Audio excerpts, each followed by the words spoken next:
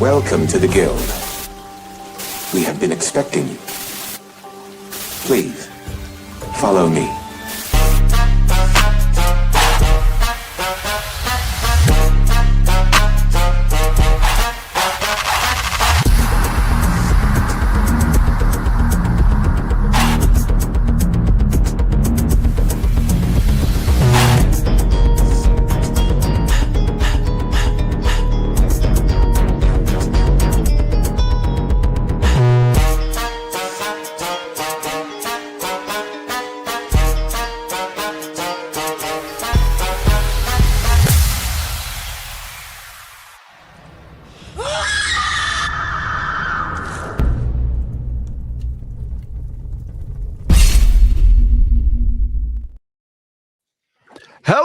Hello, and welcome to our very latest episode of Night Quest. I am CMoney, and I'm joined by the always lovely Doodle. What's up, everyone? Happy Tuesday! Thank you so very much for rocking out with us tonight. Just a reminder, the Beanie Gang is back. Beanie Gang is back, baby. Yes. That's right. It's that time of year. Gotta keep it 100, right? 100. Beanie's Yes. back. So the Beanie's beanies are back. Due to the cold weather, not boldness or anything like that. That would Exactly. be weird. You're not would. because of a hairline or anything like that. Would be wild. That would be really wild. Yes, seriously. It's just the weather, you guys. Just the weather. I've been going along with you. Yeah. This whole time. Okay. But now I'm starting to realize that I think you're mocking me. Oh, no. Yeah. No. What I think you're saying is that I'm using this opportunity to go ahead and lower the line, is what you're saying. What? And you think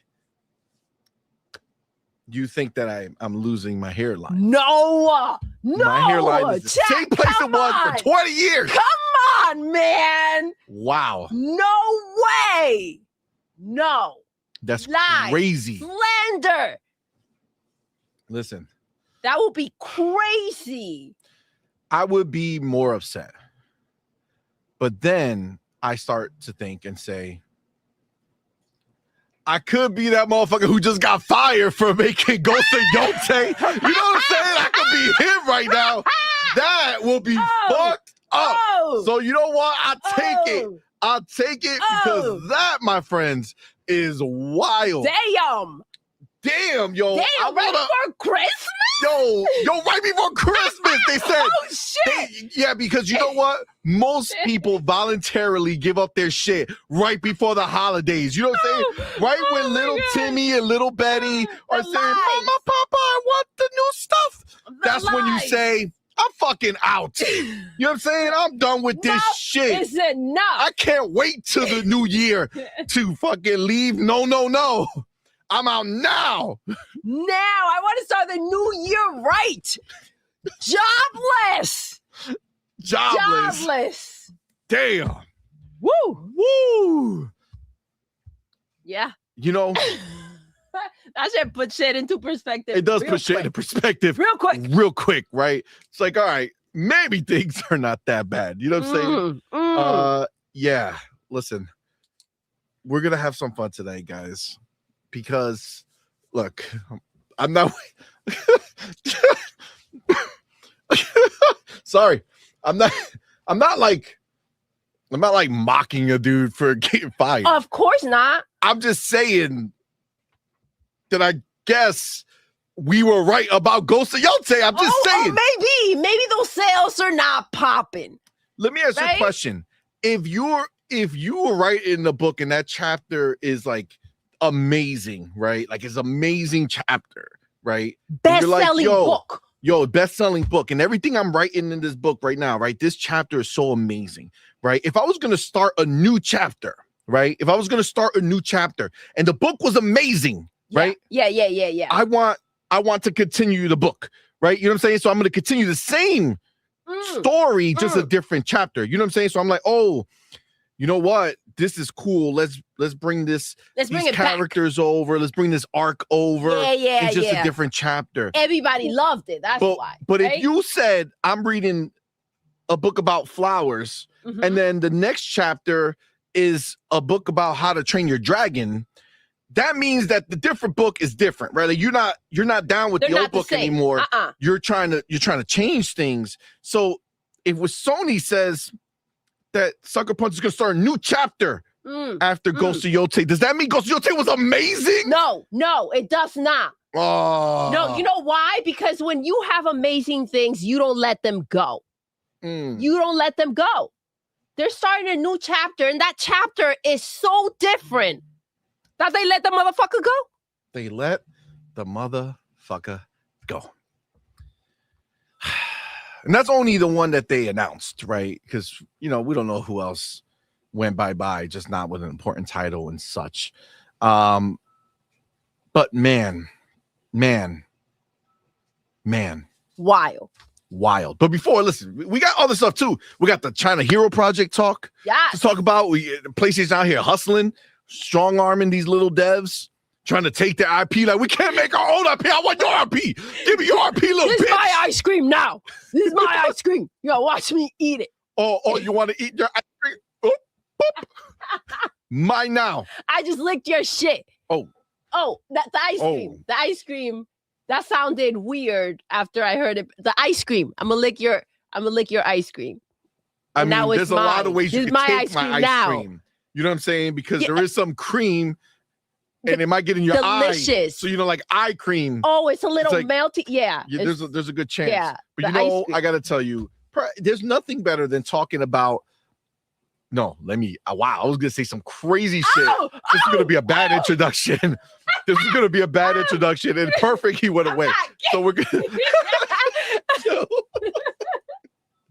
Oh my God. All right. So yes. All right. Oh shit! It's official. Beanie Gang is back. Beanie Gang is back. Beanie Gang is back. Let's go. That's right. Our boy Farrell in the building. What's up, player? How you doing? Not much, man. How you been? What you been playing? Welcome. Doing better, man. Doing better. Saw all this great news come out. I'm just, it put such a smile. Like the other night, I had the best sleep in my life. You know what I'm saying? Oh. When after the Game Awards, I was just living my best. The sleep was peak sleep.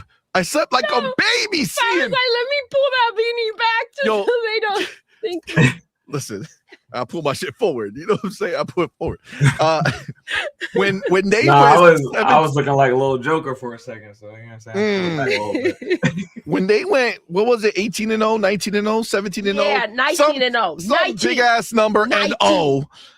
And I just got put to sleep so beautifully. It was wonderful. What an amazing sleep. There's something mad. I don't know what it is. It's like euphoric. You know what I'm saying? Like there's something that comes inside. Wait. Oh, what? No, inside. No, wait. There's what? There's some. You can't. There's say an emotion. that I feel. Yeah.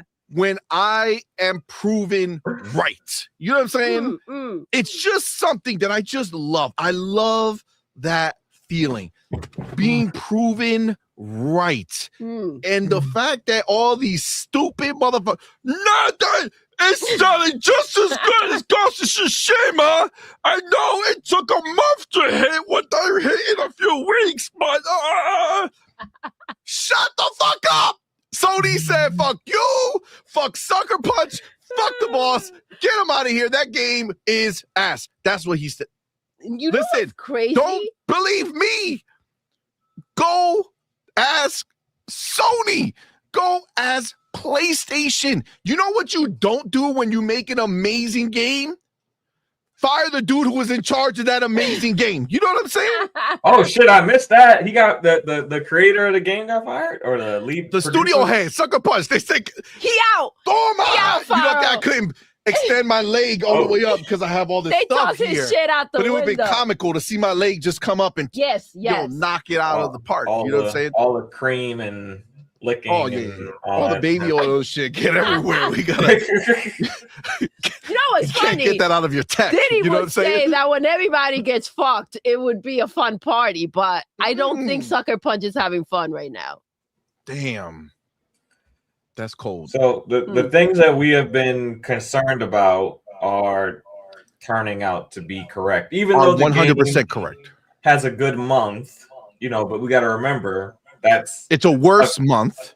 It's a worse month than Ghost of Tsushima had. Yes. And people also got to remember first month sales are very elusive in the sense that I don't know elusive is the right word, but y'all know what I'm trying to say.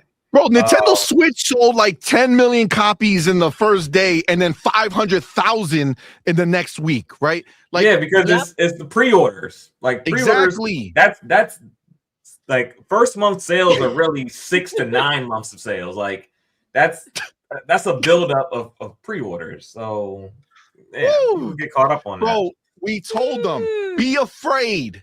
Be afraid. This shit just got wrecked. Right? They came out with some bullshit, and now we know that it was the studio head. He was like, listen, I promise, we can make this shit work. Okay, we're gonna make it work. And Sony's like, bro, we paid Jeff how much money to give you all those award nominations? You couldn't get one. Well, you couldn't get one. Get him the fuck out of here. I imagine they fucking took that dude. I don't even know if they walked him through the door. Is he bold? I don't know. He's on the thumbnail. Is he? Okay. The hair drag. He has very little hair, I think, if I'm not mistaken. But I guess Sony fans better be excited for the next Sly Cooper. Listen, at least now we understand that direction that they're taking. It was up in the air, right? I think we're clear now. Oh, we're going to talk about it. We got a lot of things to talk about. I don't know what places you got. So, you know what it seems like? I feel like the Game Awards was the fall of PlayStation. You know what I'm saying? Like so much shit is coming out now. Yeah. They're fucking trying to steal from little Chinese devs. Well, they've been in free fall for a long time. It's just people don't want to recognize it. And well, the hardcore Sony Twitter people don't want to recognize it, and the media doesn't want to call it out, but the numbers are all trending down. I mean, what they got? They got 4 CEOs in one generation.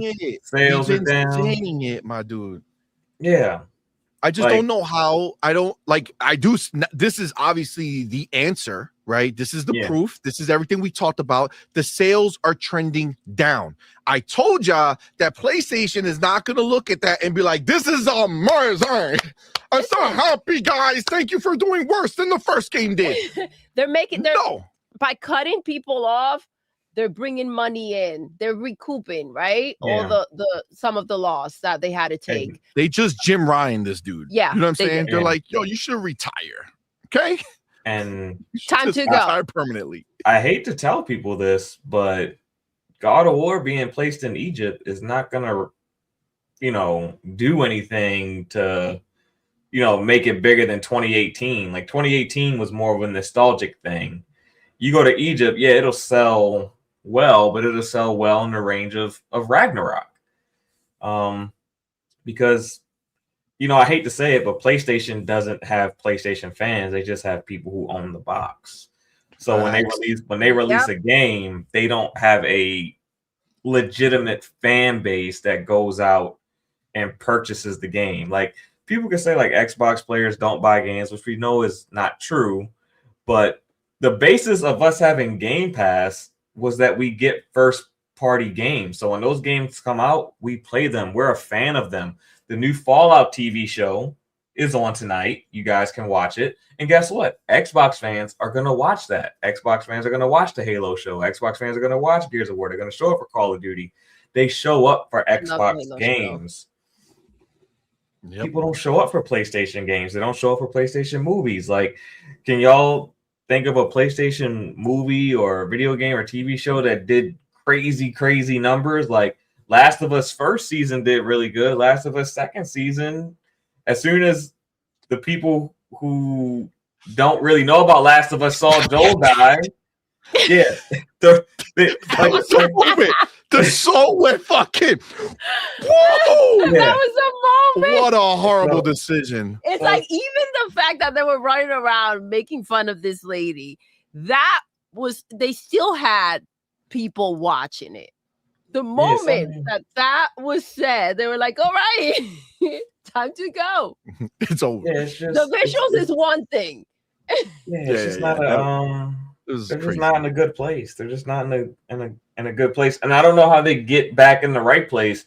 I think they figure that they're going to get back in the right place by releasing games that aren't even on PlayStation anymore, like the Horizon game, and the Ratchet and Clank game, because they know that they have to go somewhere else to find, well, not really find, but create PlayStation fans. Right now, they're in the phase where we need to create fans because they just don't have enough. You ain't lying, bro. Isn't it funny every time that anyone gets to know PlayStation? Like the first game, fine. Second game, no thanks. The same thing with the show. They can trick people into new IP. Yeah, for because sure. they do. They know how to kind of lure the situation in and how to market something, or they used to know how to. But it's like the moment people get to know them, it's like, all right, I'm done. I feel that. Listen. Before we keep going, all right, we can't just disregard what we normally do and all of our homies here. All right, so that being said, shout out to everybody who's live in the building, man. Appreciate y'all. You guys are the shit. Thank y'all for being here. Of course, we want to shout out everyone who supports us over on Patreon and on YouTube. You guys are the shit. But of course, an extra special shout out to the homies who are our YouTube elite members. That's right. We have the homie Big Boy Mike, Dark Angelic, Queen Witch, and Pal Rusted Steel Manager. And then we have our YouTube Inner Circle members, the top of the pot. You got our homie Pragmatic Eagle, Hargi Chani, and Marvelous Marvin. Shout out to you guys for the support. Thank y'all so very much. Then we have our November champions. That's right. The most top threes. Best bot of the month was Be Nice. Yes. Most first super chats was our boy Dark Angelic. Let's go. Biggest super chat was tied with Mad Leprechaun and Marvelous Marvin. Most biggest super chats was again another tie between Mad Leprechaun and Marvelous Marvin. Go. Top three most gifted subs you have our boy Bounty, Heartgeek Chani, and then there was a tie for third place with Lord Starkiller XSX and our boy Ryu Art. Let's go. And then most subs gifted at once was tied between Bounty and Heartgeek Chani. Woo. Thank you guys. Thank you guys so much. Appreciate each and every one of y'all for your support. Now, of course, you know how we do here. You guys right now live in the building. You guys are supporting us in such a major way, man. And we appreciate each and every one of y'all for rocking out with us. So we thank you for doing so. That being said, it's impossible for you all to be equal, right? It's just not feasible. Come on, man. You can't. For real. You can't. Why? Nope. Why would I say such a thing? Simple. Because right now, unbeknownst to you, there are specials. Oh, that's great right. ones. There are specials walking amongst you. Yes. 3, in fact. There are 3 specials in the chat right now with you. And I got to tell you, they're better than you. Just playing. It's true, but I'm just playing. You know what I'm saying? It's not true, but it's true. And I'm just playing, but I'm not. You know what I'm saying? However you want to take fun that. Of reality, you know? That's just what it is. And I can tell you why. It's very simple. Okay.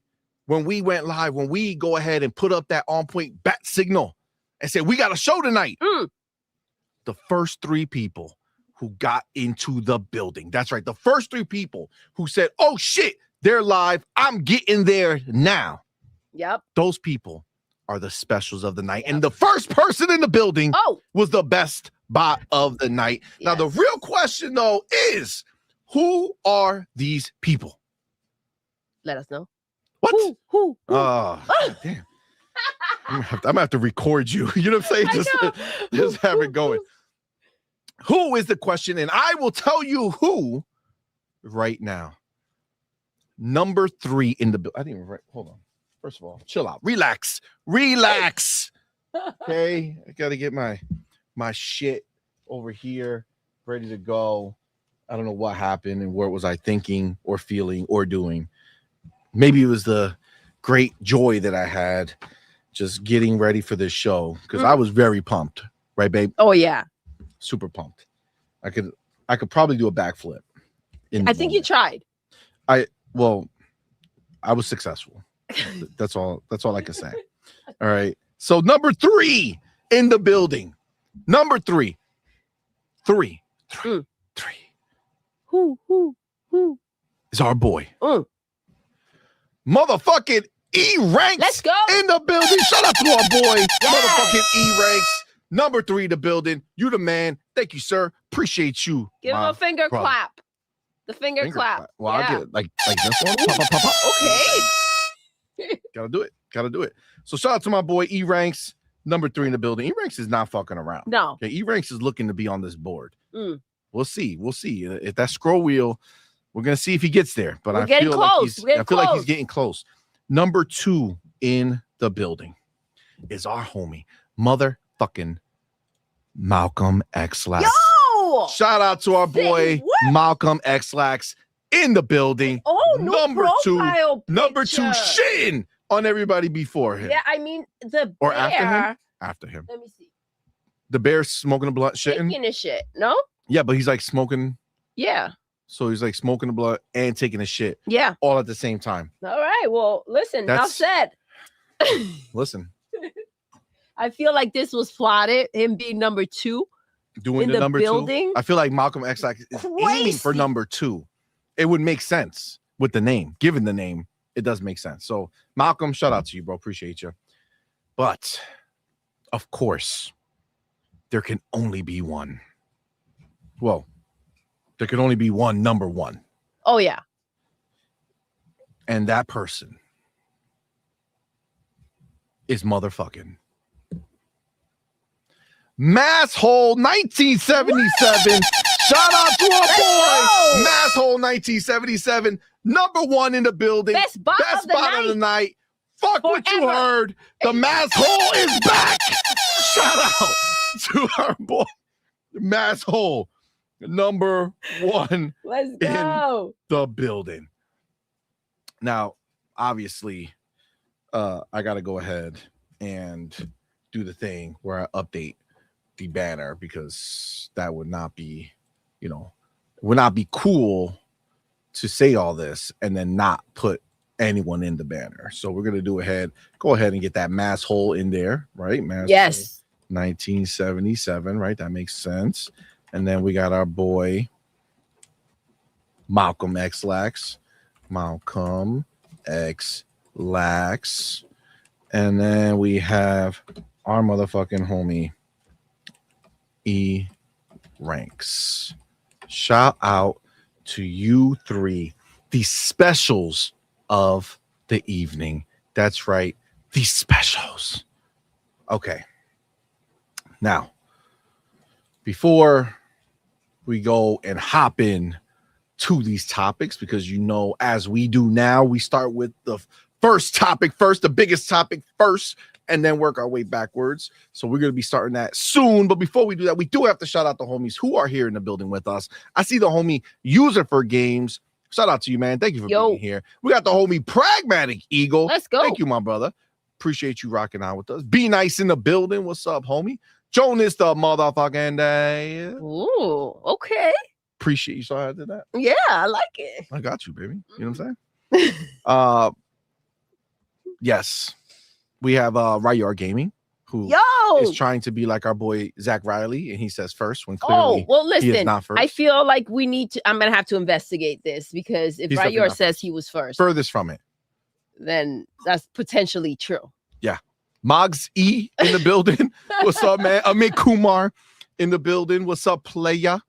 What's going on, man? Thank you for being here. Outward Lyric in the building. Outward Lyric. Shout out to our boy Outward Lyric, who was on our last show on Friday. Dope. He was very good. That's awesome. So thank gotta you. get him back on the show sometime. He ain't fucking around. That's what I like to see. Got the homie Space Shot in the building. Let's go. What's up, man? Thank you for rocking out with us. We got Wade Johnson in the building. What's up, playa? Thank you for rocking out with us. Game Shark in the building. Twinkle, twinkle, baby. Twinkle, twinkle. Twinkle, twinkle. Yes. We got Sir Riffs a lot. What's up, player? We got Toe Tag in the building. I think that's my boy Jean-Marc Luis. Oh, whoa. Pretty sure. Pretty sure. I miss saying that. I like the name. It goes really well with the show. It does. I love when you say Sinastro J. What's up, man? Powerball's in the building. What's up, player? Good. Random commentator Met. Okay. What's up, man? What's good? We got Simple Jack in the building. What's up, player? We were on time. You see that? You thought you had time, but you didn't because we're here. We here. Alfrez 343. What's up, man? Actually, Yo. Wait, hold on. Did I make sure I did the thing where I do the thing and the thing is done? You know what I'm saying? Yeah. You get what I'm talking about. I get what you're saying. You know what I'm talking about. You know, are we going to talk about Fallout, the show? When is it coming back? Tonight. They launched it a day early. So it's supposed to be tomorrow, and then I guess it's not. Nope, they launched it a day early. Oh shit! They announced it today that they were launching it a day early. So I guess they're just flexing like that. They said, "Fuck it." An episode on the other day. I think I only saw like episode 1 and 2. Are you caught up with the show, Farrell? No, I'm not. I'm like 5 episodes in, so gotta jump back in. What are we on? Like, I think we're on 7 now or 8. It's actually a really, really good show. We don't watch too much TV, but it's a really, really good show. Yes, it's hard to game and watch like a bunch of different TV shows. I would definitely get back to it. Like Tomb Raider just had another season of their anime drop, and I had no idea until someone in one of my little groups posted it. That's wild because I had no idea at all. But there was an episode on, and there were a bunch of I just happened to turn at the exact time, just a bunch of nipples. What? Yeah. Before you guys run over there, like to go check it out. It wasn't a like bunch of nipples. Yeah, like everybody just started taking their shit off. I was like, what the fuck is happening here? In Fallout? Yeah. Nipples. Yeah. Like a cult. Start taking off their shit. Like, okay. What gender? What gender nipples? And you know what's crazy? What nipples, bro? I said, what gender do those nipples belong to? That's Both. very important. Both. I mean, they were nice nipples. That's what I was wondering. Like, are they? Because I thought they were like hungry and shit. These motherfuckers were well fed. I was like, what the fuck are they eating? I thought they were growing their own vegetables and shit. Well, I mean, I don't know which episode was that. I don't remember seeing the nips. The last one that was on. Did I fall asleep? Yes, you did. Maybe I fell asleep. And then you were like, I don't want to see these nipples. Then the nips came on. Listen, that's the problem. Listen, I'm not a TV dude. You know what I'm saying? I'd rather play a game. It could be the best thing ever, except if I'm at the movies with my girl. But outside of that, if I'm at home and we're watching a movie, bro. Not all the time. Not all the time, but a lot of time. Well, if it's a cartoon or animated, I'm fucking gone, right? It's like, man, this is so good. Right? Out. And then regular movies or TV shows, same thing. You know, depends. If I'm if it's just me and Doodle, maybe I won't sleep. But if like everybody's there and everybody's just chilling, I don't know what it is. Maybe I just feel safe. At peace. You know what I'm saying? I feel at peace. I have all my babies around me and I just fucking go to sleep. You know what I'm saying? I don't know what it is. But I'll get there. Well, it's not a kid-friendly show after. Yeah, they weren't watching that one. That was crazy. I feel like it was unnecessary too. I mean, I didn't see it, so I don't know if it had anything to do with the plot. Maybe it did, but if you're gonna show, like, you got to do better. Like, don't show up like that. Hey, I mean, you know what I'm saying? I mean, I guess I'll find out. Disappointment. A little time always add a little value to the show, you know. Yeah. Rewatch value. Yeah, we'll see how it goes. Oh, these motherfuckers are gonna be searching. Everybody's like, Fallout nips. This is crazy. Oh my god, I see the homie. I'm that ninja in the building. What's up, man? Thank you for being here, bro. Appreciate you. General Spartan 27 in the building. Yo, shout out to our boy. Night of Cypher in the building. What's going on, man? Why so serious? What's up, player? Power Boss, what's up, man? He says with this public service announcement, appreciate you. If you like this content, don't forget to hit the like button and subscribe buttons. Yes, don't forget to do it. I even pinned on top to hit the like button. You know what I'm saying?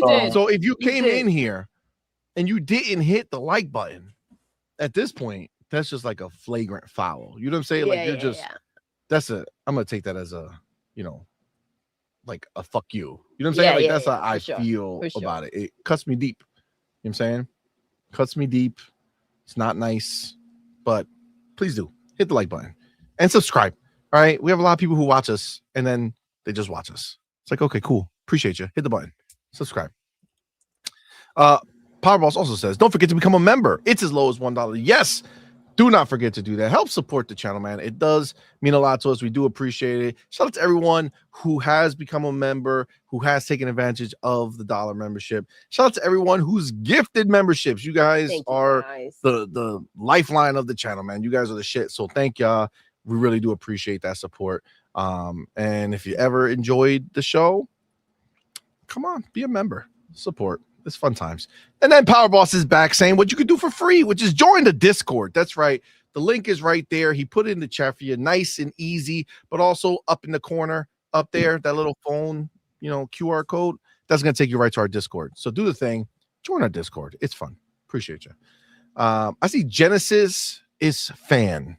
Oh, no. That's crazy what I just said. Genesis fan. I don't know why I added another is inside of the Genesis. But, that's Abacab 72. Shout out to the homie. Abacab, what's good? And we do have our motherfucking homie, Mac22TH54 in the building with that $2 super chat. Oh, shit. He's coming for Dark Angelic. He says, at least it's not Dark Angelic number one. Let's go. Bro? Shout out. Listen. Mac. The fact that you're coming for Dark Angelic, that's wild. That's wild. All right. I'm glad you beat him, but that didn't sound right. Dark is gonna be plotting on you. Yeah. It's gonna come, sure, bro. It's all right. That's all right. Appreciate you, man. Thank you so much, Mac. my brother. Shout out to Mac. Appreciate you, homie. All right. Weren't E-Ranks and Ryar beating each other at some point? They were beating each other. Big time. They were going at it. I remember. Remember the times. Wow. I see Trey in the building. They were very passionate about that too.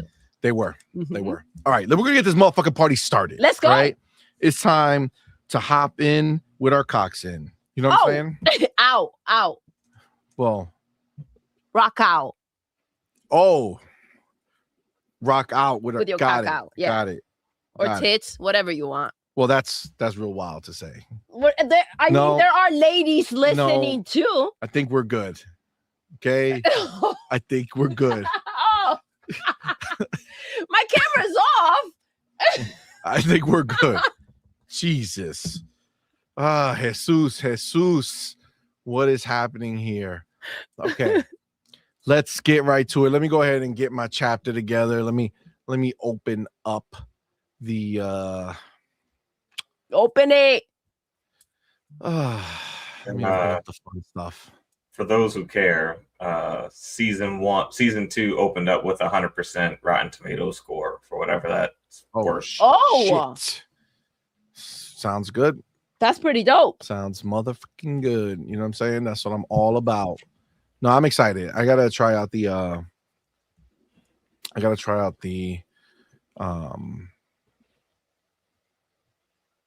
second one, but I gotta finish the first one. But I gotta get to it. I feel it's really, honestly, towards the end, it starts really ramping up. Like shit gets real crazy, and really deep, going into things that I wasn't expecting. You know what I'm saying? Okay. All right. So I think is this the one I'm gonna use? I think that's the one I'm gonna use. I think that's the one that's the prettiest. Okay. Take your time, see. What are you talking about? I am taking my time. I'm just making sure I want to get the right one. You know what I'm saying? I want to get the right one. There's a lot of people covering stuff. You know what I'm saying? So I just want to make sure that I get it right. Did I pass it? I did. That's okay. I'm coming back. It'll be 2 seconds, guys. Goddamn. Calm down. Listen, Calm we're talking. down. All right, here we go.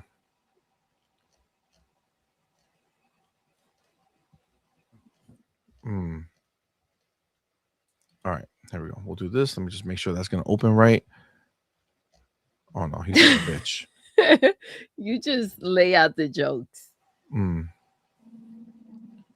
Okay. All right. I'm going to go ahead and just use the official. I was trying to use somebody else. Maybe they had. So you're not even going to give us what you were going to use. I'm changing it right now because I want. Listen, I don't lock myself down. Okay. Sometimes I feel like a nut. Sometimes I don't. But and sometimes but you were looking for it. Just is what it is. Weren't you? But I found it. That's the beauty of it. Did you? Okay? You just said you were going to switch it up. Yeah, I swatched it up. As you swatched it? Oh, got it. Got it. All right. All right. Make sure I got this shit correct. Okay, here we go. I want to make sure the people see what's going on. Okay, this is what's going down. All right, here we go. We're gonna hit the button right here. Bam. Then we're gonna do this so that we don't. Well, that was not. That's incorrect. Incorrecto. Here we go. Bam. Beautiful. Love it. Okay, now I got to get my chapter, and then we're gonna go in. Okay. All right. Chapter 1. The emotional damage begins. That's right. It has happened. I have been proven right once again. We have been proven right once again. I don't know how people doubt us at all at this point. I'm not gonna lie. Seriously though. Like I don't understand come it. on, man. I think it's the haters. Is every time we speak, it comes true. I don't know if it's happening and we just see it happening and then we say the words, or do I say the words and make it happen? I don't know. You know what I'm saying? I don't know the power that I have inside me or we have inside us. I got a lot of power. We do have some power. And yeah, the power is real because this is a message from PlayStation directly. That's why I was going to give you some takes on it from other people. But then I say, you know what? We got to cut the bullshit. Yeah. Cut the bullshit. Go straight to the source. It, baby. Trim it. Now, I'm going to set this up for a second. Okay. What are we talking about? What are we talking about? Well, there's a little game called Ghost of Yotei. Oh. And a little studio called Sucker Punch that we talked about since the announcement of Ghost of Yotei, and basically said that game is fucked. Yep. And that studio is fucked. Yep. Well, both things came true, but one it's just slightly different. Okay. So let's read from our homies over at PlayStation. BFFs. PlayStation says, our deepest thanks and gratitude to Sucker Punch Productions co-founder Brian Fleming, who is handing over the leadership reins as the studio begins a new chapter. Starting on January 1st. Oh. They said, motherfucker, we know you're not going to be working for the next 2 weeks anyway because of the holiday. So we're going to go ahead, let you take your vacay, and you just never coming back. Damn. But do you think they offer him the basement like they did with Herman? No, I don't think they offered him shit. I think they looked at him and said, you failed us greater than anybody knew. And our boy CMoney was telling us, and we didn't want to believe him, and we trusted you, Brian Fleming, and you fucked us real good, and now you're gone. That's the conversation we had. That's how it went down. That's how it went down.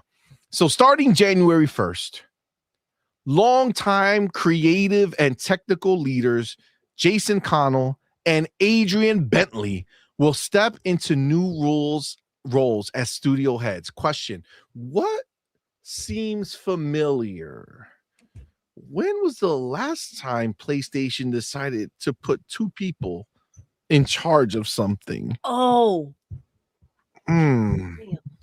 Is that maybe our boy Herman when he got demoted after that? Seems like they couldn't trust one. So many tragedies. It's a test to see which one. Yeah. Let me tell you a secret. The test is which one of their pitches is going to actually work out the best and what's going to be made. We already know. The test is who we're going to keep. Why are we so good? I don't fucking know. I don't know. We already know that they told us, hey, we're either making another Ghost or motherfucking Sly Cooper. Yep. Which one? We don't know yet. And we told y'all from the beginning that they were waiting to see how shit went down. And here we are. But let me continue. I'm getting to quick turnaround because there's so much I want to talk about with this, but let's keep reading. Continuing to guide the team's focus on ambitious, character-driven experiences that define PlayStation Studios. Man, that's beautiful. Let's see what pretty words. I didn't read this, so maybe they're gonna glaze him a little bit. Let's see if they do a little glaze. You know what I'm saying? Gotta love the glaze. Gotta love the glaze. Here, baby. Thank you. All right, so Sucker Punch Productions co-founder Brian Fleming passes the reins to the next chapter of creative leadership. Next chapter. Okay. Oh shit.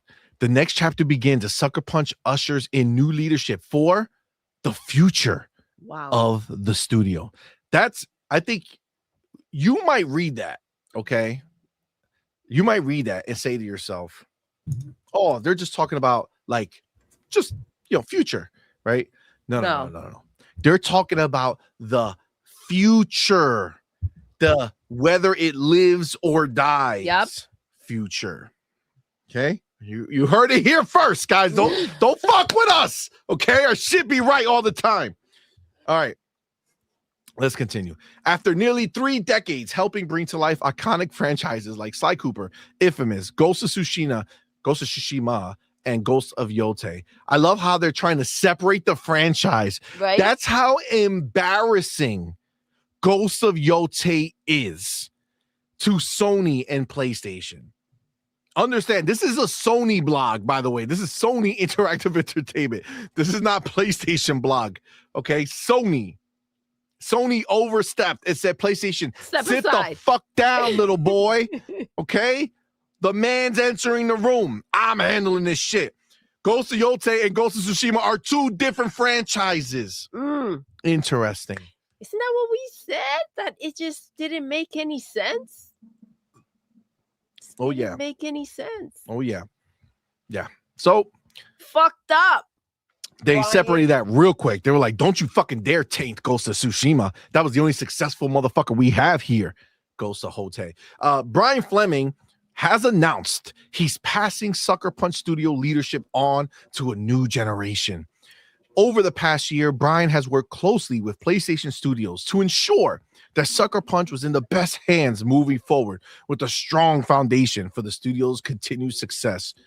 Sure thing. As soon as they saw the game running, they were like, hey, this is worse than I thought, because they're already pre-game with this motherfucker. They're like, bro, is this really this is what you've been working on? God damn. We're not going to let anybody else put their name on this embarrassment. You can come out here, you can finish this up, and then you're out. God damn, that's cold. Poor guy. He was so happy. Look at him. Once upon a time. He was so happy. And then you look at our thumbnail and you see where he is now. He's not happy. No. But starting January 1st, longtime creative and technical leaders Jason Connell and Adrian Bentley will step into new roles as studio heads, continuing to guide the team's focus on ambitious, character-driven experience that define PlayStation Studios. New studio heads Jason Connell and Adrian Bentley. You know what?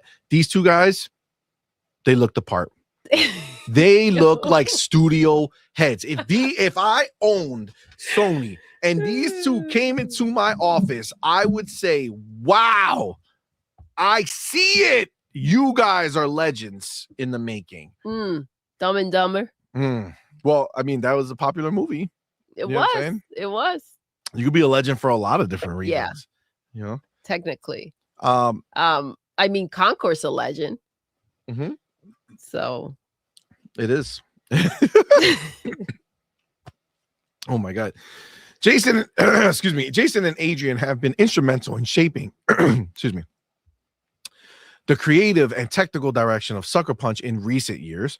Jason, who served as co-creative director on the Ghost franchise, has helped define the studio's visual identity and storytelling style, bringing cinematic depth and emotional resonance to PlayStation players around the world. Adrian, as technical director, has led the studio's engineering production efforts, driving innovation across development tools and game systems that make Sucker Punch's world so immersive. Together, they represent the perfect blend of creative vision and technical excellence that has always set the studio apart. Yeah, for sure. Nate Fox will continue as co-creative director to complete the overall creative. So hold on. They add a third motherfucker to this shit? The whole creative leadership team, they're like, y'all two are cool, but we're gonna get this dude over here too. Now it's a threesome. Oh my God. Okay. And then so this is I thought this was a farewell to Brian.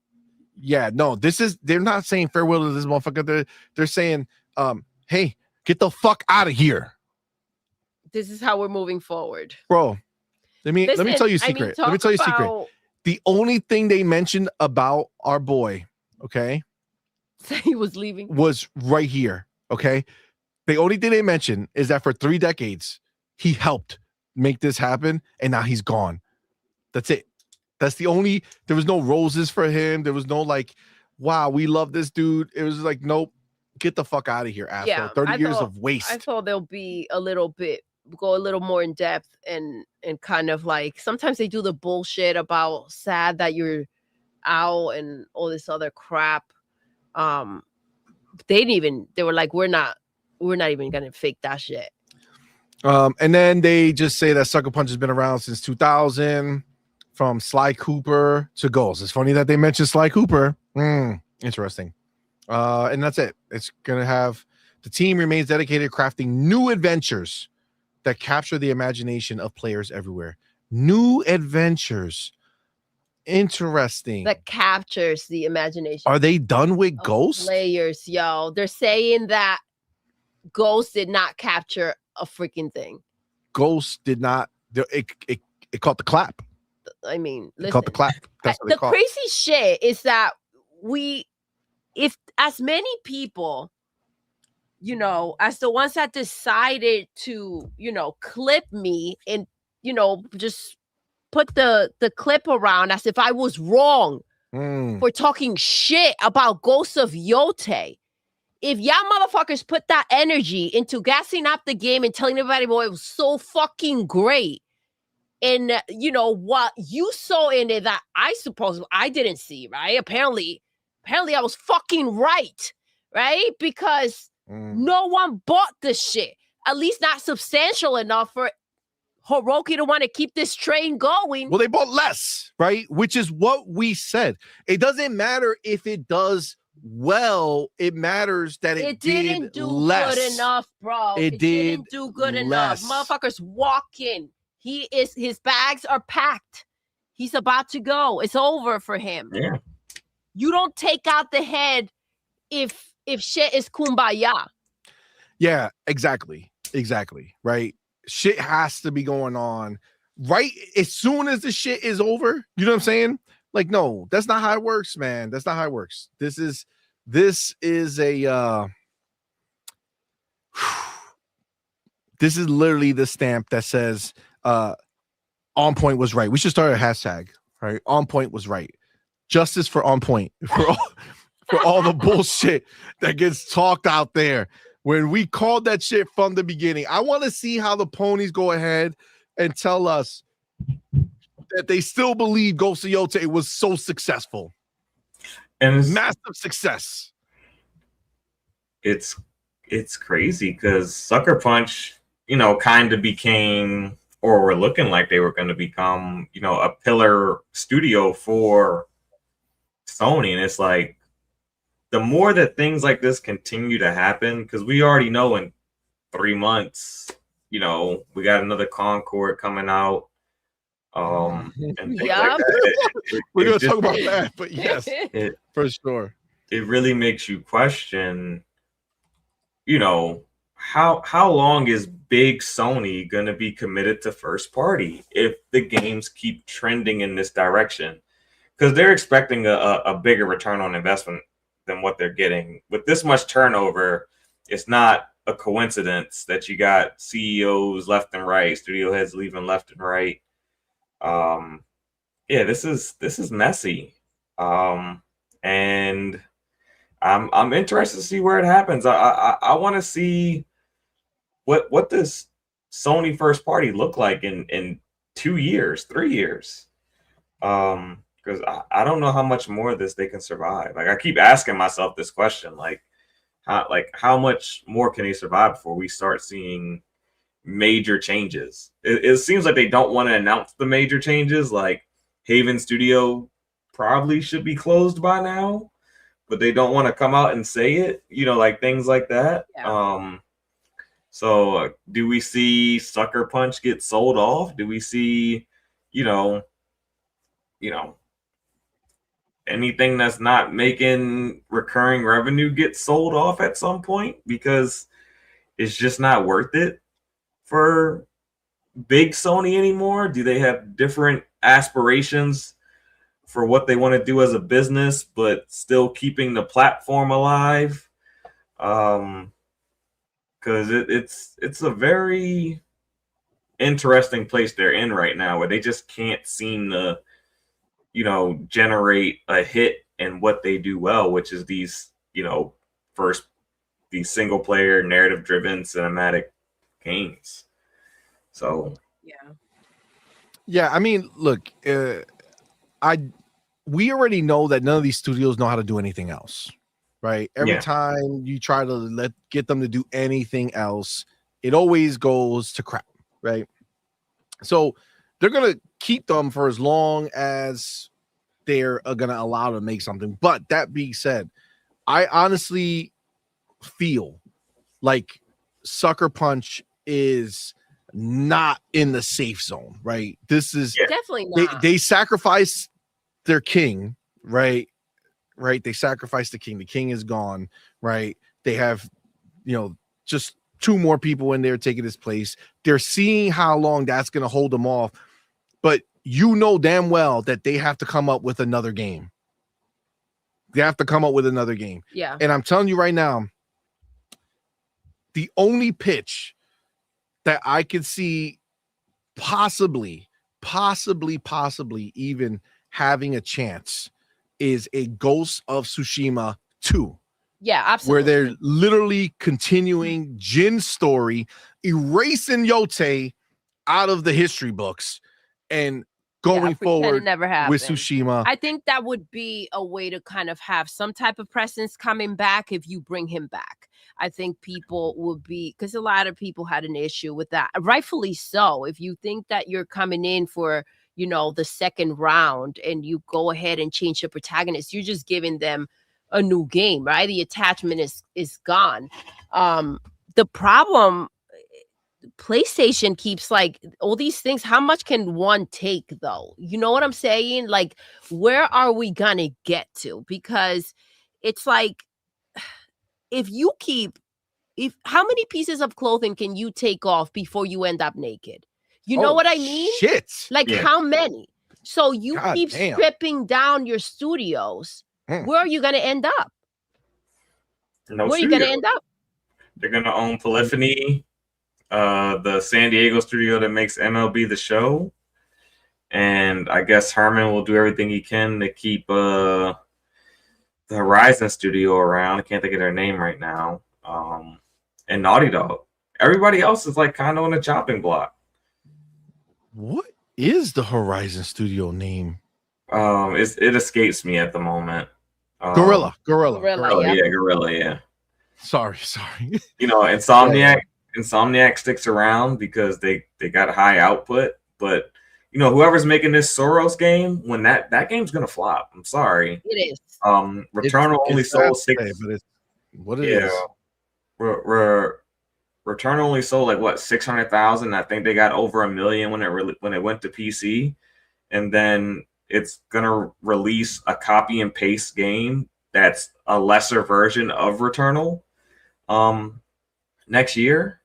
So yeah, I don't think that studio is long for this world outside of maybe getting sold. So it's just interesting to see like Sony just doesn't really seem to be supportive of PlayStation right now. Like I don't want to. They're definitely not. That's not I even. don't want to doom and gloom like Sony can't make good games, but they don't have a fan base and they don't have a parent company that's gonna support them at the moment. Like you got to shit want money. They Let want me ask you a money, question: bro. should Sony be supportive of PlayStation right now? Like, make it personal, right? Should they be supportive of PlayStation right now? I mean, this is the thing. Obviously, the answer that makes the most sense is no, because when they look at all of their available funds, right, which every business does, they got to look at what they have available to them, and then they have to say to themselves, what can I do with this money to make us the most returns, right?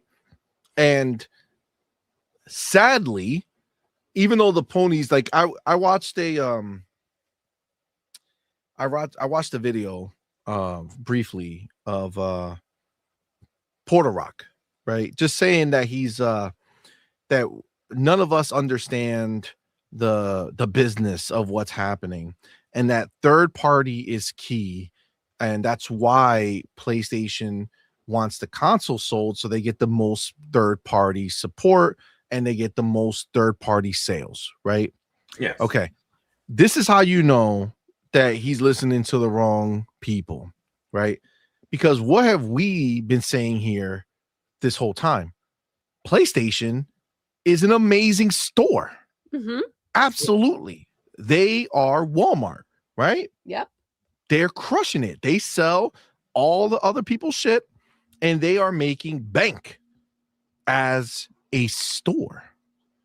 And we told y'all all the time, there's only one part of PlayStation's business that creates all the risk for Sony. The studios. It's the studios. Mm-hmm. It's the down. first and you see party them stripping that games. shit down. That's the problem, right? And it has to hurt, this week seeing Expedition 33 win Game of the Year and their sales skyrocket after winning the award. And you basically when it won. I hate to say it, but it feels like Sony kind of paid for that victory. Thank you. Thank you. I mean, it happens. It happens in entertainment because this is more of a marketing event than anything else. And I could see them being like, "Hey, we need this. Like the game isn't selling well. What, Jeff? $5 million. Just give us the award." If you can pay to show your game, you can pay for a trophy, bro. Yeah. Let me tell you. Don't you think it's peculiar? And this is why, like, I don't care what these ponies are going to say because they're going to try to defend it, right? They're going to go on Twitter. They're going to try to defend everything, right? But don't you think it's just a magical coincidence that the co-founder of Sucker Punch, the game that Ghost of Yotei was the last one they released, was nominated for 7 awards and it lost all of them? Mm-hmm. And we don't find out that he's been leaving, even though he's been preparing to leave for a year. We don't find out until right after the Game Awards, until after it lost everything. If you're prepping for this and you've been prepping for it for a year, what's it a little longer? Why does it have to before the holidays, before the year ends, right after the awards? Like, it's just the timing, bro. You can't hide the timing. Bro, and no one cares who's leading Sucker Punch. Of course not. You know what I'm saying? Nobody cares who's leading Sucker Punch. The reason that you're doing it is because the reason this whole thing is being said, the whole thing is being announced now, is because they're trying to damage control the situation. They don't want it to look like this is a direct response to the absolute and utter failure that was Ghost of Yotei, both in the actual sales department, but also the fact that it completely bombed at the awards. Yep. Didn't get one win, right? And then magically, after the awards show, the boss studio head is gone. Boss is out. Night. See you later. It was a failure. It was a failure because why? And this, I need this to be understood, because these dudes, they'll come out here and they'll talk stupid because they don't know anything about what's happening right now. Xbox has their games that come out. And no matter what you feel about it, no matter how you think about it, no matter how you feel about it, at the end of the day, Game Pass is the vehicle that they are using with these smaller titles that they put out, right? Hellblade 2, South of Midnight, all these games, they are built for the purpose of being artistically free, right? These studios can make things they want cheaper, things like this, right? These allow their studios to make what they desire, right? As long as they keep it at the quality bar that it has been, they let them make what they want, and they're feeding the beast that is Game Pass. Yeah, it's right. becoming more rounded. The beast that is beast that is Game Pass. They're keeping people sub. They're having people sub because of a cool game going in the service, and they are doing it. We talked all the time, baby, about Netflix. How in the early days they were so reliant on third party, on other things, and then they started bringing a lot of their shit in house. Right. Mm-hmm. Xbox is doing this now, right? Xbox has so many studios. They're feeding Game Pass with the most exciting games that are from their in-house devs. And look at what it's just what's part of the business. Absolutely, right? But it's part of their business plan. It's part of what they do, right? Sony does not have that. When Sony drops a new game, it doesn't make their PlayStation Plus boost up, right? The recurring dollars don't increase when they drop a new title. Yep. PlayStation requires sales for that title, and they're going to require to hit the projected dollar amount. Of course. And if that happens, great. Then they have to look at the viability of the game franchise going forward. If I am in game 2 or 3 and the game is doing worse than the previous games, do I see a future in this franchise? Do we go ahead, invest heavy, or do we go ahead and try to figure out least common denominator of how we can make this the cheapest, or what can we do to be cheaper? There's a reason why they prepared us before this game came out as to whether or not they're going to make a new Ghost of Yotei or a new Sly, or not, maybe not Ghost of Yotei, but a new Ghost or a new Sly Cooper. Because they know, like I told y'all, that Sony was waiting. Sony wasn't going to green light shit until they saw where the numbers played out and what was the potential, the bids that they were being offered, right? What were the pitches that the studio came up with as to what was next? What was it going to cost? What was the projected, sales amount, right? Yeah. All those things. They needed to see where they finished the sales for the month or so. And then honestly, take it to the next level. They actually waited to see if it would at least be an award winner. That's why, if you guys remember, there's another game that got this type of treatment, and that is Days Gone. Now, the creator of Days Gone was pissed as shit because his game sold as much as Ghost of Tsushima did. Yeah, it sold really well. Yeah, absolutely. The difference was it didn't win any awards. It wasn't it didn't have great critical reception, right? Yeah, critically acclaimed. And let's be clear, Ghost of Yotei got okay reception, right? It did. It wasn't, oh my God, this is, Claire Obscure level of good. It was PlayStation's level of good, right? It did enough to get the votes for PlayStation games like they always get. Oh, it's the PlayStation game. 8, 9, sure. Whatever. That's all it did. And they know that, right? They know that. That's why, again, similar to Days Gone, what happened to the guy who made Days Gone?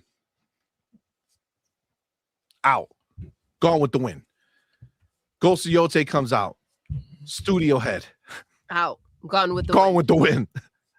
Yeah. Like, facts are facts, right? You can say what you want. You can feel what you want. You can twist it how you want. You can twist it how you want. But the pain is real. The pain is real. No matter what you say, the pain is real. If that motherfucker fucked up.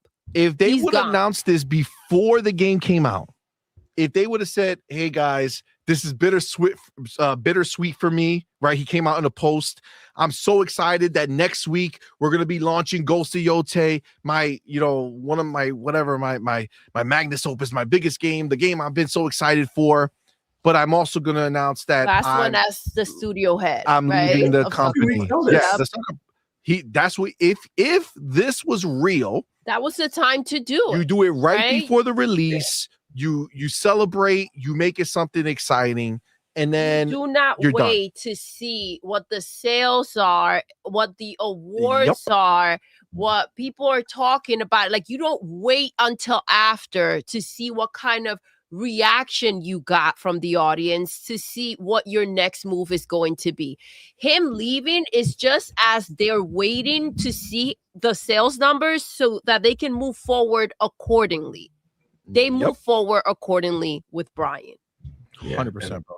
And it's basically 14 days until the new year. So this is basically his 2 weeks notice. Yep. 100%. Literally exactly lined up. There's no other way around it. There's no way to paint this or sugarcoat this. Somebody's going to come out on Twitter, one of these media people, and they're going to be like, oh my God, you guys don't know anything. I know this guy, and he was telling me that he was retiring. So there's going to be some damage control done when they're going to come out here and try to make it look like this isn't what it clearly and blatantly is. An admission of defeat of Ghost of Yotei. The game didn't do what they expected or wanted it to do. I told you guys time and time again, the Jim Ryan effect, the Shuhei effect. 100%. PlayStation's in a different place when it comes to their first party. It just is. Every studio, I told y'all a long time ago, every studio is reliant on their next game. The outcome of their next game. And I mean every studio, even Naughty Dog. Be with them, as it should be with them. PlayStation has been a fucking mess for a while now. This is not cute anymore. Get your shit together. This is what you're supposed to know how to do. If you can't do and deliver what we're expecting of you, it's time to cut off ties. They can't keep throwing money down the pit. That would just be ridiculous. There's no Roken wasn't lying when he said they don't understand fucking money. What they don't understand is not so much the money, it's the fact that PlayStation cannot afford, right? Because there's a difference. If the money is there, it's okay to make passion projects, even if they don't sell as you would want them to sell. But it is, the words are there, a passion project. If it does well, great. If it doesn't, all right. PlayStation cannot afford to say, let me go ahead and make passion projects and it be what it be because we want to make it for our library, right? They can't do that because they need that money to come back in and then some. 100%. 100%. It's literally the only benefit they have to making a game for them is that money is the only money they make clean. And that's the key. You just said that. That's the only benefit that they have. Yep. So if the studios are doing nothing but costing them money, then what's next? Right? 100%. They've been shutting down games, canceling games. They've been letting people go. They've shut down studios. I mean, if we just look at that roadmap, rather than try to figure out if what games are going to freaking stick around or what will do well, I think we know where PlayStation is going to end up. And I think Xbox knows that too. I don't know if we're going to play that trailer, that thing that they put together. We can get like depending on how long these topics goes, we'll talk about But that. Xbox knows that in order for them, they it was like, you know, it's all about the games, it's all cool and shit. And then it became very clear that one of them had to go. It's just look at the end of the day, when you look at the scenario that exists here, no matter how you want to cut it, no matter how you want to sugarcoat it, the very thing that they hype up, the very thing that gets them all pumped and excited and makes them want to come out talking shit is the very thing that is slowly killing their first party. And it's funny because I remember a long time ago, I had put something out, maybe when this was all first dropping. I don't remember 100%, but I remember putting out a question saying, what, like an honest question, what would you rather them do? Give up exclusives or give up their first party games? And motherfuckers said they'd rather give up their first party games. That's crazy. They said they'd rather give up their first party. But then, games. okay, so they rather give up their first party games and to give. I just want you to think about that. They rather give up their first party games than to give up their exclusives. Yep. They're getting to. What are their exclusives? Well, you're talking about the shit that they go ahead and they at the time they were still nobody wants to do business exclusives with PlayStation. Yeah, but at the right? time when I asked this, people were still buying them. Yeah, but this is getting worse and worse for them. Their exclusives would be their first party games, you dum-dums. But they know that that's the point for them is that for them at the end of the day, as long as they have some exclusives to talk about, is all they give a shit about. They're not in it for the games. They're not in it for their first party, right? That's the craziest shit. Like, you got to think about this. The most diehard PlayStation fans are Xbox people who own PlayStations. Yep, for sure. Because they bought a whole ass console. Yep. They bought a whole ass console to play the very few games that PlayStation ever releases. Whereas these PlayStation dudes, they buy a PlayStation only to play everything else. And especially now, excuse me, they go ahead and they own a PlayStation so that they could buy Xbox games, the ones that come out over there.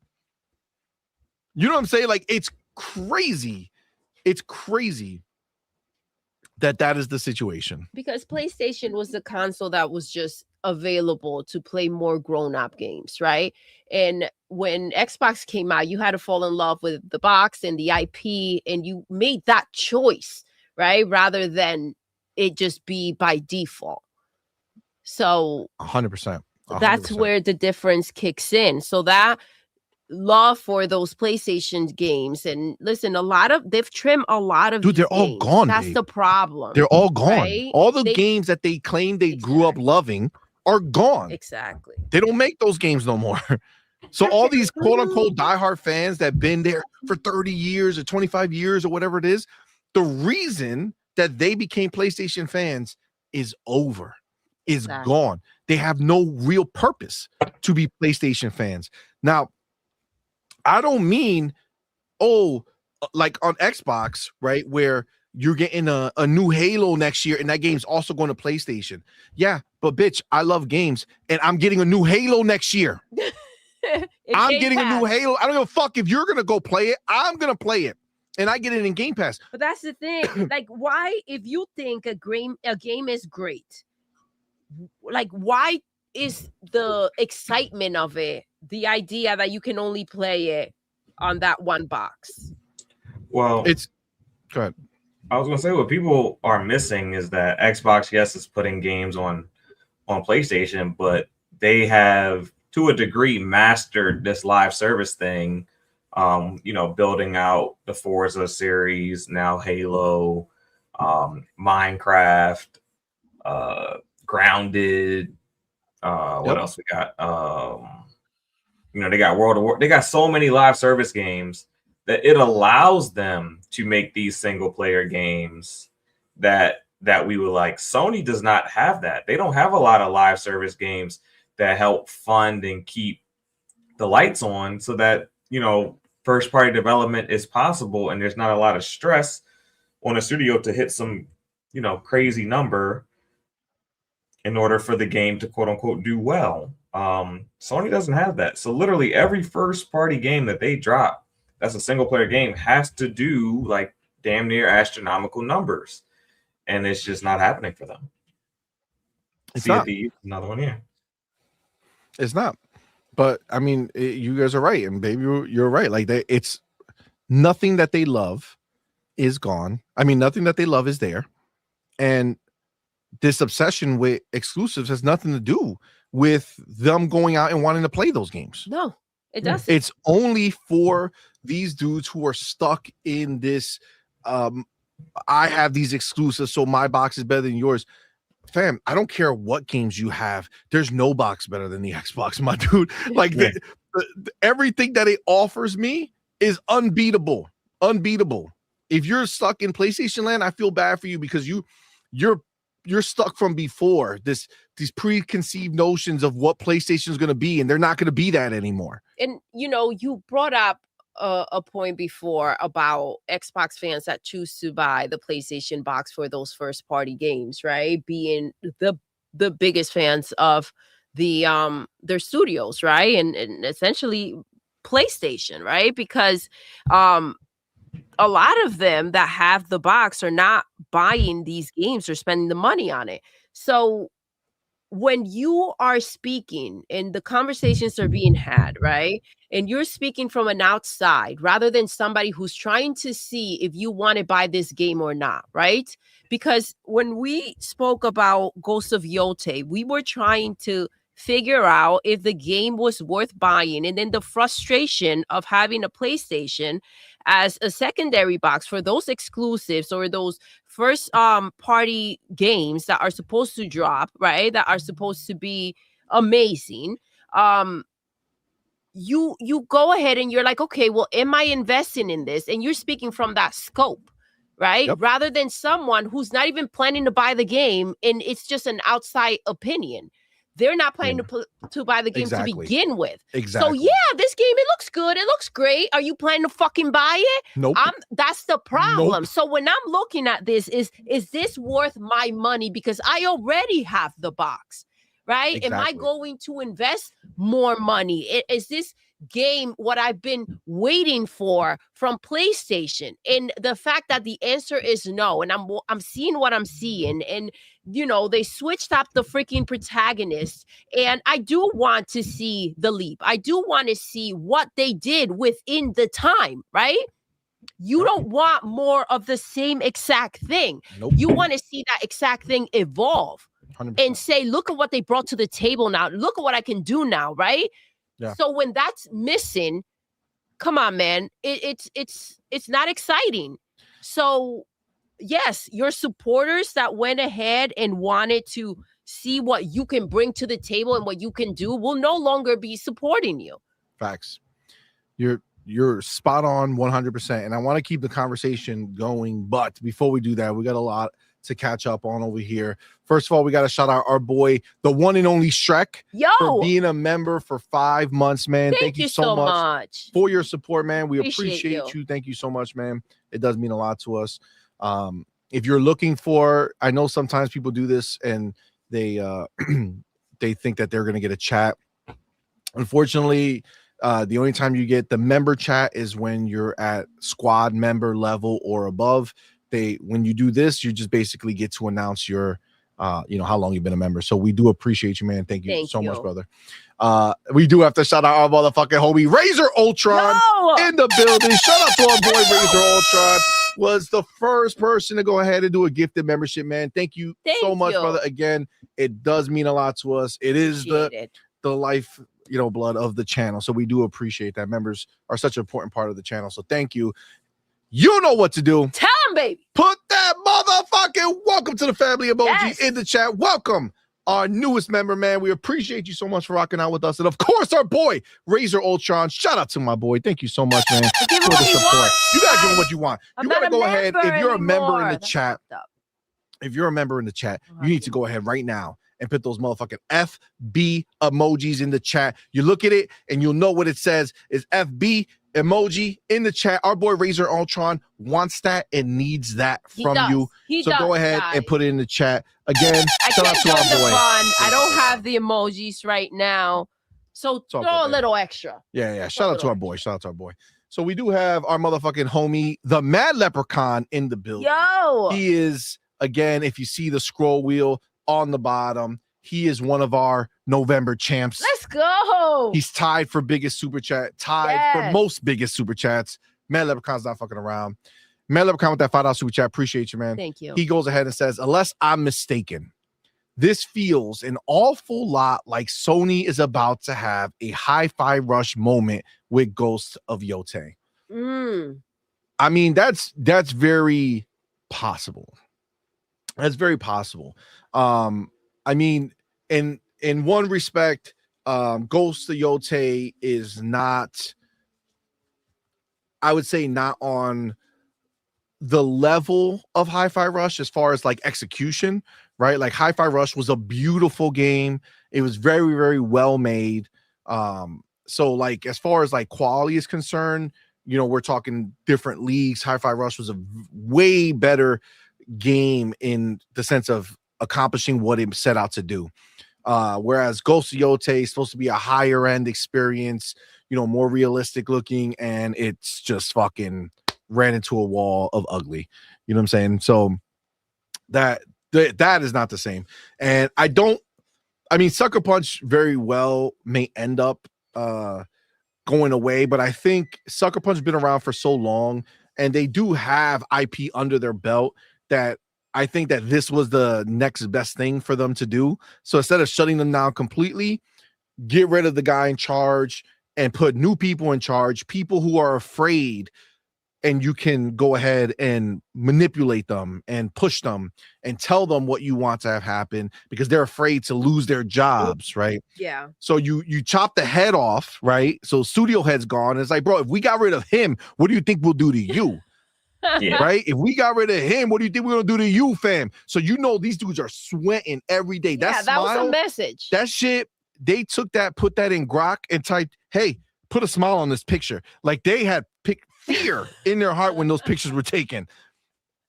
But that's where they are. So right now, I think Sony is gonna be, listen, if you think that they're going to get this big push and big dollar amount investment, I think you should stop, right? Get rid of that idea.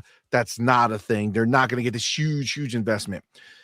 Any increase in quality you see, it will almost certainly be attributed to an engine change. So you might have seen the last of the Ghost engine. They might get rid of it and say, fuck it, we're going to do Unreal or some shit like that. Or any real investment in the fact that they basically skipped a generation, right? Like Ghost essentially didn't invest anything in the engine for this generation. So maybe they've been making smaller, you know, investments over a longer period of time with the hope that eventually it'll be up to snuff. But it won't be because the skill level has gotten them there. It'll be because the tech will finally have increased a bit. But that's if they do that. I'm still thinking that there's a really real chance, like a very real chance, that their next game is going to be Sly Cooper. And they're going to put them into Hi-Fi Rush world. Get the cartoon aspect going so that it could be less expensive for them to make. I don't think Sucker Punch just got a blank check. You know what I'm saying? I think Sucker Punch got a, bro, whatever the budget was before, it is now cut. And whether you survive that, whether you deliver that, that's on you. If you can't deliver, you'll be gone. Somebody else will take your place. If they can't deliver, we're cutting everything. I would say Sucker Punch has one more chance at making a Ghost game if Legends has some sort of sustained success. The little multiplayer mode they plan on releasing, that would be it. Is that still coming out? I mean, it hasn't been announced that it's no longer coming out, so I would assume it is. But I think if that has a little bit of success, they'll say, okay, you can make another Ghost, but it has to launch with Legends this time. It can't come later. Yeah, well, I mean that's going to be the real question, right? What Ghosts do they make, and whether or not it's too late, right? Because I mean, unless the next game is just called Tsushima, you know what I'm saying? Like, the problem that you have is that the stink of Ghost of Yotei is attached to the Ghost franchise. So, you know, there's going to be people who don't even know what Ghost of Tsushima is by the time this next Ghost would be ready. And the last Ghost was Yotei. You know what I'm saying? So there's a very real chance that, I mean, that doesn't even take place. You know, I mean, that's just unfortunate. It is what it is. But it's the truth. Okay, let me go here. Oops, wrong button. And then thank you again, man, Leprechaun. Appreciate you, brother. Then we have the homie Gamer Live Studio. What is up, man? Thank you so much, my brother, for being here. Appreciate you. Thank you for that $5 super chat. Says, I tried to tell these pony clowns, be careful what you wish for. Acting like, oh, we got your Xbox games. Well, our games lives on, but not Ghost. RIP. Oh, shit. Gamer, you ain't lying, dog. You ain't lying. What do we tell them all the time on this channel? What do we tell them all the time? Fam, Xbox putting their games on your box is statistically taking away from any other PlayStation purchase for the year. Every single game that Xbox dropped is potentially the one of only 2 games that most people who own the box are going to buy. Which means, by definition, Xbox is taking that cut that PlayStation so desperately craves and they can't have, right? So Xbox is taking that cut. It was never a move from a position of weakness. I always said it. This is from a position of power. They're going in there and they're taking your players because you have a lot of boxes out there, but you can't sell software. And, you know, when it does sell, like, this is just an extension. They're already selling on their platform. They're going to expand and go ahead and sell more. So whatever extra comes in, great. But it was never a situation where it was from a position of weakness. They were coming in there to take your bitch, to take your players. 100%. 100%. Yeah. That's the truth. And we've been saying it from the beginning, right? We've been saying it from the beginning, but they want to keep downplaying it, right? They want to keep trying to treat it like we're delusional, right? Listen, It's only, you can only ignore the truth for so long, right? Until you get freaking grabbed and smacked up, right? Because you're going to have to face it at some moment or another. So the idea of the narrative that they want to put out there and what they want to keep on, I don't know if they tell it to themselves enough that they start believing that bullshit, you know, training your brain, or what the problem really is. But a lot of these motherfuckers are in denial. But it's only a matter of time till you have to face the situation. This guy getting fired, unfortunate.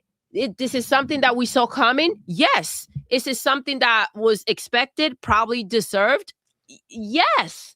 I mean, if they are doing what they need to do in order to move forward in whatever form that may be, right? Obviously, it's not going to be the same Sucker Punch. whatever form that may be, these are the moves that need to take place in order for them to be able to afford that situation. It would be irresponsible to continue on the same path and potentially shut down the studio sooner rather than later. I mean, you're definitely right? But there is that chance that Homeboy is just a victim of Hiroki and Sony. It could be that they went in there and they said, bro, you can't go ahead and go crazy with this. You can't go and invest tons of money on making this shit, next gen or whatever. I want you to use that engine. And I want you to reuse those assets. I believe that, right? I believe that obviously maybe they had a situation. They were cutting back. There's no way around. They were cutting back. They couldn't afford the games that they were making. So yes, they were cutting back, but it is, sometimes you are put in a situation, and I would say in his situation, he had to go ahead and figure out how to get creative to make the game feel fresh and new, right? Because that was the challenge. Yes, you have to work with this, but still figure it out. I mean, that's it. That's your job. I mean, yeah, 100%, right? But like, if you're making a game for the 360, you're never going to be able to make it look like a series game, right? So if they tell them you're stuck on that PlayStation 4 tech with just whatever enhancements you guys did for the Ghost of Tsushima PlayStation 5 version, the upgrade, then they have to do it.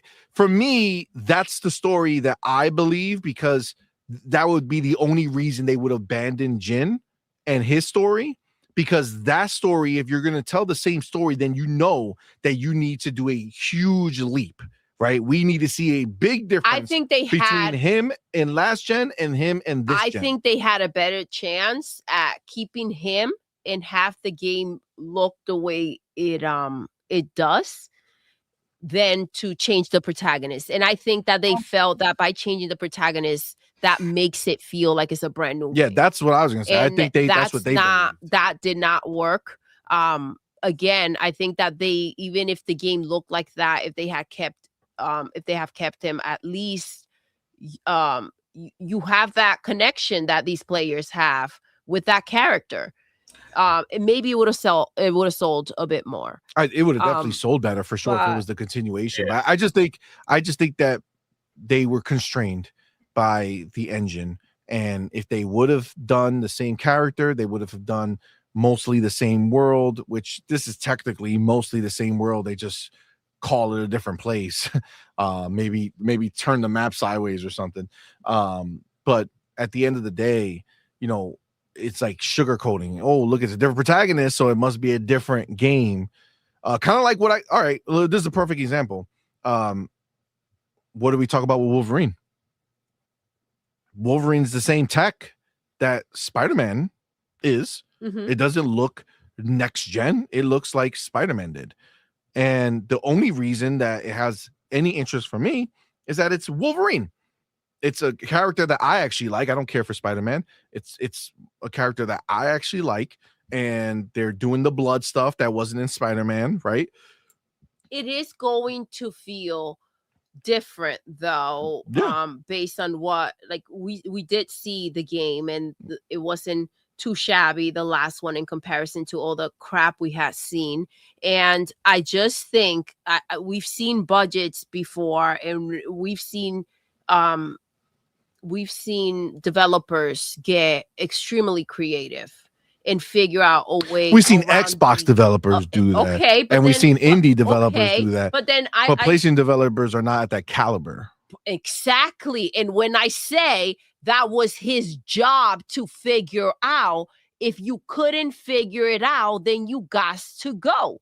So when I'm saying that was his situation to go ahead and make it happen, and he didn't make it happen, then you get what's coming.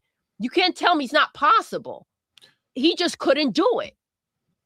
Yeah, I mean, agreed. Okay. Agreed. I think that it makes sense 100%. I just think at the end of the day, it was an uphill battle because it was a different game. It wasn't a different enough game, right? It's still a Ghost. It's still in Japan. It's still with the same, aesthetic, right? So they just if that baby step motherfucker can get up the hill, anybody can do it. The point they cornered themselves, and they got.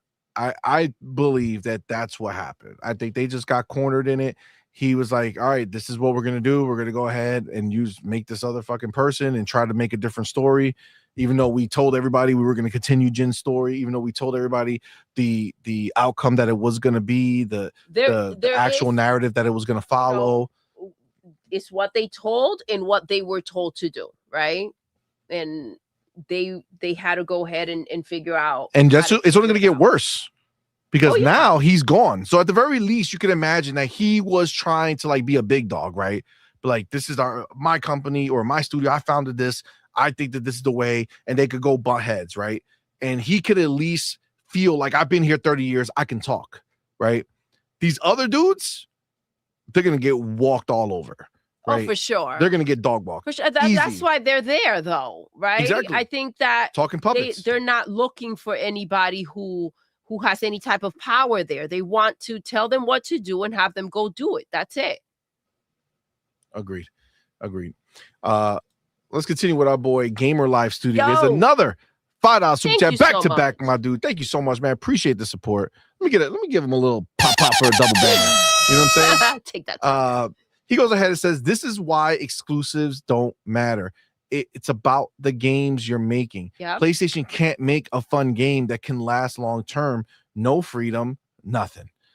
Agree. I mean, you ain't lying. You know what I'm saying? You're not lying. Everything they do, it's so crazy going from playing an Xbox game to playing these PlayStation games.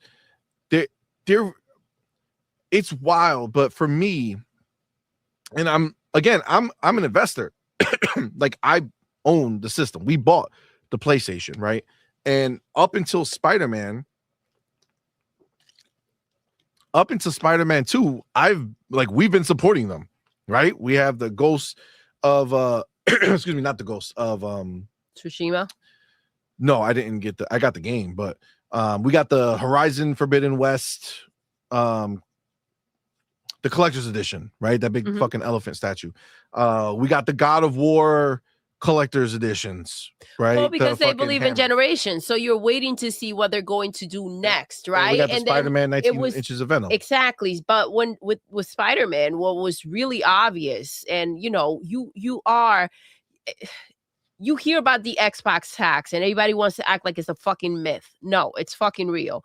And then you see how they respond to PlayStation games. The idea that we didn't know the mess that was in Spider-Man, it's ridiculous. I think it was really eye-opening to see everybody kind of glaze something that wasn't that was fucked up. Like, it wasn't you prefer the game over me. Like, I don't like that game, but you did like it. It wasn't an opinion.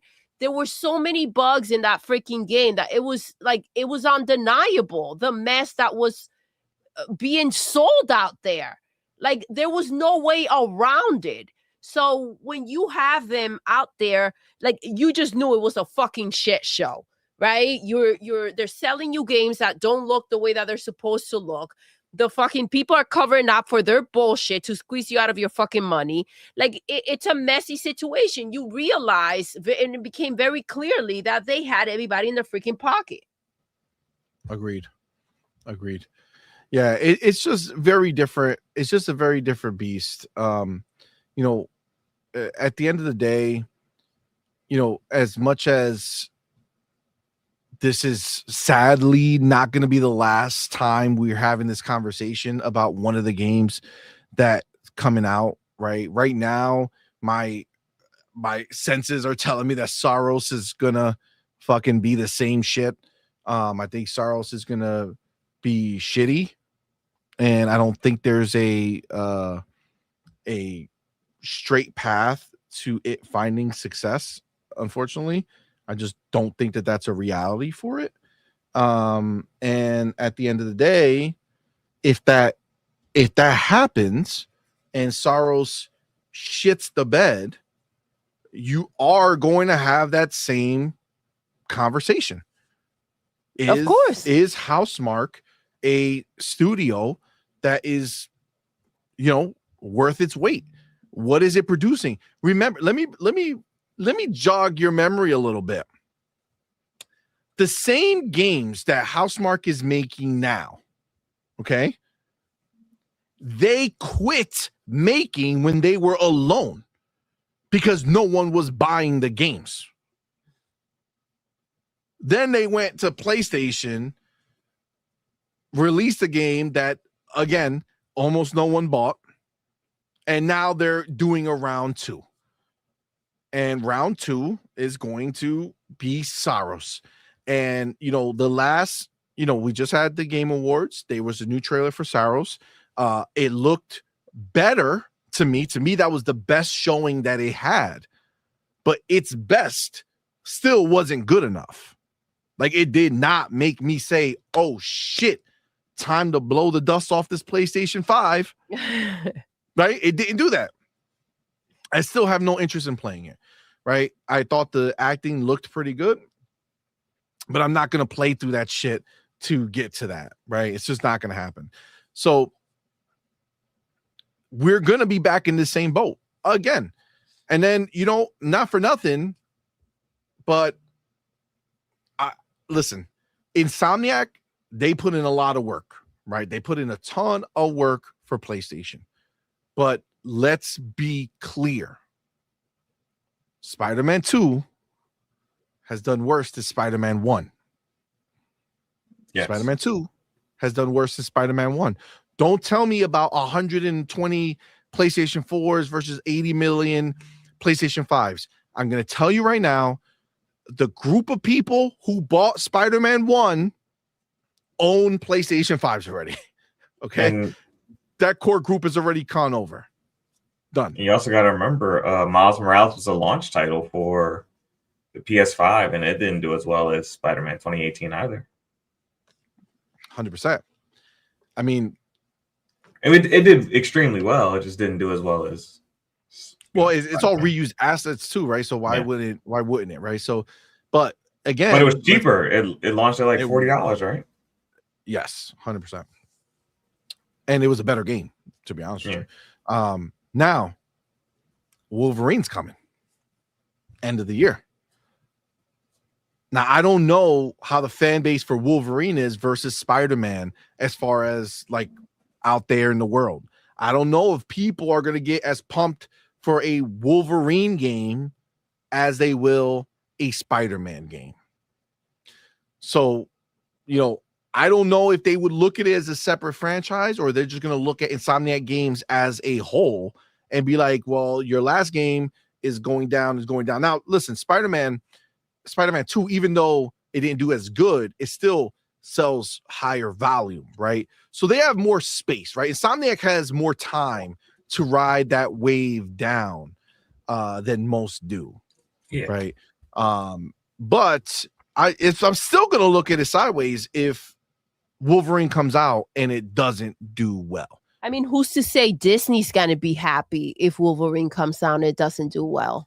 And what terms and conditions they're going to want moving forward, or if there are going to be any other type of, any relationship moving forward with that when it comes to making Spider-Man or Wolverine. Or maybe that's the loss, right? Like maybe that's where the loss comes in, and Disney's like, you know what? I think we're better off as friends. You know what I'm saying?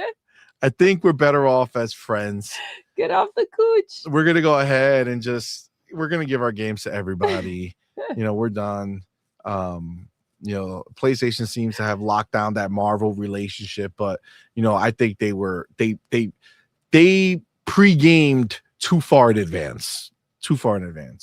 And I think that at the end of the day, we'll see. Like I said, I still have some excitement for Wolverine.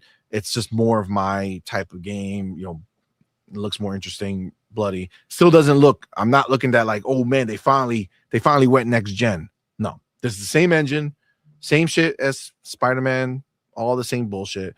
But at least it intrigues me more. So we'll see how that one turns out. But Let's continue on over here with our homies because the mad motherfucking leprechaun said, I'm gonna keep my fucking title. Let's go. Be the biggest super chat of the night. He's not fucking around. Thank you, brother, for being here. Thank you for that $10 super chat, man. Appreciate Go ahead and pop that bottle right here. Bam, bam, bam, bam, bam. You know what I'm saying? He says, after the award show and the games Xbox is dropping, Microsoft is strutting up in this market and saying to Sony, move, wench, vacate the way, withdraw from my path, wench, do step aside. Damn. Bro, how you gonna go ahead and have 19 noms and lose everything? That's crazy. And have PlayStation, Xbox, the one that you guys downplay, have 10 noms and walk away with 2. And then get rid of your studio that just released, the studio head of the people of the team that just made your latest game. That's a problem. It's not a good look. It's not a good look, man. Leprechaun, you right, dog. You are not wrong. And then we do have the homie Mac22TH54 in the building, man. Thank you, my brother, for being here. Thank you for that $5 super chat. Says Jim Ryan didn't retire. His ass was fired. Hashtag the Jim Ryan effect. Excuse me. You are not wrong, man. He got dragged out. Yeah. Except that this guy didn't cash out any stocks. No. They kept that shit for Christmas. They were like, nah, dog, you don't get to cash out no stocks here. No. Not at all. Oh, my God. Okay, so that being said, anything left that you guys might have to say about Sucker Punch and Ghost of Yotei and Brian Fleming leaving, leaving the studio, not because he wanted to, but because they tossed his ass? I mean, we saw it coming. This is not a shocker. And I do think that these are just the consequences and they're making an example of how they're moving forward. Everybody else in there knows what they're willing to do. If they don't deliver, maybe this will shake things up and kind of, get everybody on the right path. Doubt it, but we'll see. Look at Bungie out here. Looking crazy. They are. They are. It's embarrassing. It is. We're going to talk about it. Farrell, anything else? No, I really don't have anything else. It's just interesting. It's like, I mean, I don't know how many other channels are doing it, but it's like, us Xbox people are just like documenting the destruction of PlayStation. It's like mainstream media just doesn't seem to want to talk about it. Or the ponies. Doesn't mean it's not real. It's just kind of is what it is. All right. That being said, we're not done with the downfall of PlayStation's bullshit.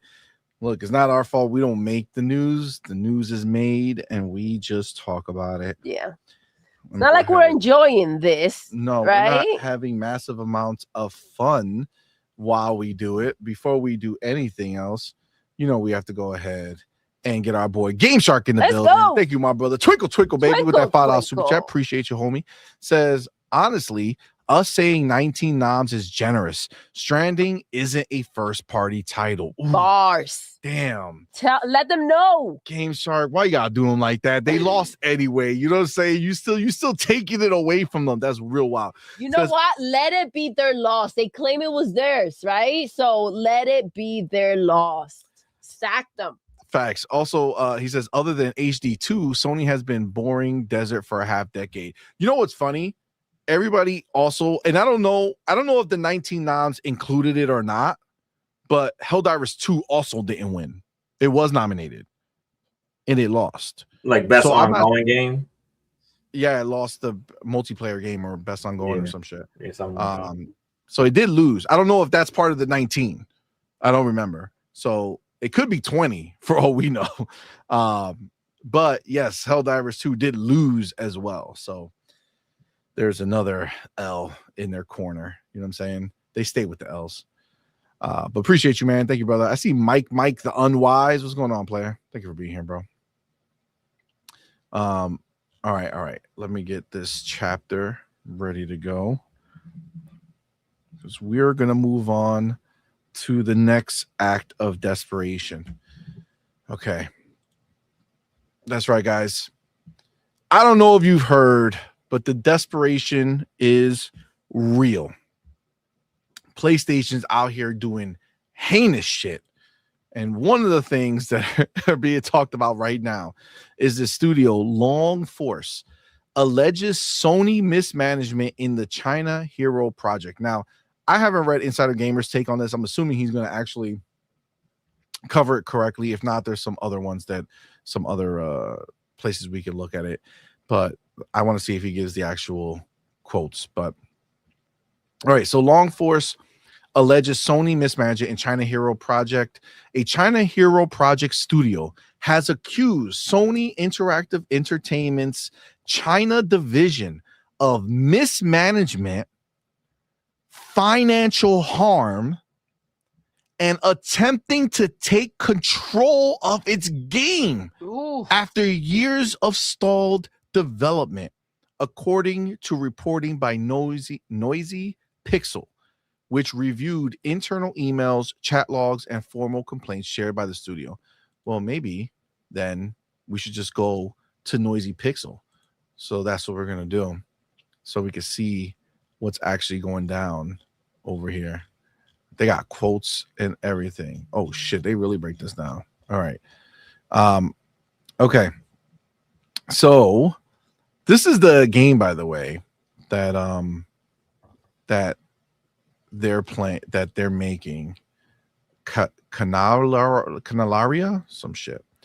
I don't know. I looked at the video though. It looks pretty cool. I mean, for a PlayStation game, for sure, it would be good for them to have it.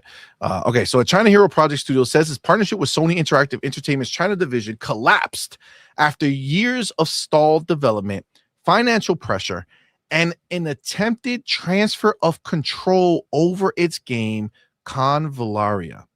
The Chinese Hero Project is a Sony-backed program created to identify and support Chinese developers, offering select studios access to resources, publishing support, and international visibility. This is a working investigative draft, and they'll update it, blah, blah, blah. Great. This is the thing. When we start talking about it, I'll play it, after we read the stuff so you guys can see what this is. So Long Force, the Chengdu-based studio behind the long-delayed co-op shooter Convallaria, says its multi-year partnership with Sony Interactive China division unraveled into stalled production, financial strain, and what the studio alleges were repeated harmful decisions by members of SIE China's software team. Over several months, the studio shared internal emails, chat logs, and formal complaints with Noisy Pixel, which is the website we're reading, outlining concerns about obstructed development, conflicts of interest, and an attempted takeover of the project's leadership. Damn. We didn't go public because we wanted attention, a developer at Long Force told Noisy Pixel. We did it because every internal path was exhausted. Ooh. And nothing was changing. Former developers involved in past China Hero Project titles told Noisy Pixel that while they could not confirm Long Force's internal experiences firsthand, the source is legitimate, and the patterns described align with issues they had privately observed within the program. Noisy Pixel contacted SIE and China Hero Project from comment, but they didn't do it. Now, this is telling you a little bit about Long Force. They joined the second batch of the China Hero Project in 2018, initiative created by SIE to support and highlight emerging Chinese developers. In 2021, Long Force signed a global multi-platform publishing agreement with SIE, placing Convallaria among a very small group of projects directly published by Sony. Long Force says its relationship with SIE changed after 2022. Oh shit, the next year, when a new production lead, Baldur took over responsibility for Convallaria inside SIE China's software division. According to the studio, this leadership change marked a shift from early cooperation to prolonged inaction and escalating disputes. Longforce says it later compiled a formal complaint accusing Bao of unethical conduct, misuse of authority, and actions the studio believes harmed both the project and the broader Chinese development ecosystem. The studio says it requested an internal review and corrective action. Now it's the allegations. This was good on Noisy Pixel. This is a great write-up. And also, I'm glad that we're able to be one of the people out here spreading Sony's bullying that they're doing out here to these smaller devs out here just looking to. It's not the first time that they've tried to steal something. That's true too. All right. Repeated delays and lack of publishing direction. Longforce says it began raising concerns about publishing and operations in mid-2023 as months passed without concrete plans for marketing, server deployment, or launch coordination. After Convallaria passed beta approval on January 30th, 2025, the team expected final stage preparation to begin. Instead, they say the project entered a prolonged freeze. We kept asking what the plan was, a developer at Longforce said. Every time we were told not to worry, and then nothing happened. Damn, that's frustrating. Yeah, it has to be, dude. It's been almost a year. That's January. It is. It's January. We're almost literally a year. According to the studio, there were no player tests, no marketing activity, no storefront pages created, and no formal evaluation feedback during what should have been the most critical phase of development. Marketing absence and removal from official media. Oh, shit. Longforce says the lack of momentum extended into official PlayStation China channels. Producer Zoomin was scheduled and filmed for PlayStation China's 10th anniversary documentary, which was intended to spotlight China Hero Project developers. When the final video was released, Convallaria was absent. Every other project was there. A developer at Longforce said, ours was simply gone. Oh, shit. It says the studio says it received no explanation before or after publication. For a team already struggling with visibility, the omission carried weight. That was the moment it stopped feeling accidental, the developer added. It felt like we were being erased. Oh, shit. Alleged payment delays and financial pressure. According to Longforce, delayed payments beginning in mid-2025 pushed the studio to the brink of collapse. After the planned March launch window passed, monthly losses have exceeded $230,000. And the team nearly dissolved in early April. Oh, shit.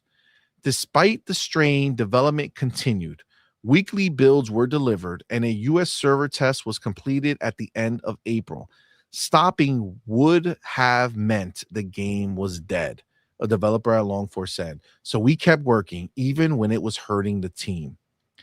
After what the studio describes as an unreasonable new cooperation proposal and the unilateral termination of a payment agreement, Longforce halted collaboration.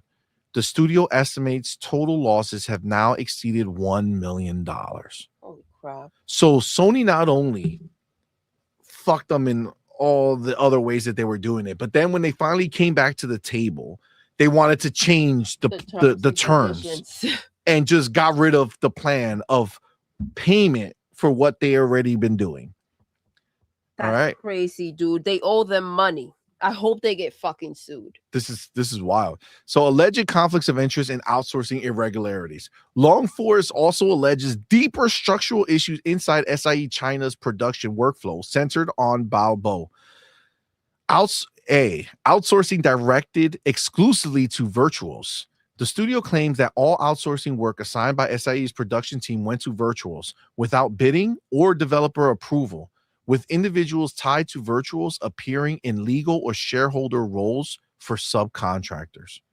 Virtuals is a global game development services company known for providing outsourcing support on large-scale projects, including porting, quality assurance, and co-development work for major publishers and studios worldwide.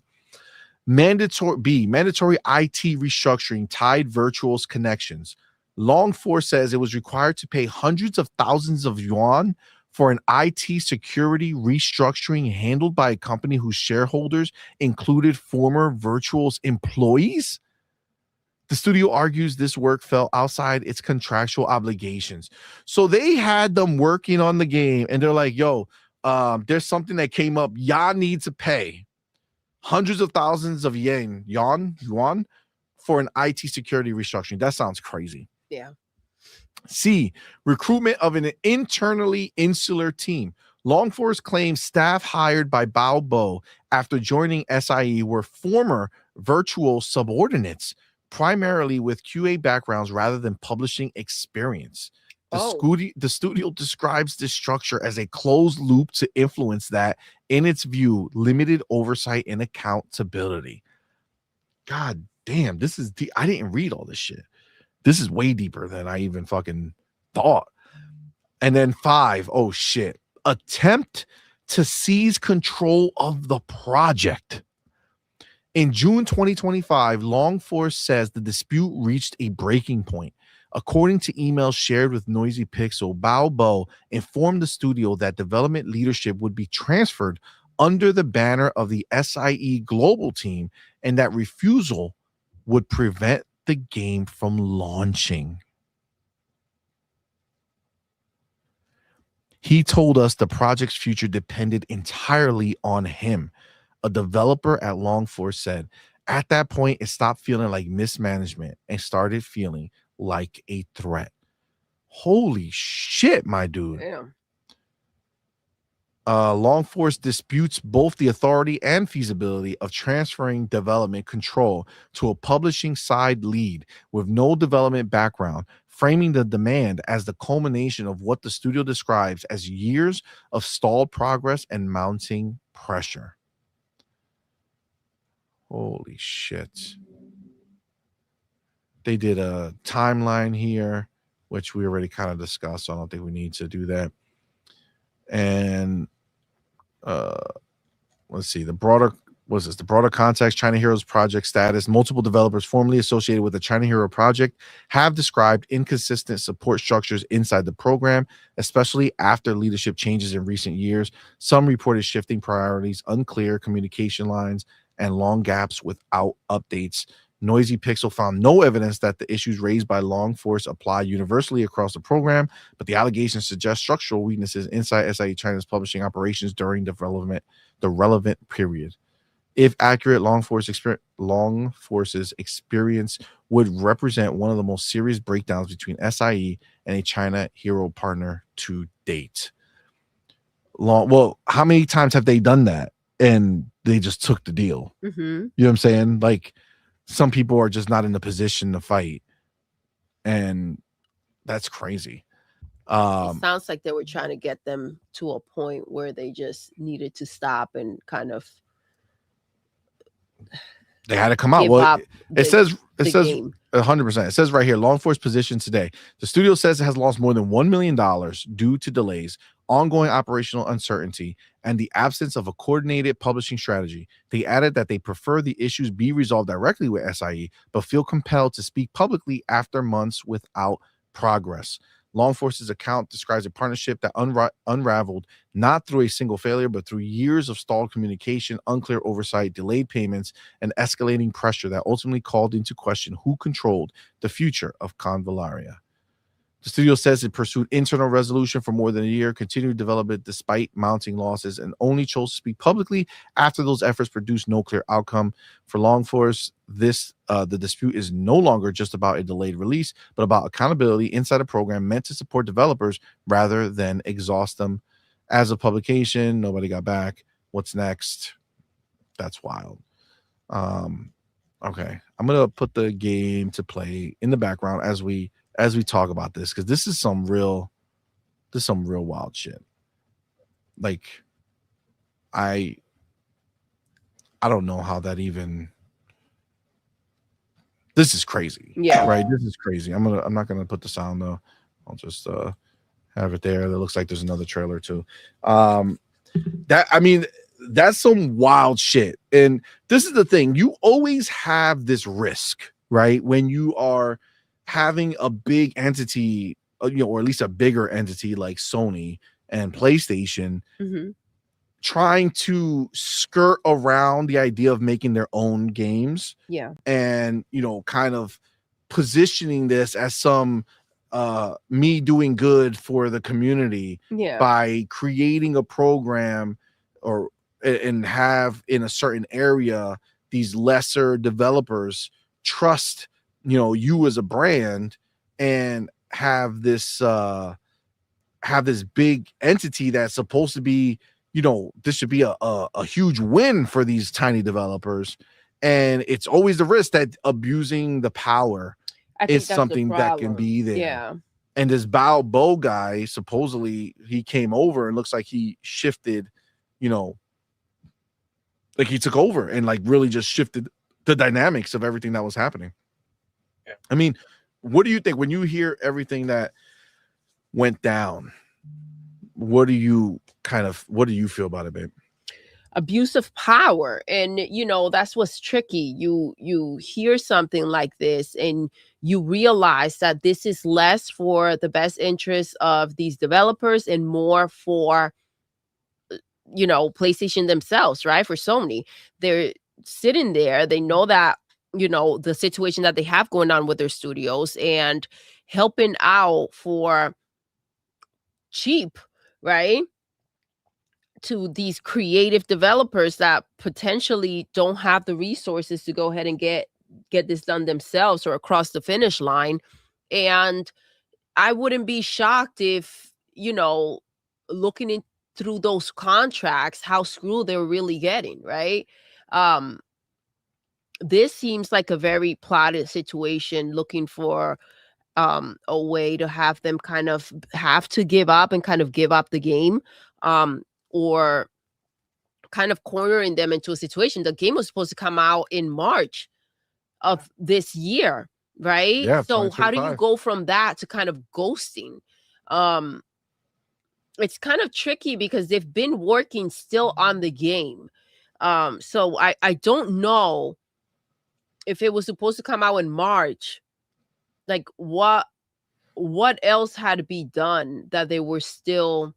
Well, remember the stall was happening for years before that, right? So they just been trying to kind of keep it going, because if they stopped, it would be done, right? Like they can't just keep a bunch of people. I'm interested waiting. to see how the contracts that they signed, like kind of how this all, because essentially the fact that they're trying to change the rules now, it's a breach of a contract, right? They you still think, owe them but that money. So what is in there? I mean, but you got to remember these contracts can be anything, right? So for a dev who's new or small and they're so happy just to be involved in this and they're just trusting Sony, it's very easy for them to be get at the table, sign a contract, and there's a clause that says that they can go ahead and alter the contract if they deem necessary or something like that. And them just be like, oh yeah, but that doesn't happen. Go ahead and sign, right? And here's your money. Here's the your first payment. It's ready to go. And people are like, yeah, let's fucking go. Fuck it. It's PlayStation. They're not gonna fuck us, right? And it looks like they weren't being fucked until this new person took over. Yeah. But I mean, first of all, the game actually looks pretty good, right? Like it's not a shitty looking game. Looks better than Ghost of Yotei, and that got to come out. Oh, for sure. You know what I'm saying? But I don't know, man. Like this is real scummy. And I could tell you right now, there's a big difference between what PlayStation is doing here and what Xbox does, right? So PlayStation has an independent developer that has to come out and say, fucked us. They're not paying us. They're not letting us release our game. Yeah. Whereas Xbox said, hey, Claire Expedition, come into Game Pass, and then they go on to win Game of the Year. You know what I'm saying? So there's a very different scenario that exists here, right? It looks like Xbox's way of saying, hey, you're a small studio, but you have something cool, you have something interesting. How about you just keep working on your game, but you put it in Game Pass, we'll give you a bag and help you out with whatever you need. And that way you can release your game and make some real money, and you can release it everywhere. Whereas here, the first chance they got, they bully them into trying to literally take the IP, dog. That's crazy.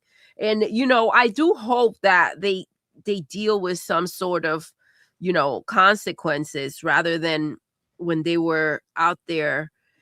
And yes, it was Bungie supposedly who did it, but this is all on PlayStation and on Sony, right? It just ripples. It doesn't matter. Like, this is them stealing art and shit like that. Like in the music, it's like where did that go? Like, how did that get brushed under the fucking rug? Like, that was a huge deal. What, the art?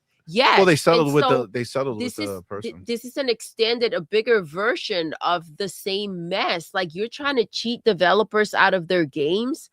Like, this is not going to be the only one, right? This is something that we're talking about. Again, it's not out there like that. This is a huge deal, and it should be treated as such, because they're not the only ones that are going to get screwed over.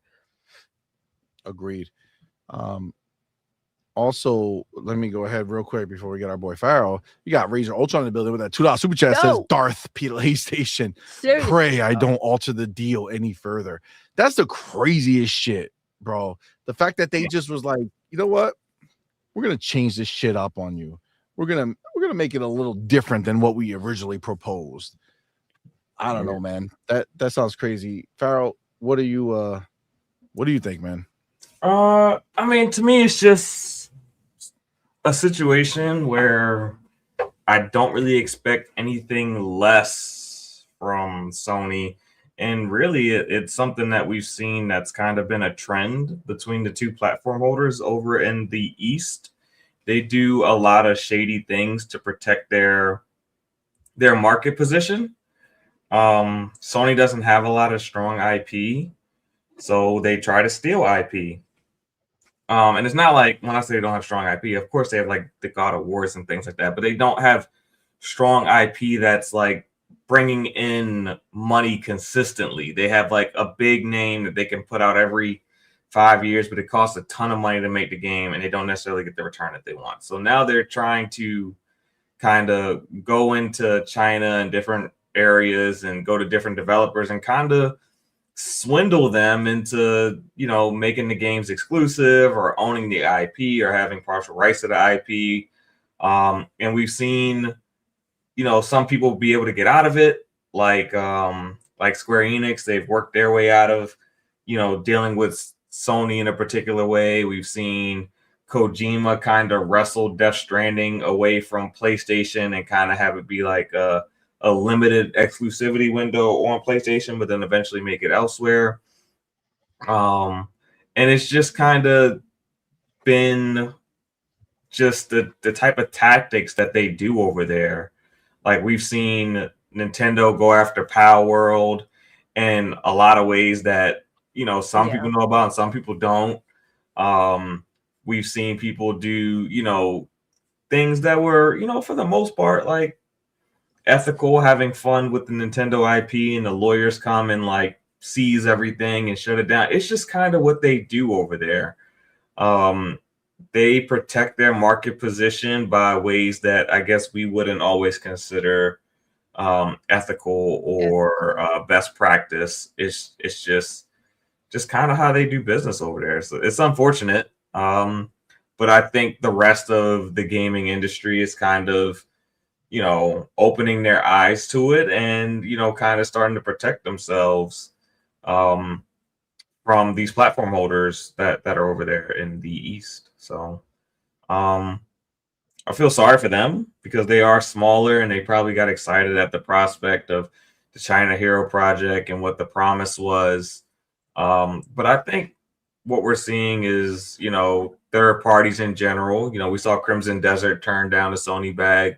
We're seeing more and more people turn down the Sony bag. What's the studio that did Rise of the Ronin? They pretty much said that Team Ninja. They pretty much said they wouldn't do a deal like that with them anymore, because the game just did not do anything, being locked exclusively. Yeah, so whatever deal they have. Yeah, so I think we're seeing deals like this come more and more to light, and how it ultimately ends up hurting the company that ended up making the game. So they're no longer looking to do those type of deals with Sony anymore, and I think we're going to see less and less of those deals. Yeah, I agree. I just feel bad that this is the way that they basically were, like, they felt like this is a really public thing to do. Yeah, this is their first game, and a lot of times your first game is your last game if it doesn't hit. So, yeah, it just seems like, they feel hopeless, right? And it's like, that's really sucky for this small team who's trying to come out here and, do something. I mean, you kind of said it, but as far as like Sony is concerned, the fact that they don't really, I don't think they really have the ability anymore to really make interesting IP. Right? Like, everything they have is from last generation. I don't remember the last time they made a new IP that was like exciting, that anybody was, pumped for or was excited to play. I mean, Ghost of Tsushima, I think, was the last one, right? I don't know any other one, but like, you think about like their biggest games that are now are all just, maybe, Horizon, but like even that game, I feel like you start seeing that it's kind of like on its way out. And yeah, I mean, look, I'm even looking at Game Shark, this is kind of like their MO, right? He says, don't forget about how they strong-arm third-party devs by penalizing them selling microtransactions on other storefronts. That was, you're right, that was a big deal, and I don't know if that ever went away or if that's still what's happening. But it's kind of shitty. And when you in an isolated bubble, right? In an isolated bubble, this is just a bad look.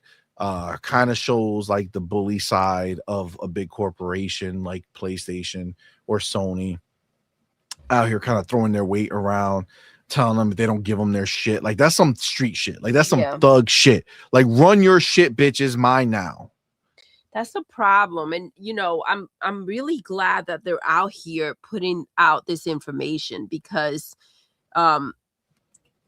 this is something that could have happened before, right? This could be the first time we're hearing about it, but it doesn't mean that it's the first time that something like this has taken place. And it's one of those conversations kind of like that they think they're having behind closed doors, right?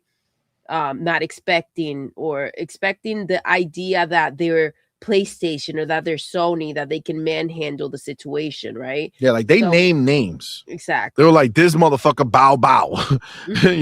He's the one who came and fucked everything up. So it's just, listen, at some point, all these things come to light, right?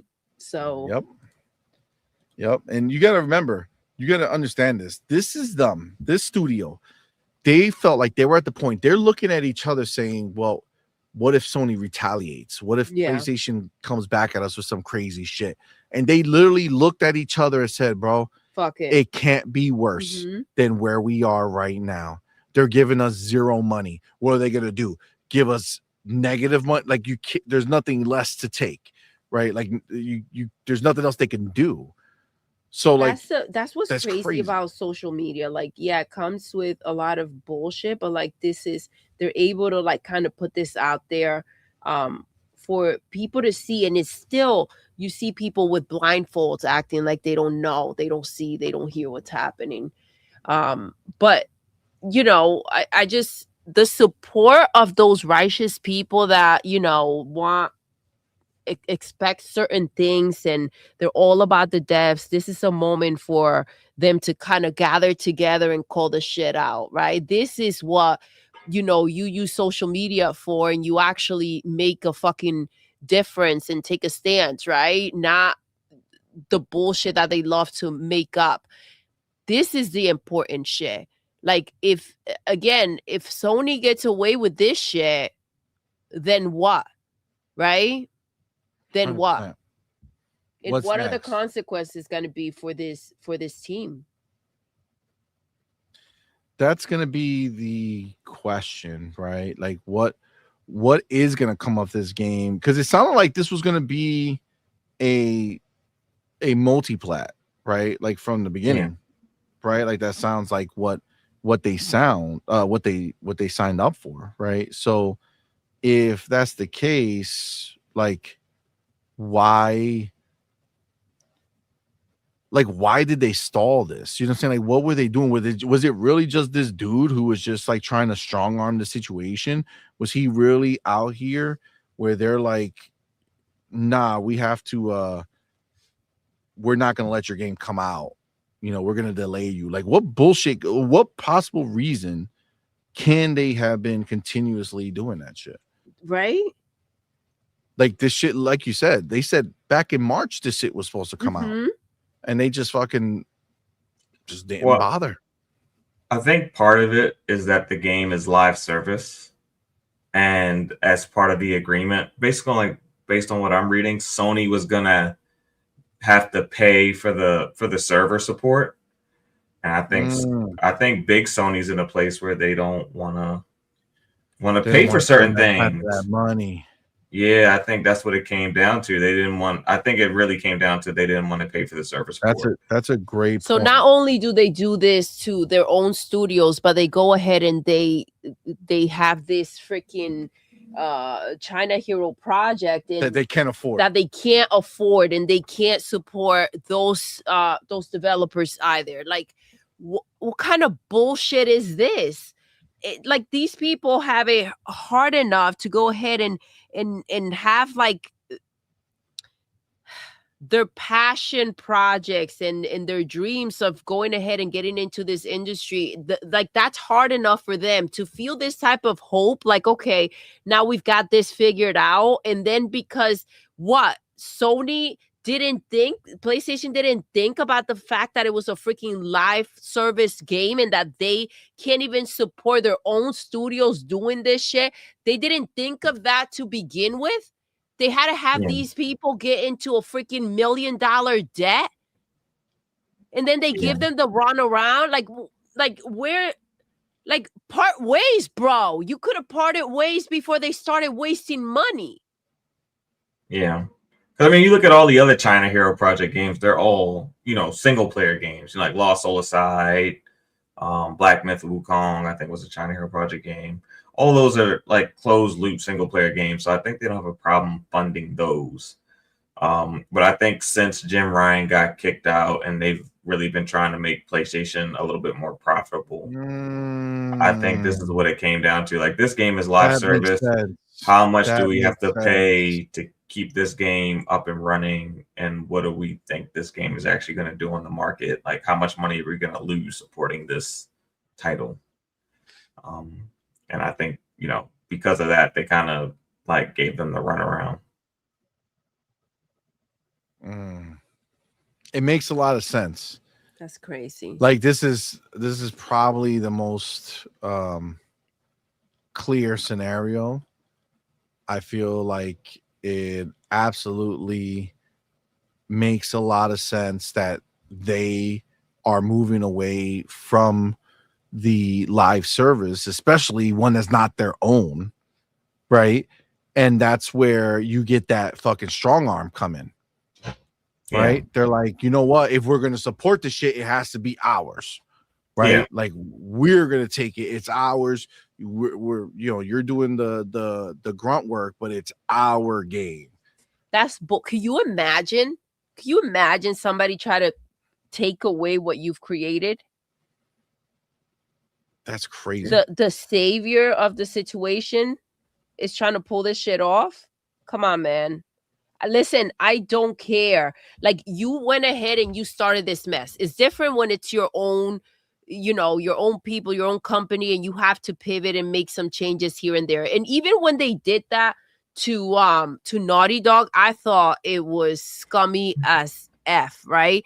Like, dude, they've been working on this game for however long, and you didn't think about what you were going to have to go ahead and continue to put in while you're dicking around starting all these games that you're canceling yourself. Like, if you're being that messy, instead of going ahead and starting so many things up, just focus on something. The fact that they didn't let Factions 2 come out was crazy. But to go out there and you have a freaking contract with these people, I think they need to suck it up and they need to follow through with what they were supposed to freaking do. Agreed. This is wild. What do you think about this whole kind of out of nowhere conversation about Virtuos Studios and how they basically have like this fucking, we know they did a deal. I don't know if you guys remember, but they made a deal with Sony to do like ports for them and shit. But I don't think we knew the extent as to what was happening. Like, it sounds like there's some type of bigger thing happening between the Virtuos, studio, and then like they had another company that people who were in Virtuos broke off and made, and that like they're creating this sounds like a kickback 360 thing. Yeah, like everything goes through Virtuos at some point or another. And Virtuos, they're the ones who did Oblivion, right? I'm pretty sure they're the ones who did the Oblivion remake, right? With the one that we just got, the remaster. Yeah, I mean, if that's the exact same studio, then yes. Yeah, I think it was done. There's a bunch, but they're saying there's a bunch of former Sony people that are at Virtuos. So I don't know if it's the exact same, but if it is, I think it's the exact same one, because I remember it was weird that after they did those games for Xbox, they announced that they were working with PlayStation, like in a much bigger way, and now we're kind of seeing, what that looks like. There's like this, like you said, man, like almost like this sick, like this crazy kickback scenario where they're just all funneling every fucking dollar that they have going through this virtual scenario, which just sounds weird. And we don't know how far that goes. We don't know if that's like a Sony thing, or is that a decision that dude Baldur was making. Maybe that dude Baldur has a connection with them, and maybe he's getting a personal kickback, so he's kind of making this scenario exist so that he can keep making dollars off of all this shit. I mean, it sounds crazy, but this entire scenario is crazy, right? Like, who the fuck, like, if this is the crazy thing, if this was an Xbox story that came out, it would be everywhere, and it would be the biggest news going on, that Xbox does this to their developers and all this shit. I'm not hearing anything. Like, I don't even think Sony respond to this. Like, I outside of this conversation here and then a few other ones that are getting posted, it's nothing that's really going anywhere. But you guys remember, I forget the studio, that's how stupid this shit is, that some studio was working with Xbox and Xbox no longer was going to do the game, and they had to like come out and be like, oh, we're not going to be able to do this or do that. And it's like, fam, they dropped the game. You didn't meet your bars, or something happened and they dropped the game. But the world was trying to say that Microsoft was supposed to fund these people forever because they were making a game that they partnered on, and then they dropped the game.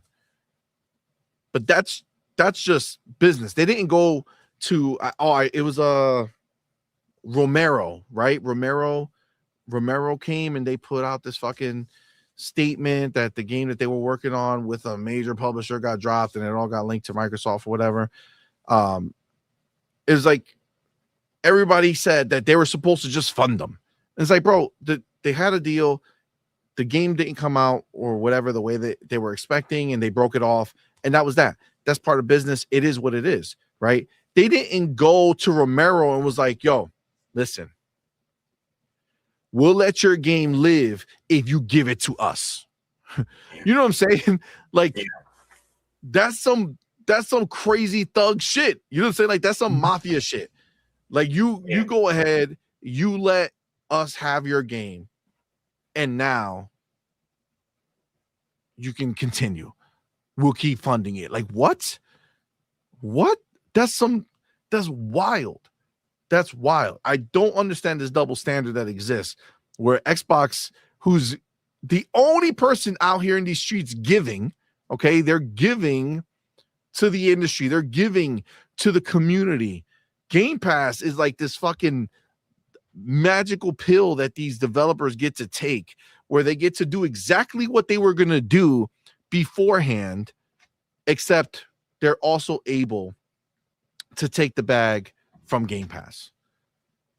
Like, Game Pass is this beautiful thing that is giving back to the industry, where the world would try to tell you that somehow all these devs come out, these devs that are not in Game Pass come out here and tell you that Game Pass is so bad for the industry. It's so horrible for the industry.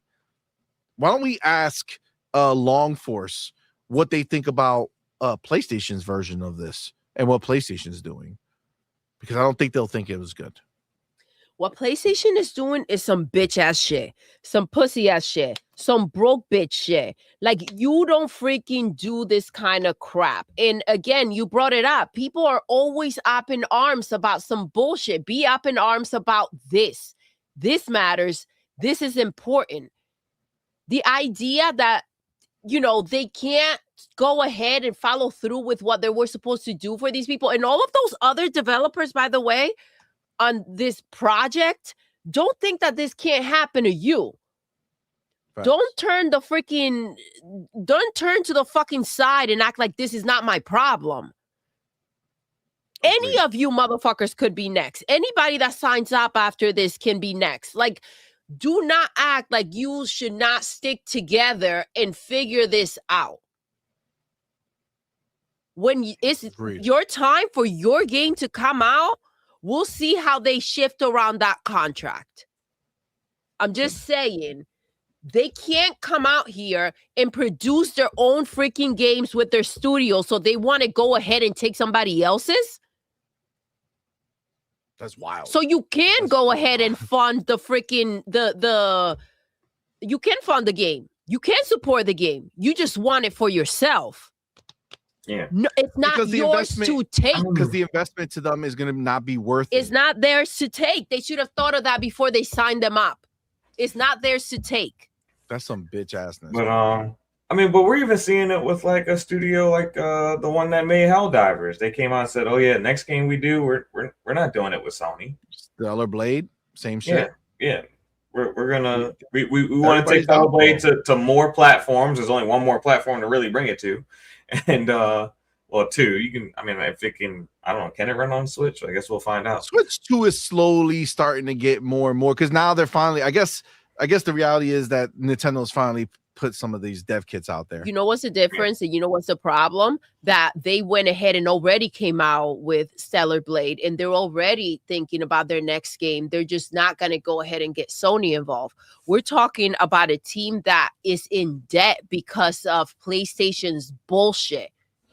Yeah, this one here. Their game is in danger, right? Everything they thought was going to, and I'm sure that they kept working even though the money wasn't coming in, because they figure that this company, right, who's out here supposedly trying to help these developers, is not going to go ahead and do something so disgusting, right? So that their money was going to come in at some point or another. Yep. And I mean, the real question starts to happen now is, okay, this is coming to light. What does this mean for the China Hero project going forward? What does this mean for new devs who are possibly considering joining this effort? Does this make them say, holy shit, hold on, like, am I getting into bed with the wrong person? Am I making a deal with the devil? Right? It might be bigger than that, because we saw the issues that Microsoft had when they purchased ABK with NetEase, and they weren't able to get certain games over there because the Chinese government said, unless you play with us the right way, we don't care what you got. We'll just keep playing these other games until you come to the deal that we want. So it could be a situation where the Chinese government steps. It's a totally different government over there than what we have over here. So they could say they could kill the China Hero project themselves. It might not even be up to the developers. I mean, I don't doubt that being a possibility. I gotta be honest with you. I don't doubt that there's a chance that this all goes sideways because they came out here and like confessed it, right? Like they came out and put it out there. They put it on blast. They didn't hide this shit. They didn't say, oh no, let me keep quiet. They say, fuck that. We're gonna fucking tell everybody that this is what PlayStation is doing. And it's embarrassing. It's embarrassing that they did that. And I wonder how, I wonder how the PlayStation community is going to take this. Outside of the media that we know is going to ignore it, they'll make one post about it and keep it moving. Never forget how IGN posted about their Starfield review 40,000 times a day for months and months and months and months. Well, I believe that Sony has a little bit of shares in some of these media companies. Of course. Yes. Of course. I wouldn't put it past them. I wouldn't put it past them. So like at the end of the day, I'm glad we were able to talk about this. I'm glad we were able to kind of, bring some light to it and spread this out. I'll cut this out too by itself so that it can kind of, even be more amplified later on. But yeah, this is just not a good look. It's a shit look for Sony to do this to this fucking small company who's making a pretty decent looking game. You know what I'm saying? That you can see why they're looking at it like, okay, well, if we take this from them, I could tell you right now, it's been playing in the background. I could almost guarantee that most of you would look at it and say that it looks more interesting than Ghost of Yotei, and it looks more interesting than Marathon. 100%. Yeah, if they would have put their money behind this instead of Marathon, I think they'd be a lot happier. I think PlayStation would be a lot happier. But listen, have you ever watched the movie Candyman? Yes. Okay, well, when you say the name 3 times, things tend to appear. And you said fucking Marathon a couple times, and now me saying it has officially brought it to number 3. So we're gonna go ahead and jump to the next topic. And that topic is Marathon. Why do you ask? Well, the game that got delayed and the game that got called out for stealing. Jesus, what a fucking situation we're in. The team that got caught for stealing, the game that got caught for stealing, the game that got delayed because nobody liked it, has returned. They have returned, and they have put out a 22-minute Vidoc. Okay, isn't that crazy? Did you watch it, Farrell? No. Okay. This is the thing. We're not gonna watch it because it's 22 fucking minutes long. But I'm gonna read, because we know Shinobi is a he's very pony aligned, right? So we're gonna read just some of the things he put together that kind of describes the idea of what's happening, and then we're gonna talk about this fucking thing. I'll play it in the background while we're discussing it. But Shinobi puts Marathon launches in March 2026. I did not see that coming. No. I did not see that coming. That is bad move. But new info and features. They're gonna make it $40 To be clear, not free. $40. Concord. To be clear, Concord was $40 and Arc Raiders $40. If you have $40, where are you spending your money? Marathon or Arc Raiders? Come on, man. Let's be clear. This is ridiculous. The idea is crazy. But it says solo play. All that means is you can go into the world solo. It's not a single player game, right? That just means you can queue by yourself without a group, which apparently you couldn't do before. Good So luck in there, if you guys. didn't go with somebody, you couldn't play. So now you can play by yourself in this world. Doubling down on dark, gritty, and grounded sci-fi world. Oh my God. Improved visuals, deeper environmental storytelling. Bro, environmental storytelling is the only way. How do you have improved visuals on a game that has never come out and is not a sequel? What is it improved from? Wait till we start playing it. You're gonna see what that means. But it's ridiculous, right? Yeah. They improved it so they weren't gonna improve it, right? So they were just gonna release it like shit. And then what? That's like showing alpha footage of a game and then, like 9 months or, a couple years later, oh, the game's ready. We improved the visuals. No shit. The game was in development. Like, that was your fucking job. What is it improved from?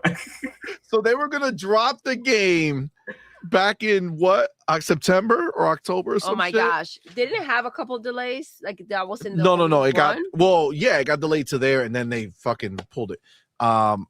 But yes, the fact that they improved the visuals and like now, like they had to be fucking strong-armed into doing it is crazy. But it says dead runners drop as corpses that decay over time. To be clear, one of the selling points that they're trying to talk about is you kill somebody, the character dies and stays on the ground. And if you walk in there and you see a dead body on the floor and it doesn't have a bunch of blood under it or goo or whatever bullshit that they try to show us, it's not blood. Then that means they died recently.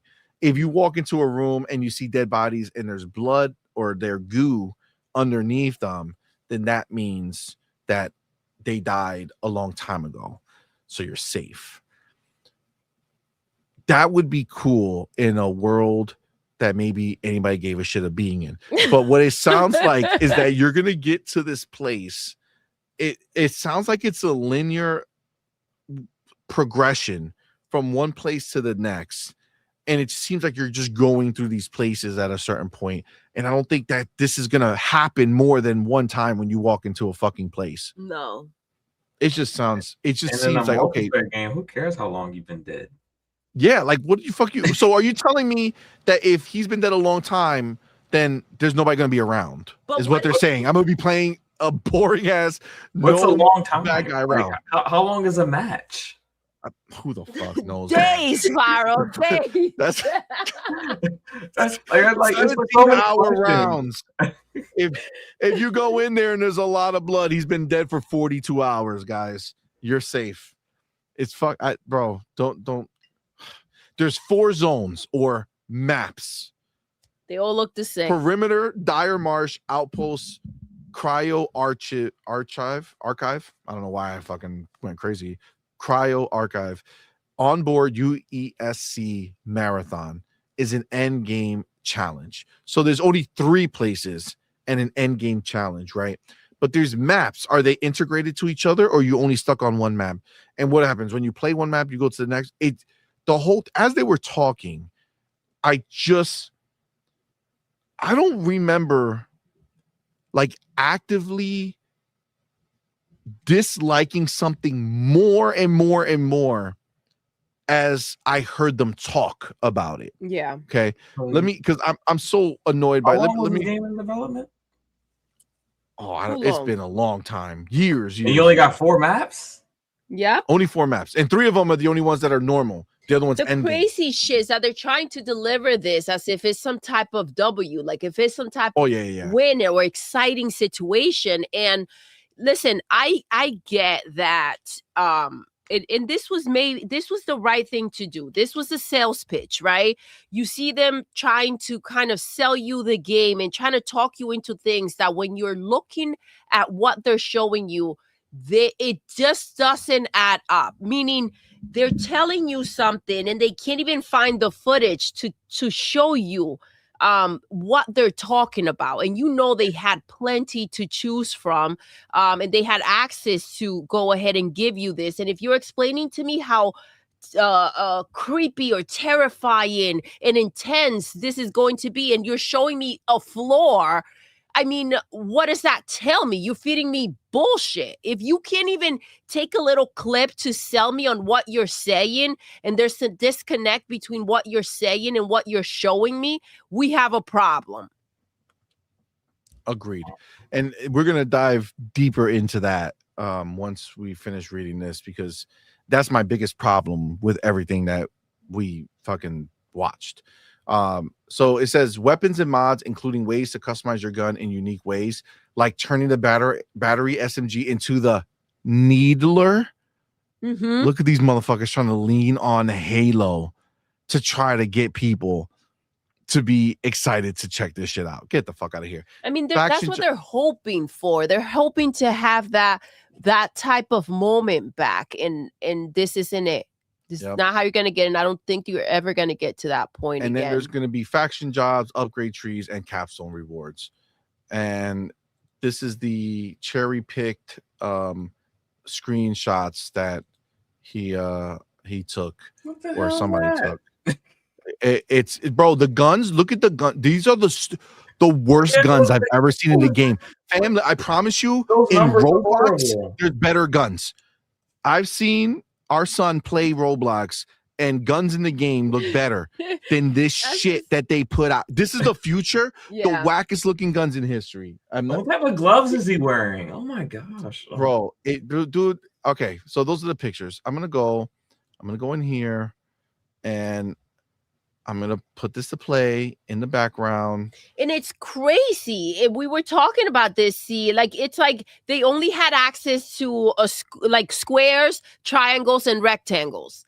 And these shapes are just all over the freaking place. Like, they couldn't, like, just understand the fact that, okay, maybe you need to also give it your own spin. Like, put the fucking square or the rectangle there and then smooth things out and figure out how to give it that texture that it needs to look a little more in depth or realistic. Yeah, it's hold on, I dropped it out by mistake. Okay, so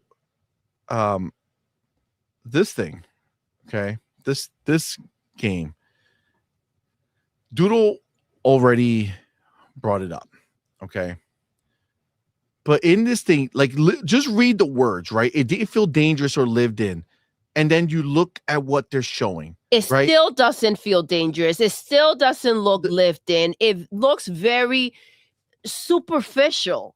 This is the thing. Most people like surface like. So if you go ahead and you look at like a typical game review, right? Typical game review. Not every single time, obviously, because sometimes it's just maybe you don't have it or whatever the case is. But most of the time when you're doing a review and you're doing a video for it and you say something about it, maybe you're talking about the graphics or a certain mission or a certain situation, you tend to show it, right? Or try to, right? Yeah. So if you talk about how pretty the graphics are, you tend to try to show really pretty shots. If it's, you know, crazy action, you want to show the action, right? You find the moments, because every moment is not the same, right? Mm-hmm. Every beautiful game doesn't have, you know, sometimes there's very beautiful moment that you want to focus on a show, right? Or whatever the case is. There should be many beautiful moments. Yeah, there's moments that you can show and you can go ahead and put this stuff. In this thing, I challenge any of you to watch it, okay? And I don't know if reading it on the bottom, I don't know if it's even going to come across here. You probably can't read it because all the shit on the screen, because we have the, you know, the subtitles on. So But if you listen to this shit, and I don't want to put it on because there's just it's 22 minutes long. But if you go and watch this shit on your own, you hear them talking about this game like it's a different fucking game from what you're watching. They talk about a dangerous looking world, and then they show you the most generic looking shit. Hey, you see that line that they just showed you? That bitch is not walking around the world. Okay, that's in their stupid little shit that they put in here.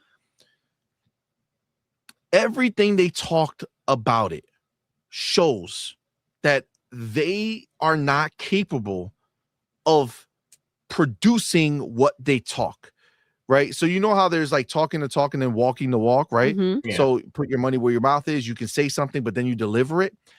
I can see how they sat in a room with PlayStation or Sony or somebody and convinced them that they were going to make something dope. Yeah, they pitched it. Because even here, right in front of everyone, they literally talk about the game in a way that is not reflected at all in the gameplay. There's a huge disconnect between their vision and what they're able to do. Even with the characters moving around, it's like in the robots, like they don't look agile, and they're acting as if these are some ass, bro. badass freaking. They're not badass, babe. Yeah, they're not. I think it looks better, but no, it looks better. But look at this area. What does this feel creepy to? Does this feel? Oh man, this feels desolate to me. No, it doesn't feel like a must-play game. It feels like, dude, look at the guns. Look at the guns. Look at the just the magnification. Just a freaking environment that you're walking around. It's supposed to be kind of like worn out and like kind of creepy. And you know, there are ways to go ahead. And I feel like if they had just toned it down from these bright colors, because there is a way to go ahead and deliver something with these pop of colors and it looks like amazing, but you have to know how to do it. I think they should have went more magenta, dark blue, like kind of ground this. It looks so cheesy because they don't know how to use the freaking colors right. I think they wanted to go with like the Nintendo Splatoon type of impact, and you have to be able to deliver that in a certain way. It has to fit. They did show these areas where it was a bit more organic, and you kind of when you don't see the trees from up high, because there was a section where they showed them from up high, and I was like, look, up on top, it loses that texture.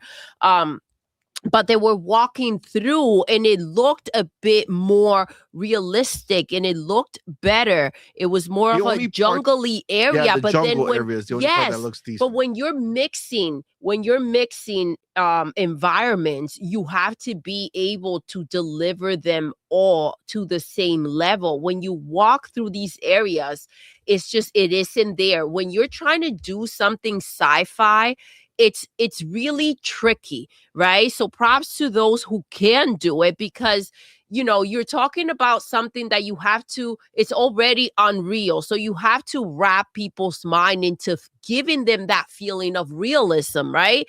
And like, you have to know how to deliver that. And this world doesn't give that vibe, right? And it doesn't give that intensity that they want you to think that it has.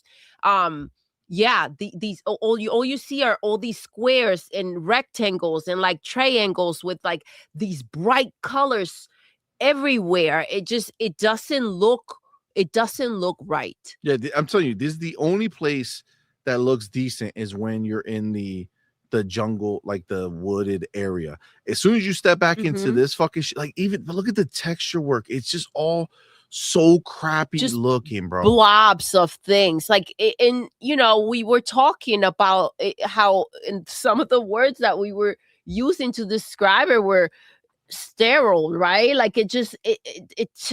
Lifeless. Yes, it's just uninspiring, man. Like, how do you come out here and you expect people to pay $40 for this, which is also another miss. And you made this mistake with Concord.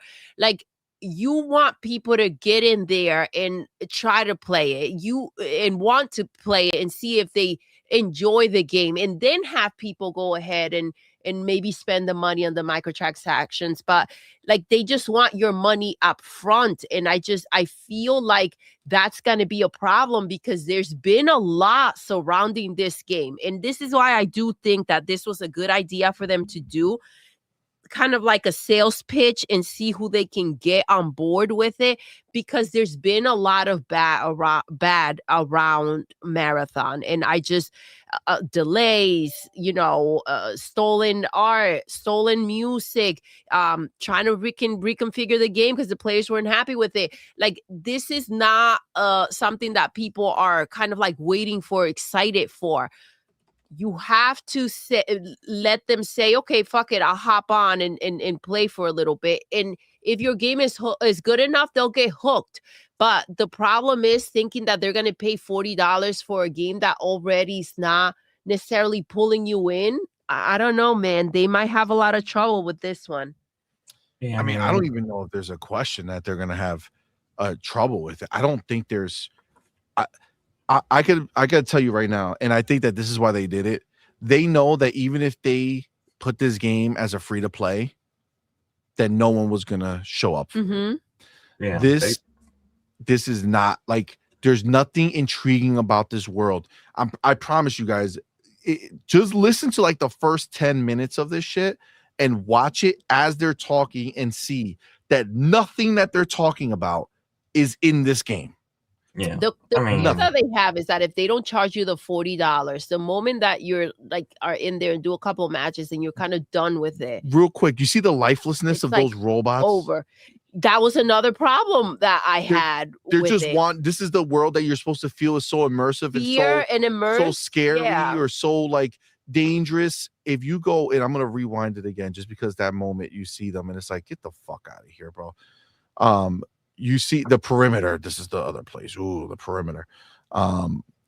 You go, and then they show you. And even there, real quick, you could pause it. But in there, you see him running through the grass, and the nature elements. Kind of, they looked right up close in that moment. Kind of like some of the other. There are other PlayStation games that can do that, and then when it expands, it looks like crap.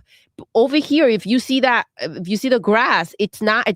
We're not looking at the same effect, right? We're not looking at the same impact as it had when you saw it, when you were kind of like walking through the water. Now, let me ask you a question, because I just need to know when I'm looking at this floor, right? So I've seen dirt roads. Mm-hmm. I've seen gravel roads. Mm-hmm. I've seen, cement roads, pavement, pavement, all that fun stuff. What have you ever heard of the Blur Road? the Blur Road, is that a new road that's in the future? Is that what is that what it is? Is the Blur Road the road with no definition? Let's go back, guys, a second. Let's go. The road with no definition. That's what I'm wondering, if that's the big advancement in tech later on. Because lived in places have. Yeah, that's exactly what it. Look at that. That's exactly what it would be, right? Like a stick of butter. Yeah. They've had a closed play test to try to convince people to play this game. They had a closed beta to convince people to try to play this game. They've had a show. They had a whole show dedicated to trying to convince us to play this game, and then they had another beta just recently to try to convince us to play this game, and now they're released a 22-minute video to try to convince us to play this game. If you have to do all of that to try to convince us to play a game, we're probably not going to play that game. 100%. Do me a favor. You see these two robots on the screen? Yeah.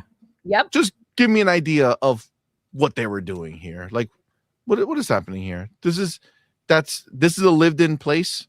Like, this is some place that these robots are inhabiting and they're doing stuff. And yeah, are they just on a stupid they're just like on patrol. Back and forth. What the fuck? What are you talking about, dude? This is It's so embarrassing. And look, I'm not gonna say that, you know, that we told y'all so about Ghost of Yotei. You know what I'm saying? But this is so much worse. This is so much worse, bro. It is. These like these robots that they created, bro. Go play Routine. A small tiny indie studio made more exciting. Look at this. What is this Roblox? This shit. I swear to God, they took Roblox devs and brought them in here. I mean, probably. Come on, man. Shooting tubes out of his belly. The robot. Yeah, he throws. He takes it out of his belly. This marsh area is the only place that has any ability to look decent, and it's because you see more trees and shit and leaves. But as soon as you stop looking at the trees, it looks like shit again immediately. I'm sorry, bro, but this is the areas where the trees go up high, where it just kind of gets like. I don't know. This game makes me feel like they couldn't even do a good Destiny 3 if they wanted to. No, bro, they're done. Yo, PlayStation already know. Remember, guys, like, let's not forget. I know it's easy to forget, but PlayStation already gutted this studio. Okay, yeah. They gutted the studio. They got rid of everybody who mattered in the studio. You could just see with your own eyes that these people are clearly the leftovers. Yeah. You know what I'm saying? Like, they are just the people who have nowhere else to go. Nowhere else would take them. Sony doesn't want them inside. They took people from Bungie and made a studio of what is it? Gummy bears or something? Oh, they're making LFG is making gummy bears. Ugh. Bro. It's and these people couldn't even make the cut for that shit. You know what I'm saying? Like, you really want to see these studios do good, but it's like damn. Bro, you know the crazy shit, and it's I forget the name of the last game that people from the Game Awards that people were up in arms about, and you know, you see that Highguard. Yes, Highguard shits on this game, and it's gonna be free. Yep. And in March, you think that this game is gonna come out and get $40 from people, bro? I'm sorry. But you can't say, well, but it's Bungie. They can do it. No. Bungie left. You see how many motherfuckers? They have so many people still at this studio, but they got rid of so many, right? Yeah. And it's like, this is what these people came up with. This is what they came up with. They went ahead and they deleted all the stuff on the walls that were stolen. And then they put out this video. It's stressful for me to even watch this shit. And that's the skybox, guys. That's it. That's the skybox right there. That every angle you're gonna see that. That's it. That's what it is. And they're trying to gaslight you into thinking that that's part of their story. You see this ominous ship up in the sky doing nothing ever. Come on, man. Maybe they're trying to do like some type of Helldivers tie-in to try to save the game. I don't know, but bro, it's impossible. Yeah, I don't know. This is messy. I think they got rid of everybody who originally pitched Marathon, and the leftovers were forced to like bring forth a vision that they never had. Because this game was in development prior to PlayStation purchasing that. Shitty. Did you see that shit look like a Nerf gun? Mm-hmm. I mean, I'm very unimpressed by the guns and the visuals, like as far as like the scopes and the numbers that they had to show how much ammo you have on one of the guns. To me, just looked horrible. It's I don't know. Bad. But look at the conviction, bro. Like, especially that chick, the blonde one. Yeah. Every time she talks is with this conviction that she's creating a masterpiece. it might be the 50th take. Right? True. It might be the 50th take. That wasn't the first. Like, Nobody's And excited for this two. game on the first take. I'm telling you. That's hilarious. I don't understand. Yeah. Isn't it funny though? Also, that they never really show anybody extracting or picking up anything of use. It's really just kill the person. Yeah. It just feels like a team deathmatch game. Honestly, this is not a world that you want to explore. This is not like Arc Raiders. You go to this place and you go onto this fucking big ass world, and you go explore and find shit and do shit. What the fuck is this? What about this screams I need to go see what's over there? Oh, I know. It's another white fucking wall. It's another pink wall. It's another yellow wall. Another blue wall. That's all this is. Or go into the jungle. It's the only two ways you have it. I'm gonna go out on a limb and say Concord was a much better game than this. It just had terrible player skins. Listen, Pharaoh, it's crazy because we talked about this, and this is not the first time we've done it. It's not the first time we've done it. When we thought that Concord was the absolute lowest point for PlayStation. Yeah. For gaming. We believe that. We said, bro, this is a unicorn. Once in a lifetime experience. Never again will we see something Herman so said, bad "Hold my happen." beer. Herman said, "Hold my beer." That was the next Star Wars. This is the next Star Trek. You know what I'm saying? Yeah. we getting it in. Yo, honestly. Our boy Ryur says these guys on the video are gonna be fired soon. Oh yes. They don't even know. This is at the end of this, the screen's gonna turn gray and it's gonna put from 2015 to 2025 or 2026. Done with that song. You know what's gonna happen? Of an angel. Oh my god! We're gonna make a video. Herman's gonna show up to do a retirement party there, and they're gonna have cookies with his face on it, and that's how they're gonna know they won't be back. And for only 10 cents a day, you can support a Bungie dev. Like, I mean, it really sucks because like you really don't want to see these studios do bad, but it's like this is what you're giving us. Like, you gotta earn our money. Listen, why would we want them to do bad? That's the craziest shit. Like, I know people will watch this and be like, "Oh, you're celebrating their demise." It's like, no, we're acknowledging the demise, right? We know that it's coming. It's not my fault that I can see the future. Okay? It's not on me that they couldn't do better. All right? So let's not fuck around. This is coming to Xbox. Let's not start with the bullshit. It's not on me that they can't deliver. It's not on me that they can't do better. It's not on me that they can't make a video game that people want to fucking buy. It's not on us that Concord fucking died, right? Nope. Do better.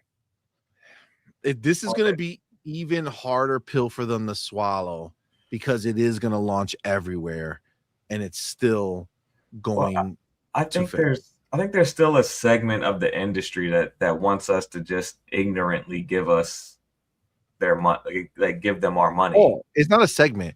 It's all of those people. Yeah. PlayStation 100%. Let me tell you something. The fact that PlayStation refuses to put its games into a service that they own after they see the other side do it so well for so long, it shows you that they just want you to buy. They don't care. They just want your money being spent on every game that they release. And it's like, fam, cool, but what do you have? Again, we are the ideal people over here. We have the PlayStation. I haven't taken it back yet. I haven't sold it yet. It's still here. Yeah. Give me a reason. But I don't even want to. Now these games are coming out on PC too. And I'm like, good. Fuck this shit. Kill this shit. It's the worst system that has ever been released in gaming. PlayStation 5 is trash. They want you to buy their stuff, right? But this is the problem. Like, there are developers that sit there and want to figure out how to earn your money, right? Not take your money. Yeah. This is some hardcore bullshit sales that they did with this video.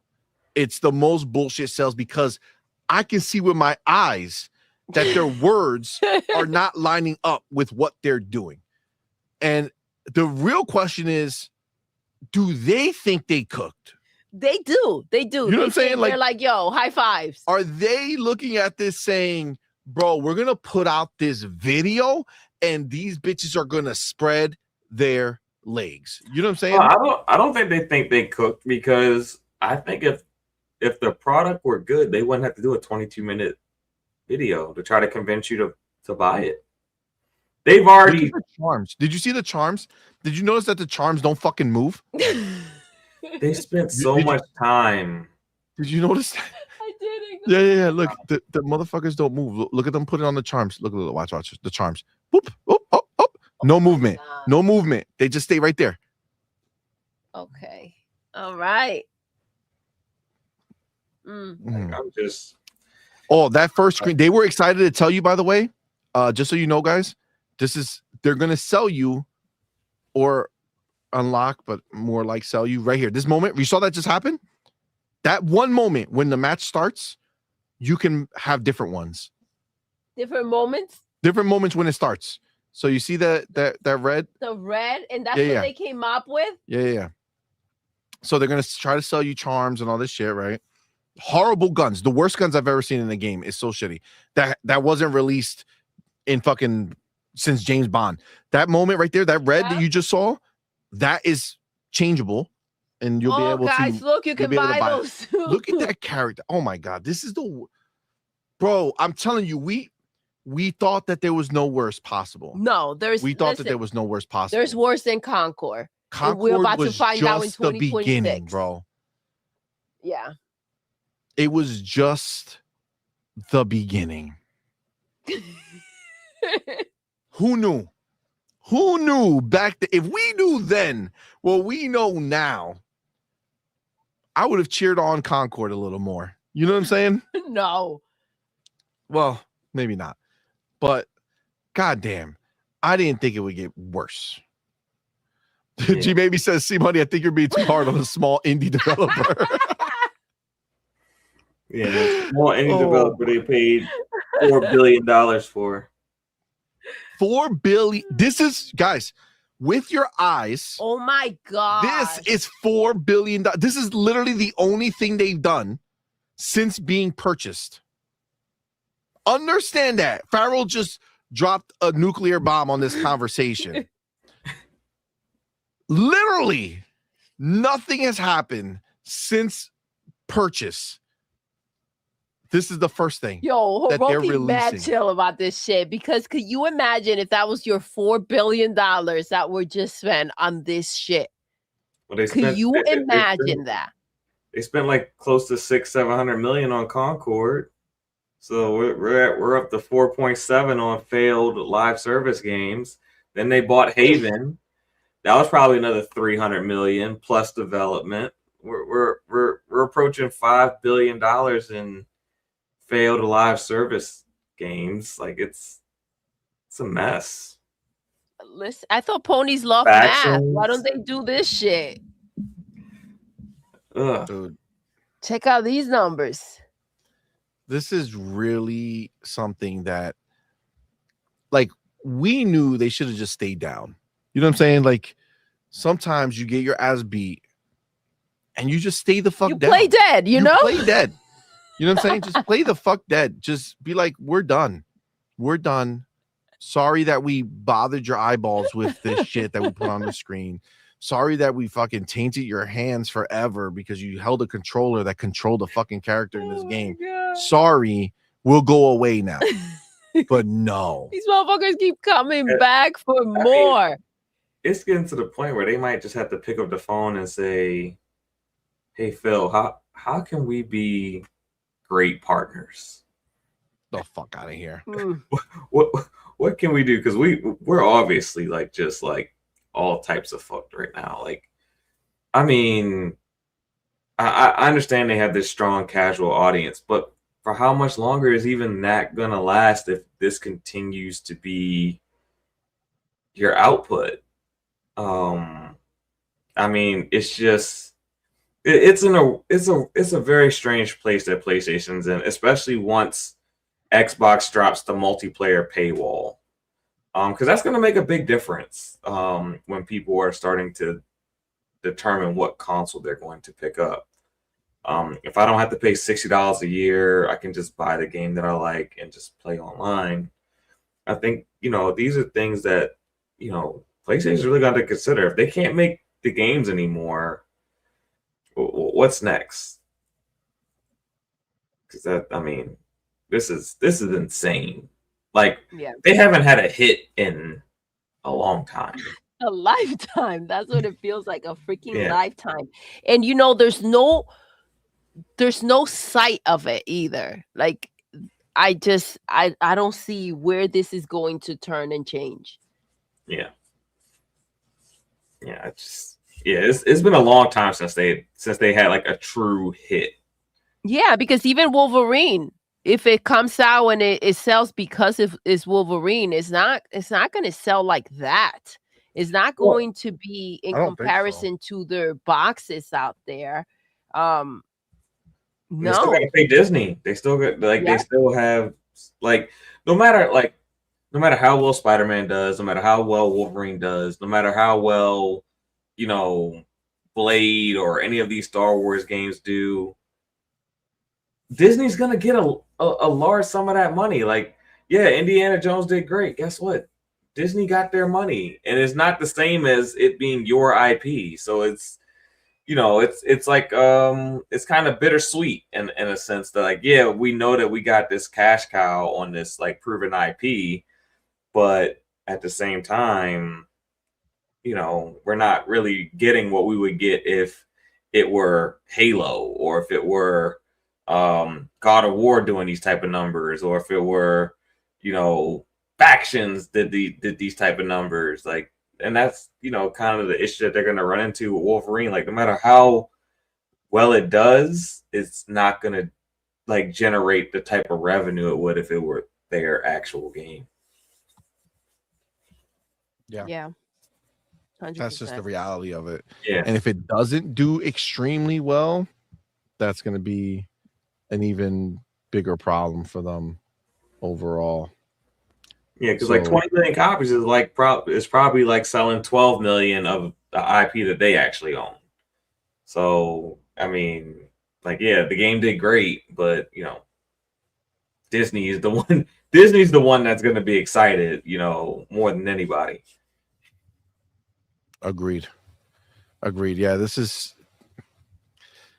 it's not looking good, man. And they announced March 2026. Now, to be fair, I saw PlayStation's tweet on this marathon Vidoc, and they just said visual updates. Yeah, they didn't say better visuals. They just said visual updates. Yeah, because how can you say upgraded visuals? Upgrade from what? The game has never come out. There's nothing to compare it against. I couldn't tell you. This is just, it seems like it's the end of days for them over there.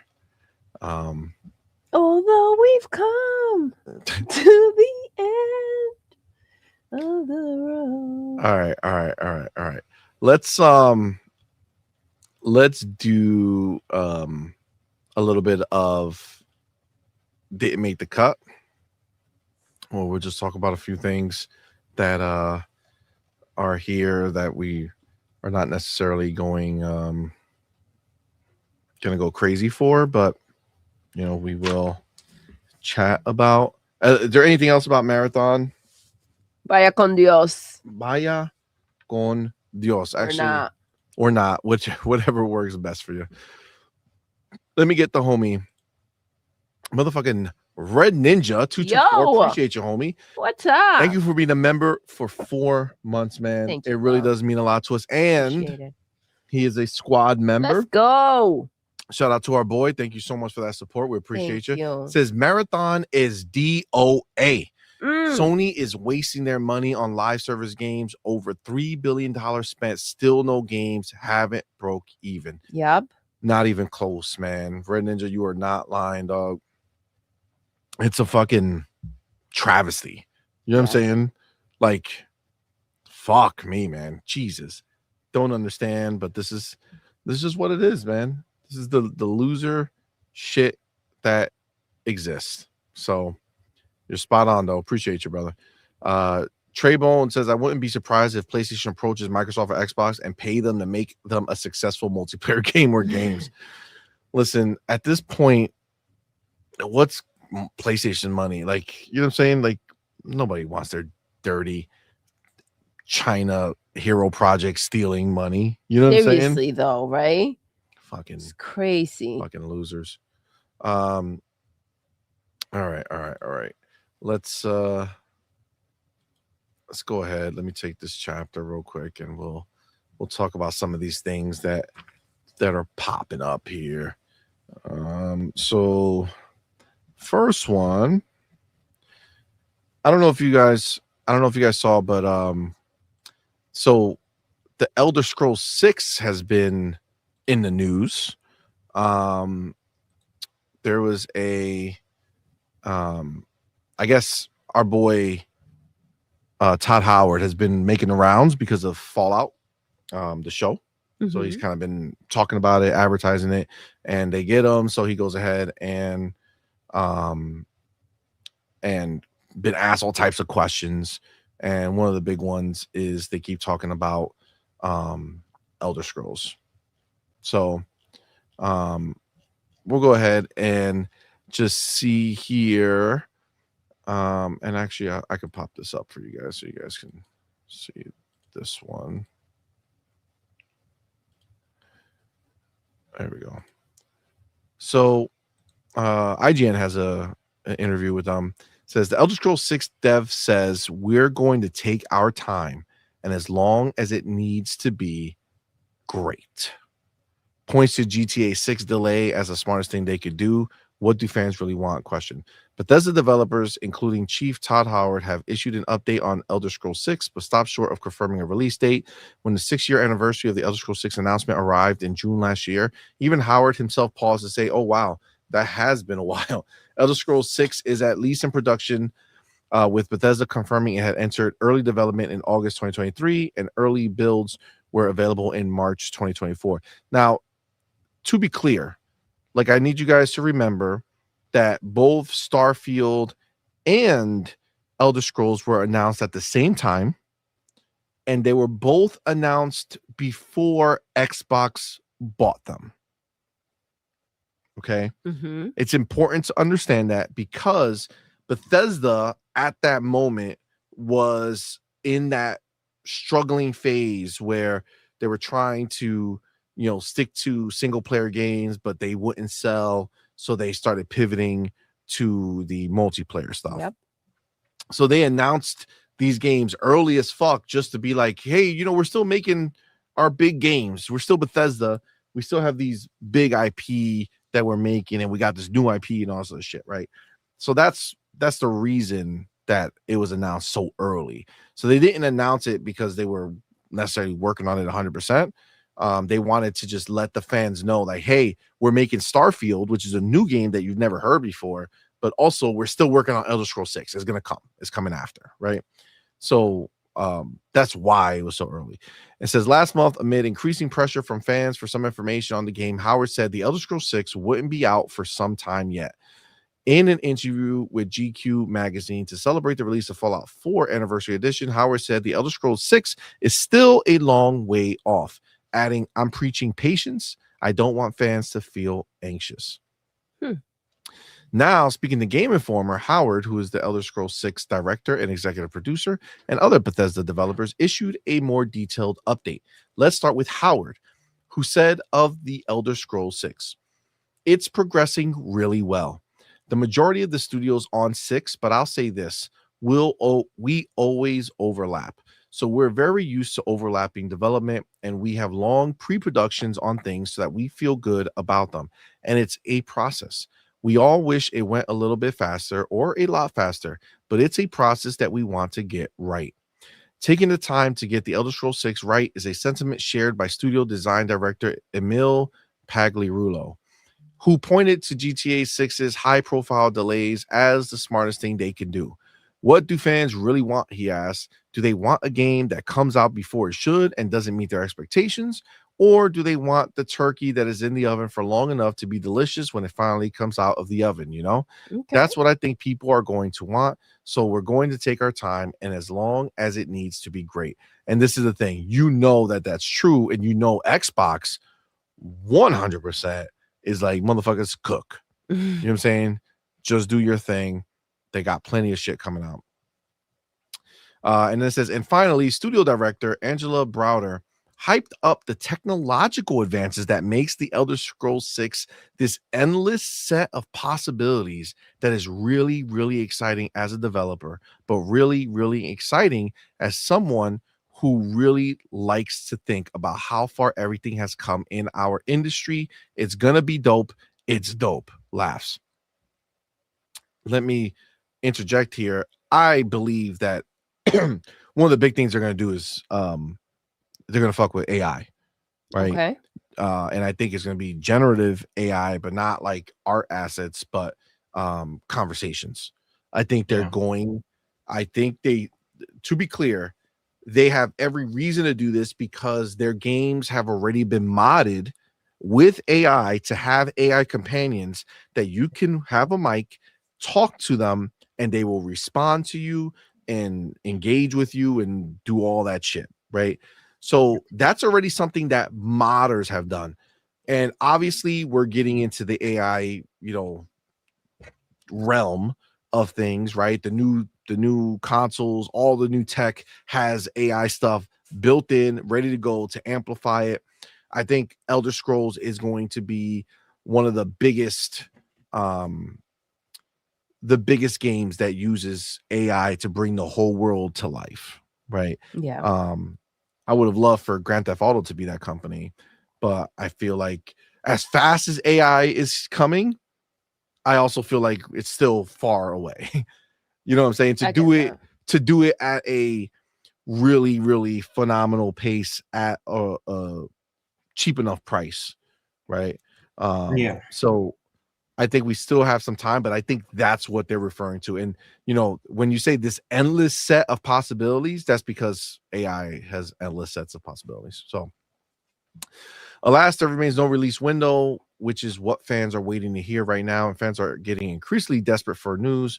Earlier this month, some thought Bethesda teased the Elder Scrolls 6 release year in a live-action Skyrim trailer because one of Santa's elves raised their speech level to 27. And then I'm not gonna think let me skip that because that's just talking shit. But over here in the GQ article, Howard once again admitted that it had taken too long to get the Elder Scrolls 6 out the door, but did tease the Elder Scrolls 4 Oblivion Remaster style shadow drop without confirming anything. I do like to have a break between them where it isn't like a +1 sequel. Howard said of making the Elder Scrolls games again, I think it's also good for an audience to have a break. The Elder Scrolls has been too long, let's be clear. But we wanted to do something new with Starfield. We needed to create a reset. Bethesda is currently playtesting Elder Scrolls 6, Howard revealed. I like to just announce stuff and release it. My perfect version, and I'm not saying this is going to happen, is that it's going to be a while, and then one day the game will just appear. The Oblivion Remaster Shadow Drop was a test run, Howard teased. It worked out well. Damn, that would be crazy. Can you imagine just having the Xbox showcase? It would never just appear. Elder Scrolls is too big for that. But it would just appear like hey, here's the game, and guess what? It's out today. That would be fucking any game. Like the world would melt for it. It would break the it would break every store. It would break every store. It would instantly be like #1 on the Steam, Xbox, PlayStation. 100%. Yeah.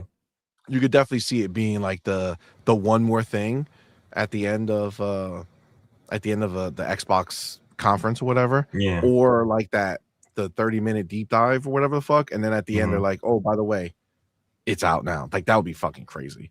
Yeah. So it says earlier this year it was confirmed that the Elder Scrolls 6 will include a character design in memory of the Make-A-Wish fan. But yeah, so obviously we know it's long, but do we think it's longer than 2027? It depends. I mean, is it possible? I say like yes. that's 9 years. Just because of Starfield, I would say yes. You know, if this next Starfield DLC really hits, it gives them leeway to just keep pushing off Elder Scrolls and to like they said, it's absolutely 100% ready. So I could it. Yes, I mean they're used to releasing games slightly janky anyway. So could it come in 2027?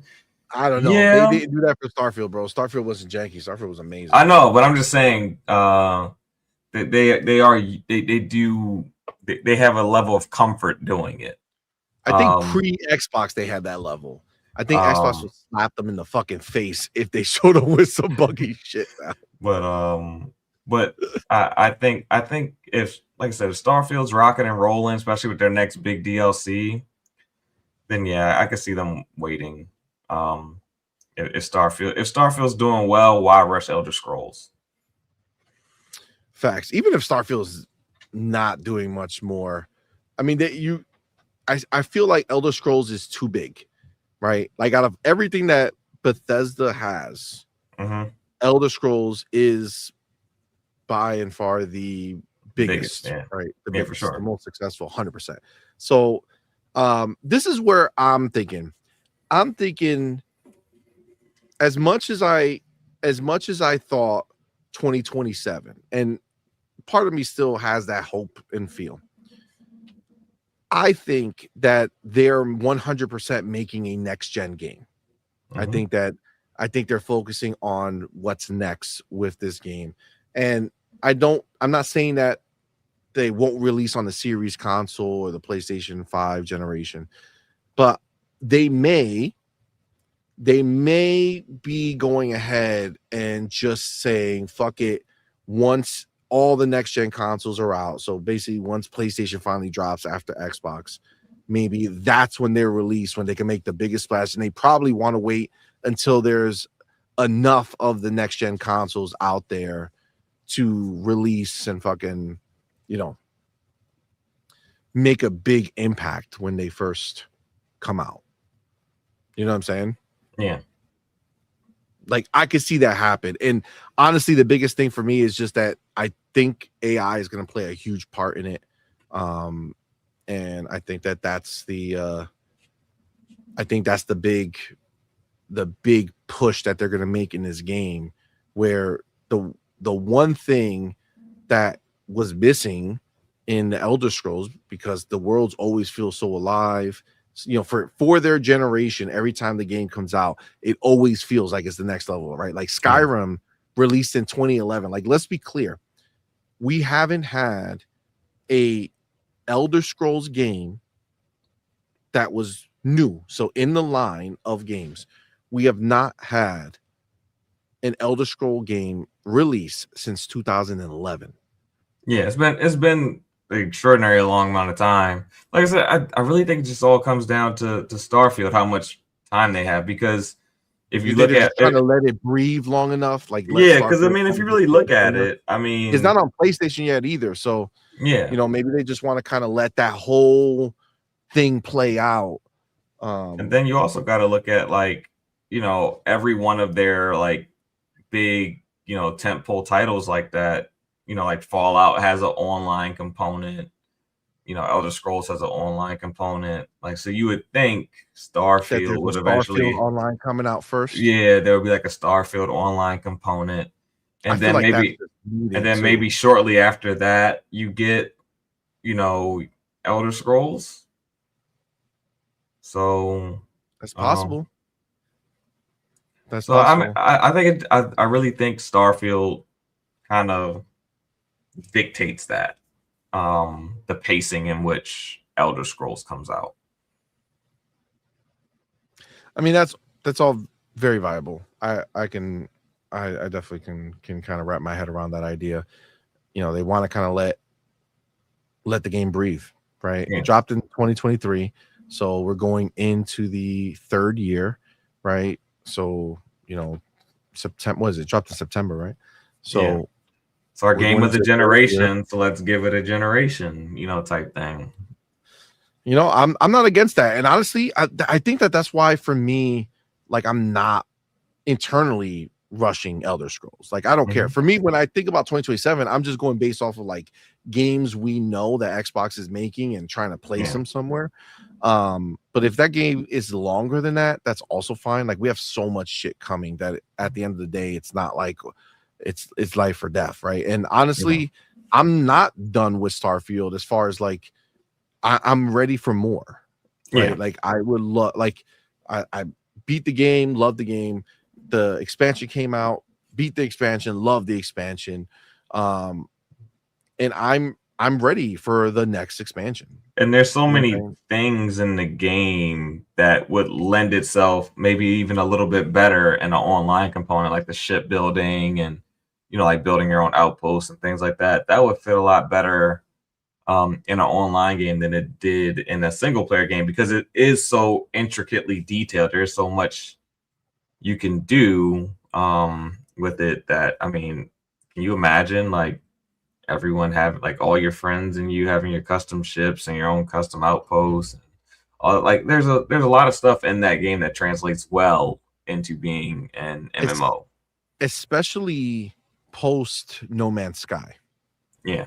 Right. Which the only thing Starfield is going to have to come up with is the fact that it already is kind of being compared to No Man's Sky, which is crazy because No Man's Sky is not even in the same like spectrum of Starfield, of what Starfield delivers and what it is. But No Man's Sky visually to me, it's just like, it's crazy.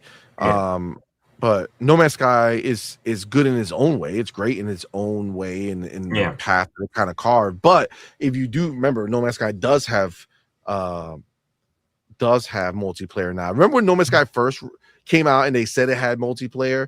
Yeah. You could randomly end up in the same place, but that was kind of bullshit or whatever. So now it's actual multiplayer. Now you can actually play with people and do all that shit. So if Starfield does come out with a multiplayer, it's gonna have to be really feature complete, I would say. Like very full featured. It's gonna have to check off, although it's doing things in a whole different spectrum as No Man's Sky, it's gonna have to check off a lot of those boxes already. And I think one of the biggest ones, the one that, you know, has been rumored that they are doing just for the main game itself, which is the travel between space and the ground. Supposedly that's one of the holdups for the next expansion.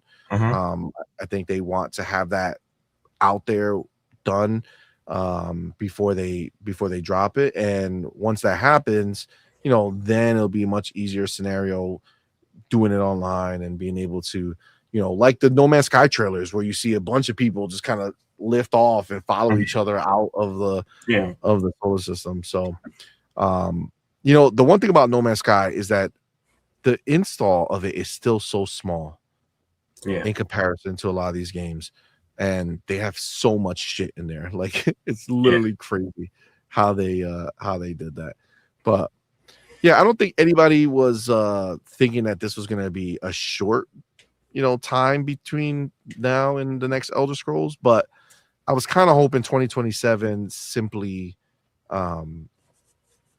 me trying to place where that game was going to be. You know, that's so now if that's out, right? If that's out of 2027, that essentially now means we have only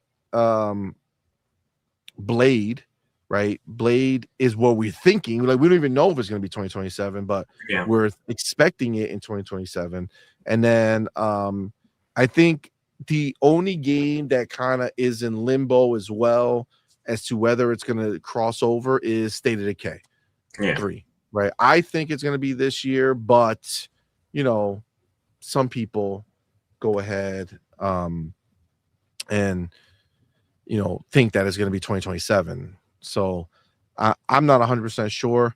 I will say that one of the thought process that existed out there was, if you look back at the reveal trailers for some of those games, like Gears of War E-Day, State of Decay, they didn't have any systems when they were revealed. And people at the time, that was before the PlayStation situation, people kind of thought that maybe that meant that it was going to be for like the next Xbox as well, right? So that's why they didn't put anything on there, because they wanted to put that, you know, have that kind of space saved for possibly a next Xbox. But so I don't know, maybe we get State of Decay in 2026, maybe it's a 2027 game. But it's clear we're kind of getting to that point where 2026 is a steep drop off, right? Like once it's just the unknown. It's just the unknown. I wouldn't call it a drop. Yeah, that's what I mean. Drop off of what we know, right? Yeah. So we're kind of reaching that point where everything we kind of known for all this time, by the end of 2026, the vast majority of that is out. And then you're just left with Elder Scrolls. You're just left. I mean, if you're thinking Bethesda, maybe they're already, you know, if they're doing 2 games at a time, right? Which if you figure, what's the name? Elder Scrolls and Starfield, right? We know that when the engine for for Starfield was being built, they built it with Elder Scrolls in mind. Yeah, creation engine too. Right? To kind of double it up.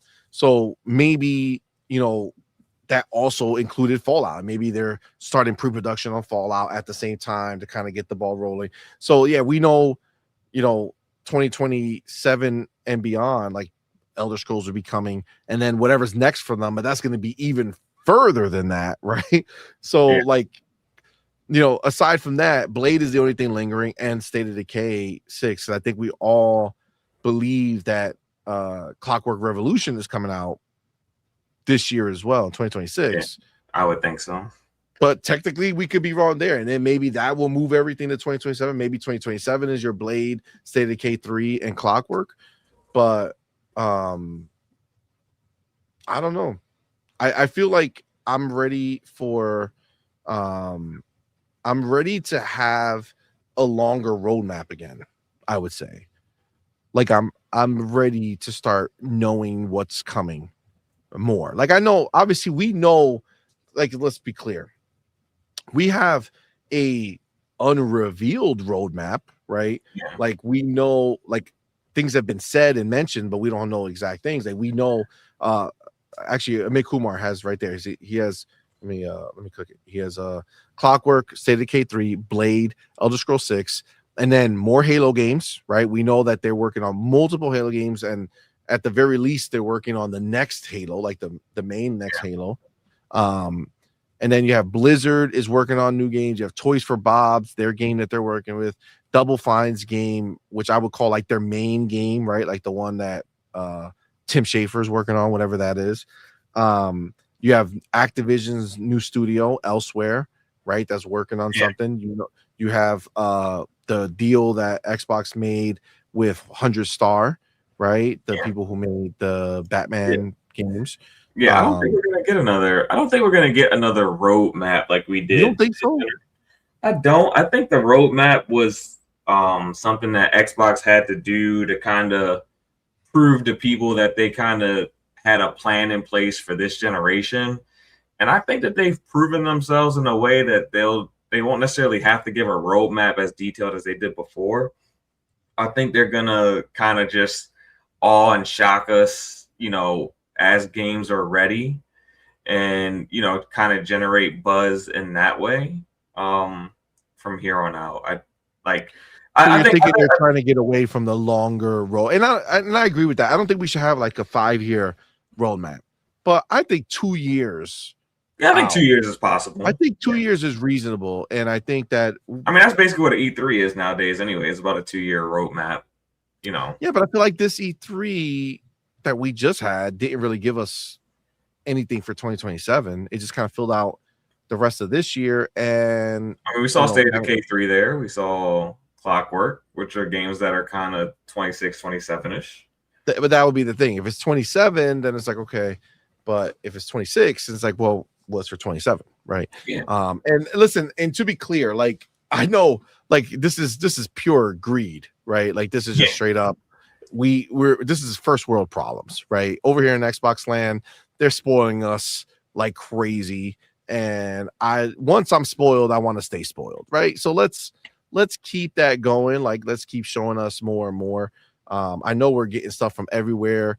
I see like G Maybe talking about having that. I'm thinking they have other partner developed games to fill any gaps like we got with Ninja Gaiden this year.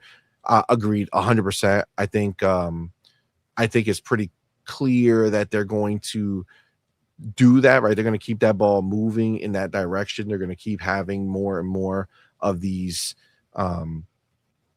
games that are partnered, right? I think the Xbox publishing has like a stupid amount of games that they're working with people with to bring to the system. So I think that's a given 100%. Let me get our homie Mac22TH54 in the building with that $5 switch. I appreciate your homie. Says CMoney, Pharaoh is wrong.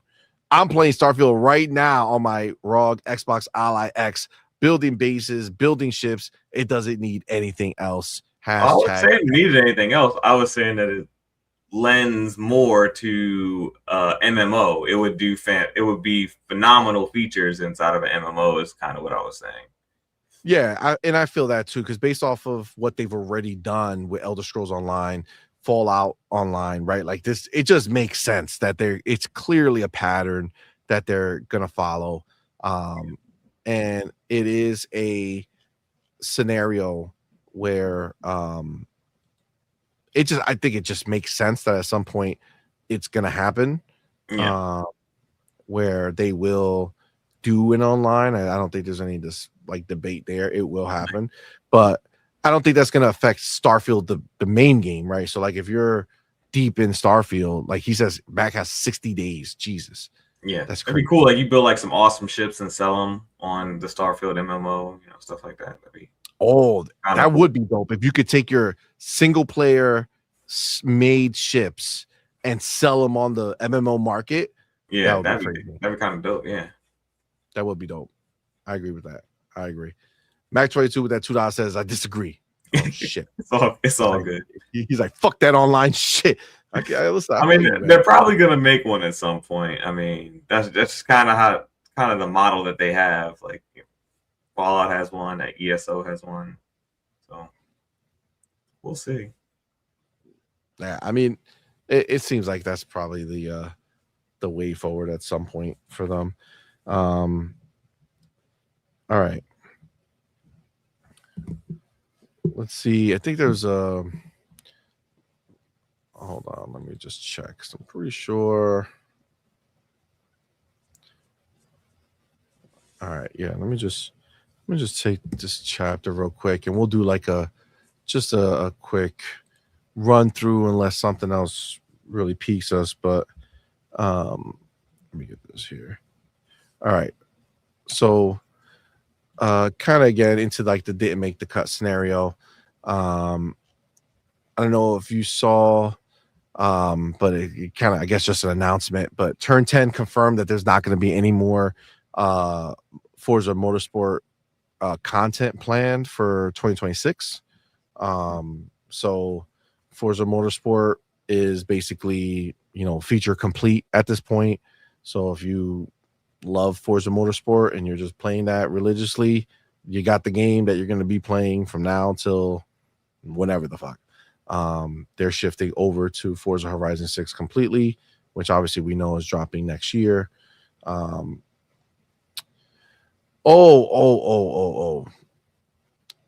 is did you see this? This whole thing with Larian? No, I saw other than the Divinity 2 thing. No, so they made some comments and about AI, and well, it became like a thing. All right, it became a thing that he had to answer. So I'm gonna go ahead and I'm gonna bring this over here, and then see if this is the. Okay, so they did an interview, and they talked about like machine learning and stuff like that, and generative AI. Is this the one? Because, dude, people were going so far with this, and honestly, like, I gotta tell you, man, like, before I even get into it, this whole fucking like hate on AI shit, like the massive amount of hate towards it, I really don't understand it. I think it's one of the greatest fucking inventions that I've ever seen. Bro, I keep seeing people post these dope ass things where they go and they show themselves taking pictures with like celebrities. I don't know if you've seen that. They kind of go in like a circle and they go on like different sets and shit. Yeah. That's fucking sick, man. Like, that's some cool shit. I know it sucks for that celebrity because, oh no, I don't have to find you somewhere and take a picture if I want to or some bullshit like that. I get it. Wow, that's horrible. You're stealing their, I don't know, their fucking image.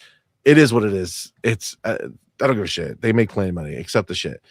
At the end of the day, like, fucking just give a shit about cool shit that we're doing, like we're getting, not the fucking like bullshit. All right, here's the article, and then there's a response. So we'll just do this one here because it has everything, I think. So this is Larion, CEO, response to Divinity generative AI backlash. We are neither releasing a game with any AI components, nor are we looking at trimming down teams to replace them with AI. AI is something we're constantly discussing internally through the lens of making everyone's working day better, not worse.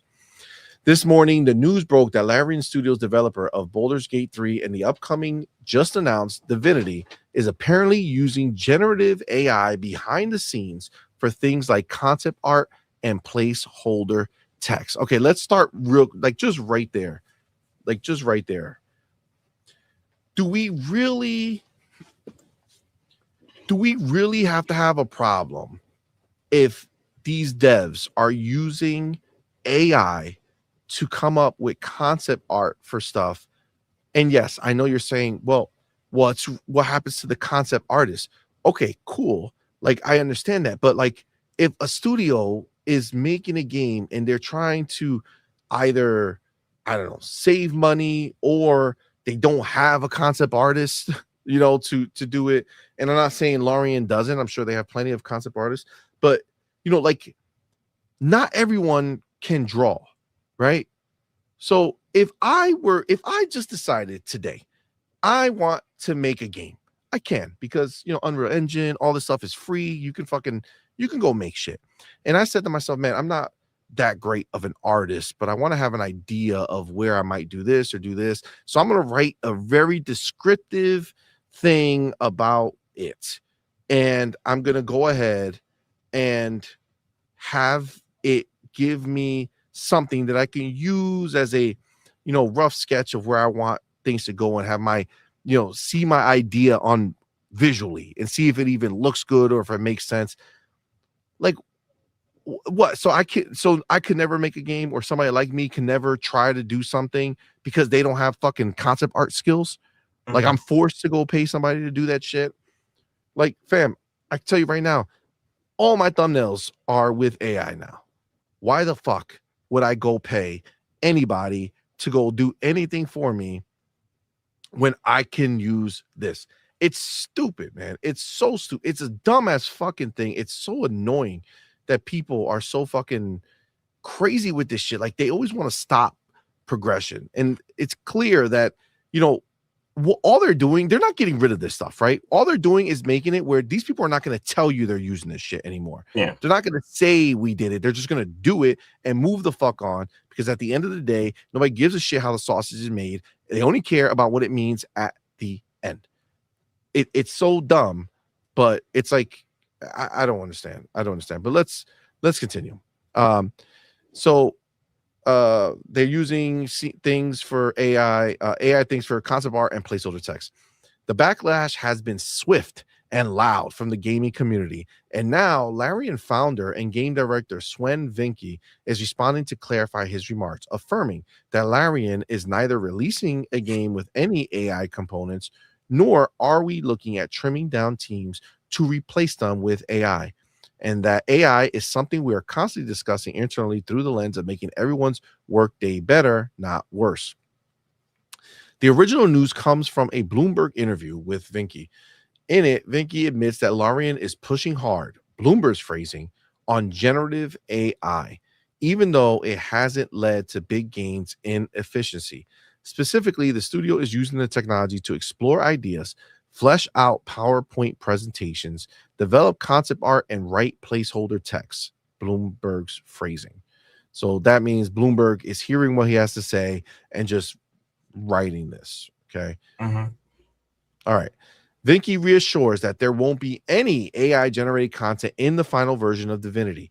Everything is human actors. We're writing everything ourselves, but it sounds like this approach isn't going over smoothly with everyone. Bloomberg's piece acknowledges that some internally at Larian have pushed back, though Vinke says, I think at this point, everyone at the company is more or less okay with the way we're using it.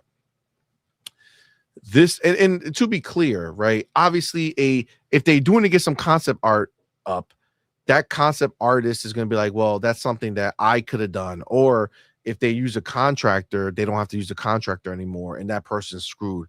And it's like, I understand, but it is what it is. You know what I'm saying? Like, you just got to fucking move on. This news hasn't gone over super well with the community, though. On Blue Sky, Larian is being lambasted by a number of individuals across the game development community, including some former Larian employees.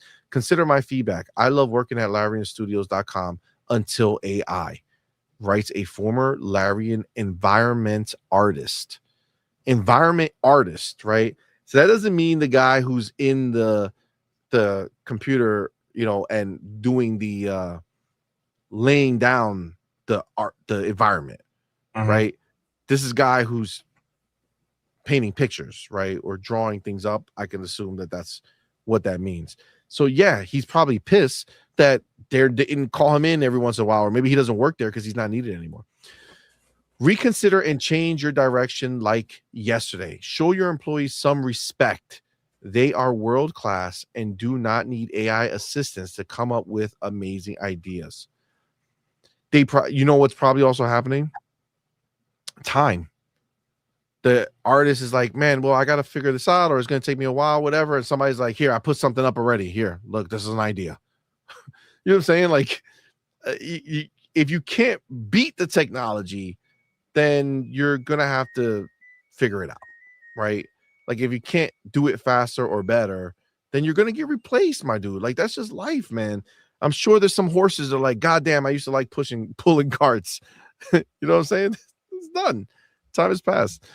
The Divinity and Boulder Gate 3 communities have a somewhat more divided reaction, with some defending its use for concepting, though there's still a significant amount of backlash. A few commenters have pointed out that games such as The Altars suffered from significant fan anger over discovered generative AI use, but are willing to forgive Larian for the same offense. General Winter, I'm pretty much anti-Gen AI in creative fields now, but that sounds like reasonable usage to me. The only thing that bugs me here is the use of it for concept art. That poses an ethical copyright issue. And also, oh my God, I can't even get through talking about these people. I can't even, like, the takes on this is so fucking stupid, bro. Yeah, because I mean, concept art typically doesn't make it out to the public. No.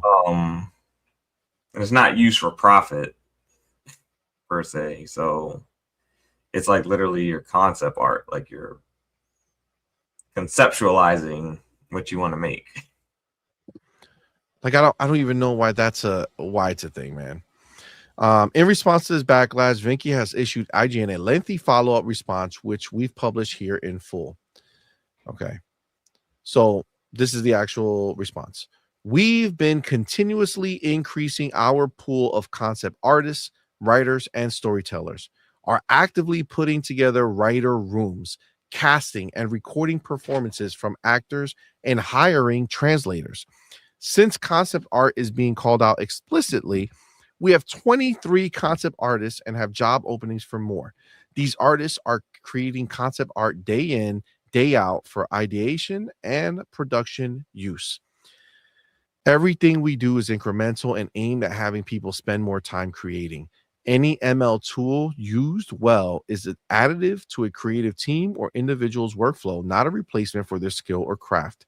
We are researching and understanding the cutting edge of ML as a tool set for creative to use and see how it can make their day-to-day lives easier, which will let us make better games.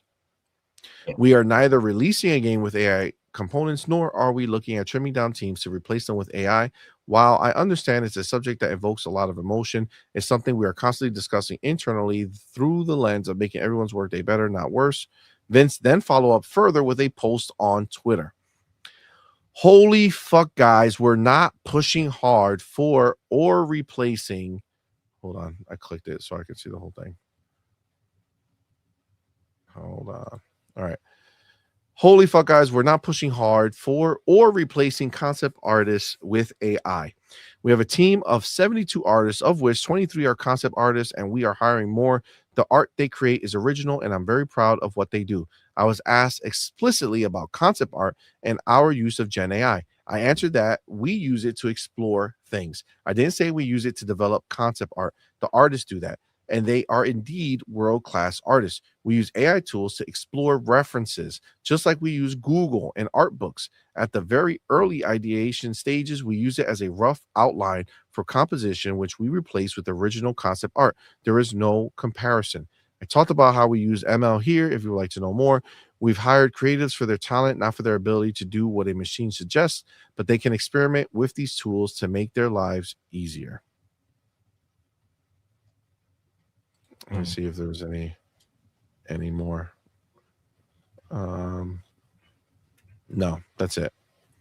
Yeah, I just maybe I don't know what it is. I want to hear from chat, and obviously,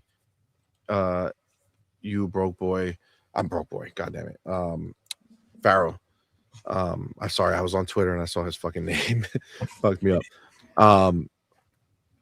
So yeah, what do you think about this? Like, are you bothered by the idea of, generative AI in, I mean, frankly, any application? Like, I really don't give a fuck what people are doing. Like I could, let me just say, if I turned on a game and I'm playing it and I'm having fun, I'm loving the story, I'm loving the graphics, I'm loving everything that is happening in the game, I'm loving the music, I'm loving everything. And then at the end of the experience, it said, this game was made 100% with generative AI. Voice acting was on point. Motion capture looked the way shit looked. It looked like it was motion capture. It looked amazing. Graphics looked crazy. The gunplay was amazing. Felt like Call of Duty. I don't care if that were to happen, and I experienced something amazing, and at the end I found out that it was 100% generative AI. I wouldn't give a fuck. I could give two shits. I don't care. In that exact scenario, Pharaoh, you boot up a game, it looks dope. You're playing it. You're loving it. Could be one of your favorite games of all time. Then you find out at the end, after you're done, after you already in your mind said, man, this was one of my favorite things I've ever experienced. And you found out after that the whole thing was made by AI. Do you hate it now? No, I wouldn't. I wouldn't hate the game. I mean, I think the arguments that people are making, I think they're based in fear. I think there is a legitimate fear that people have of AI, replacing their jobs and things like that, depending on the fields that they work in. So I don't want to dismiss that, but at the same time, I think AI is kind of desperately needed in the gaming industry. I mean, if we just look, if you go generation by generation, the development time for these games is getting longer and longer and longer. So they need some tools that allow them to get games out the door faster. Not necessarily replace people, but instead of 6-7 year development cycles, let's get it to 3 to 4 years like it used to be. And that's what these tools really, I think, need to be used for as time goes on. Is let's shorten up these development times and release not only a game faster, but at higher quality and more polish, less bugs. There's room for AI to help these developers. And I agree with that. You know what I feel? One of the things that I think pretty strongly about is, there's this idea of like the world of like the haves and the have-nots, right? And I think that there are scenarios where, like, for instance, okay, and I'll say this just to kind of put it in perspective.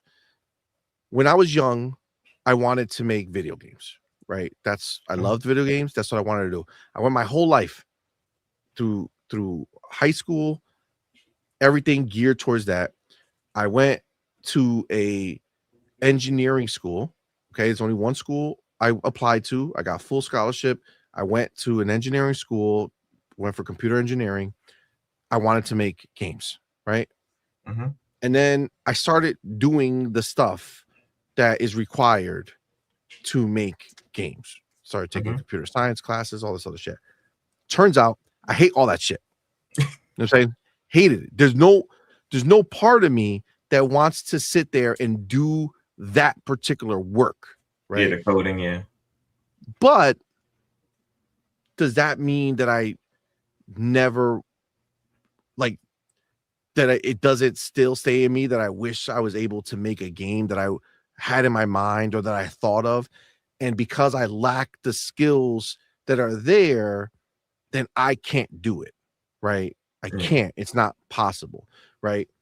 And I think that the thing that makes me most excited about AI is the fact that the world is going to be exposed to more people and more different products and experiences that they wouldn't have experience, because it's coming from someone who doesn't have all the other disciplines necessary to go ahead and do it.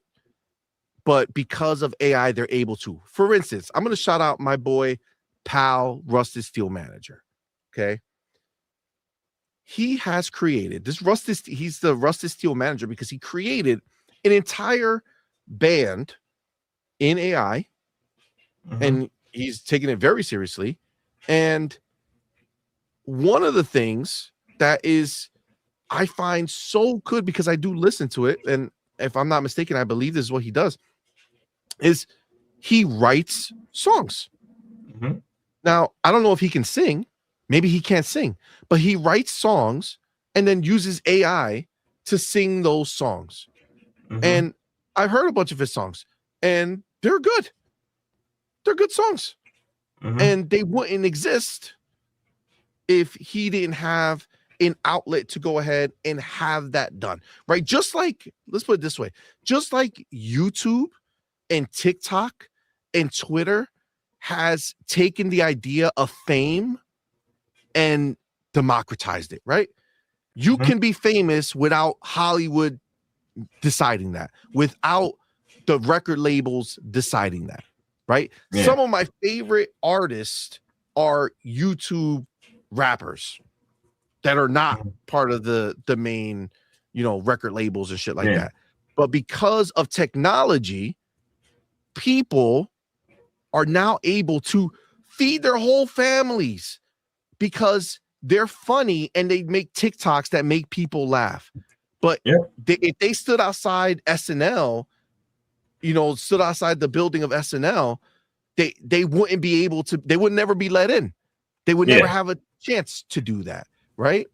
Yeah. And I know there's this world that says, well, I went ahead and I had a beg outside. I slept outside Interscope Records for 6 months until they finally said, okay, I'll let you come in and do a demo. Sure. All those people that came before, like Expedition 33, you know what I'm saying?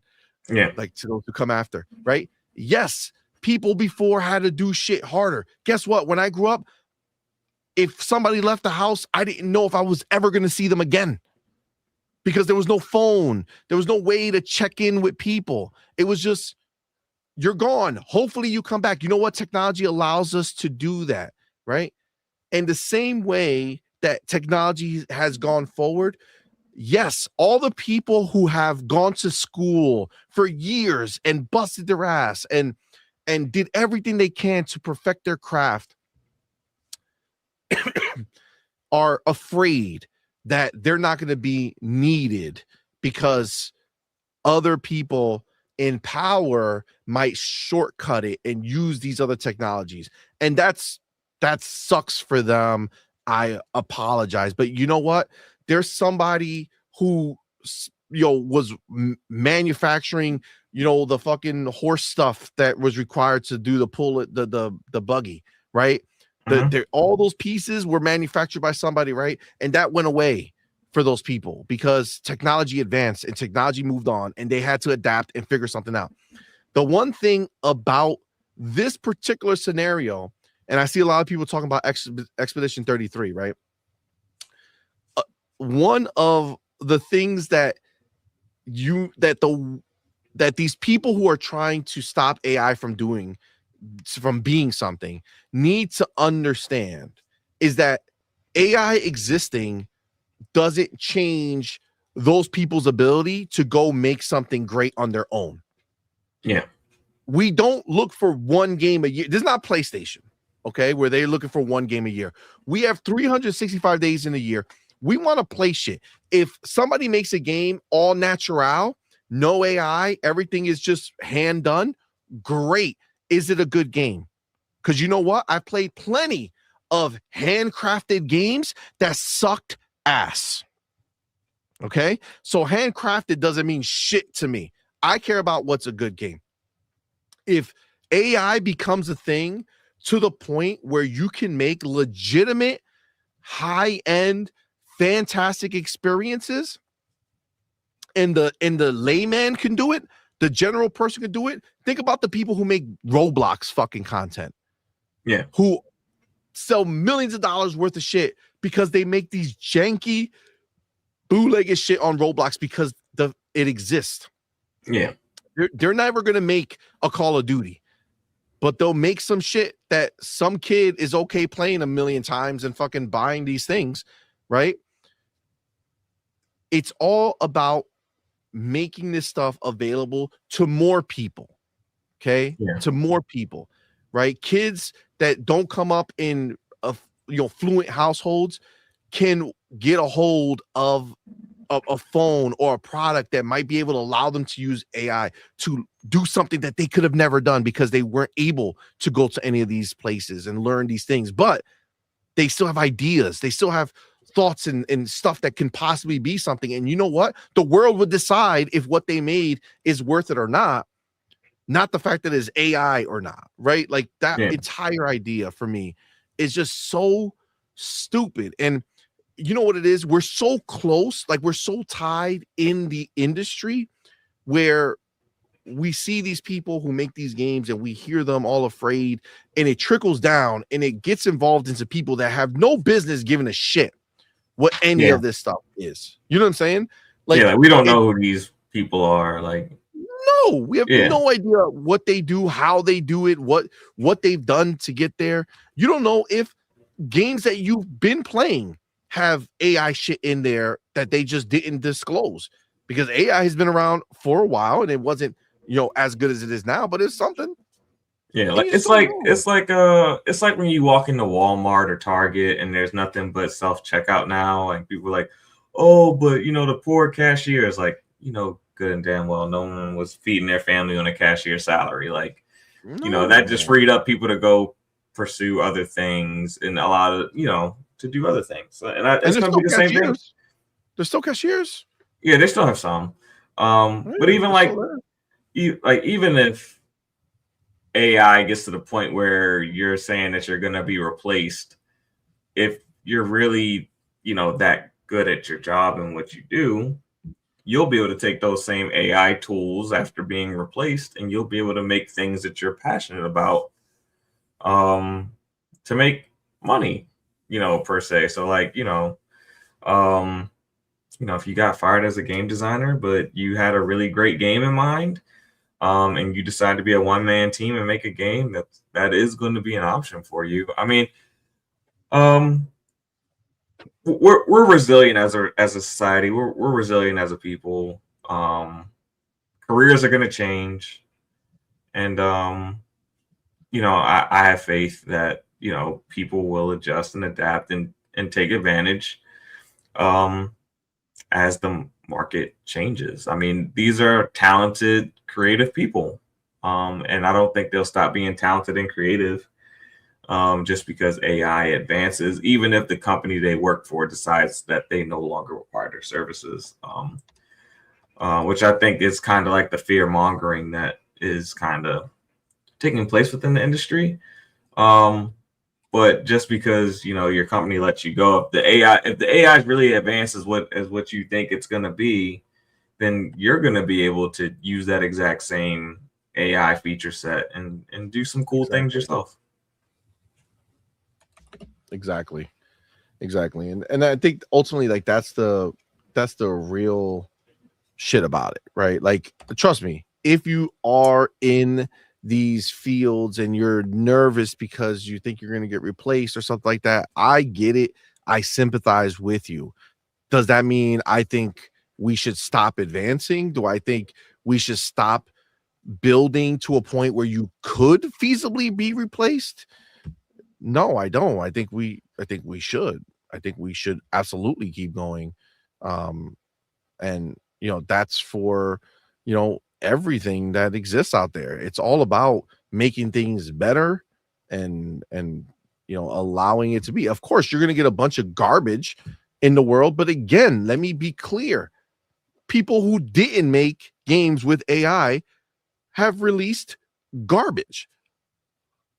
Yeah. This is just the reality. So you can't go and try to single out, oh, I see this AI slop. Okay, sure. Good. You know what? Let me tell you a secret. My son, our son, watches about 50 million AI slop videos because they're funny and they do things that regular shit won't do. They do crazy things that entertain these kids. This is the stuff that they're growing up on. Sadly, that world is a whole different world, man. These kids don't care. They don't care how the entertainment comes. They don't care. They're not checking who made this shit. They don't care. They don't care. It doesn't matter to them. When they go in Roblox, if somebody used AI to make a whole fucking Roblox thing, they don't care. It doesn't matter to them. That's the reality. They're not a part of our console wars and all that other stuff. They just, this plays it. All right, cool.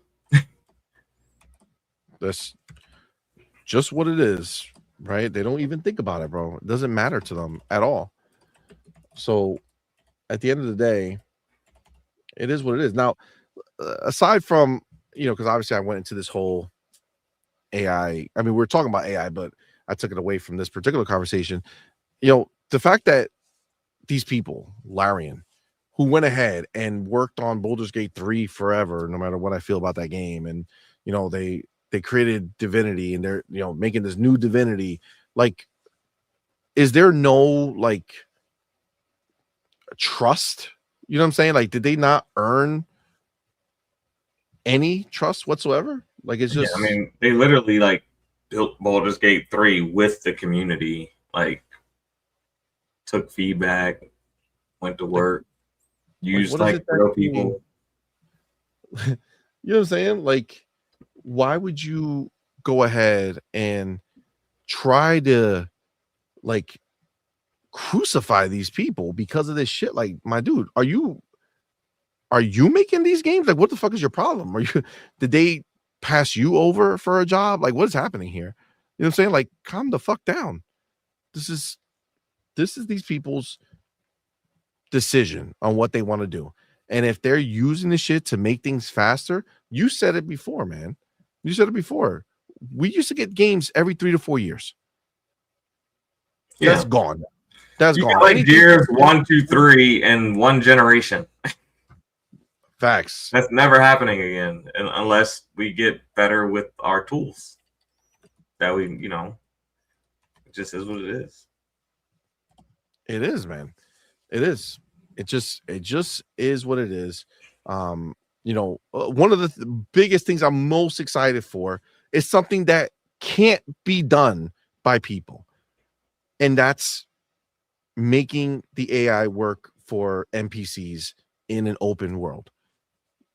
You can't do it unless you literally sit there and say, we're going to hire 1,000 actors who are going to each do thousands of lines of dialogue that have nothing to do with the main story or main characters, because we're just going to put any possible scenario where they can possibly make a comment on something. We're going to do that all. And we're going to make sure that we account for any possible scenario that might ever exist. You can't do that. That's not possible. Yeah. It's not possible. And they can't animate that either. Right. So what they're going to do is they're going to take AI and they're going to generate animations for these NPCs that exist in the world. They're going to generate conversations. They're going to generate logic that allows them to listen to what you say and go do something. So you're going to say, hand me that treasure, open that treasure chest for me and bring me what's in there. And they're going to go do it. Right.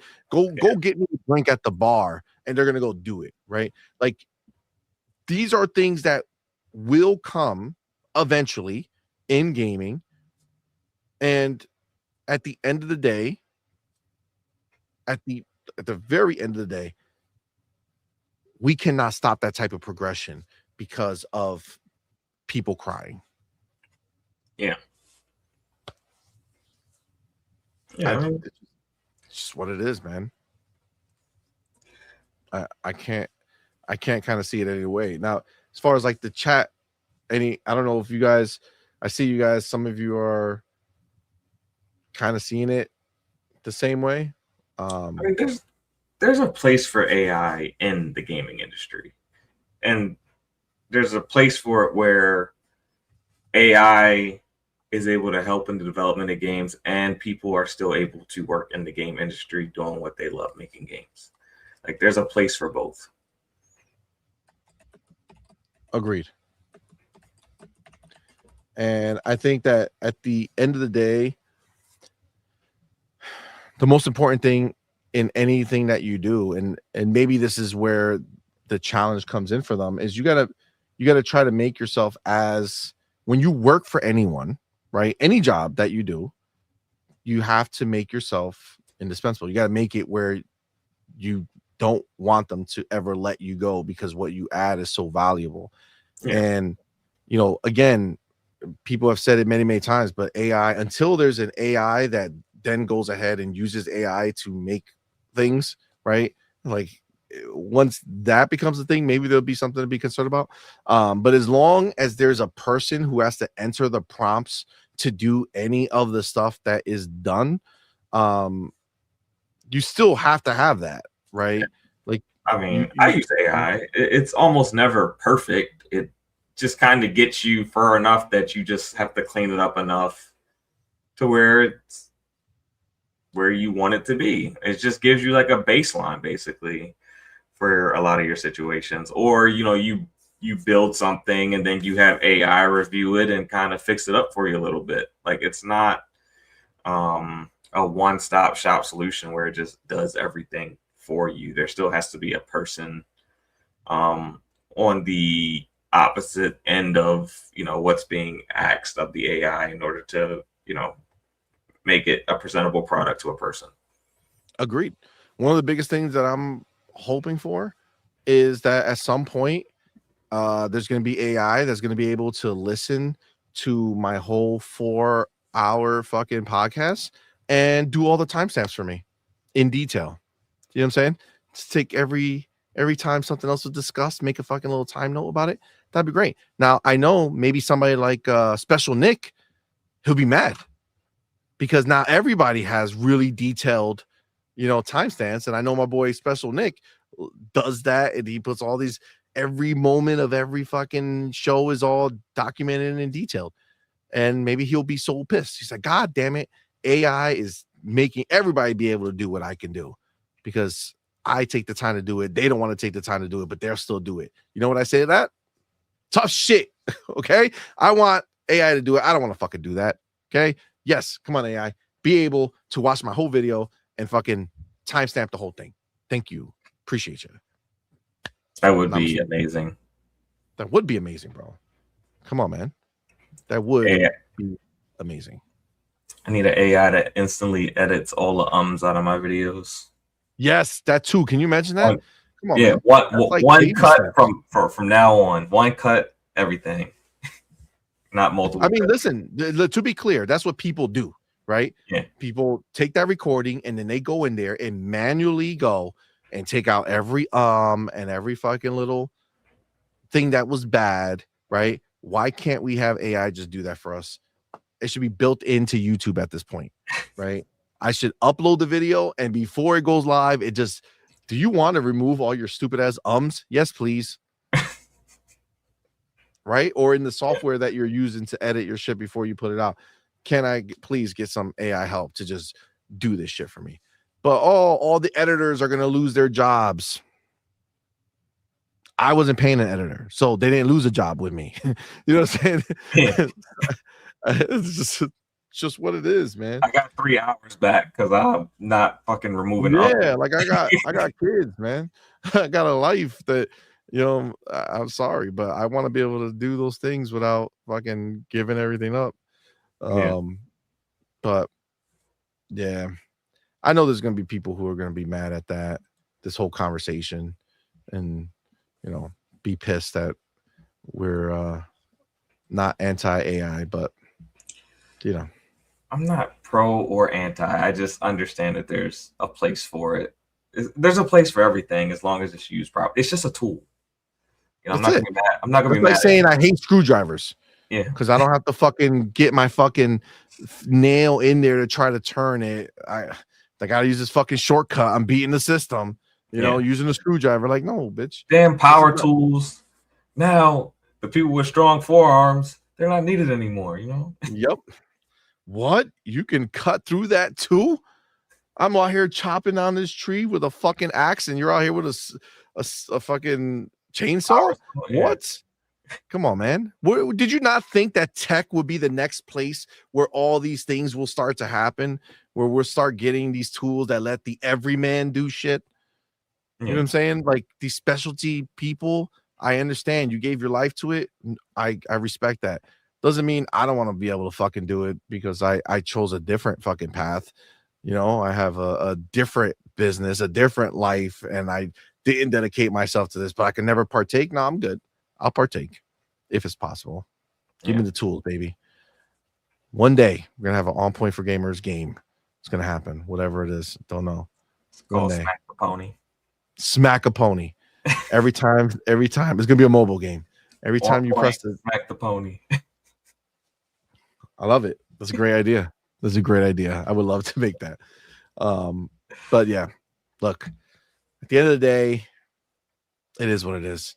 This is where we're going to wrap it, man. It's been a long show. It's been a great show. Thank you so much for everybody who stuck around. I know some people got a little annoyed with the AI talk, but it kind of is what it is, man. I ain't never going to pretend. I can't. Sorry. It's just not me, chat.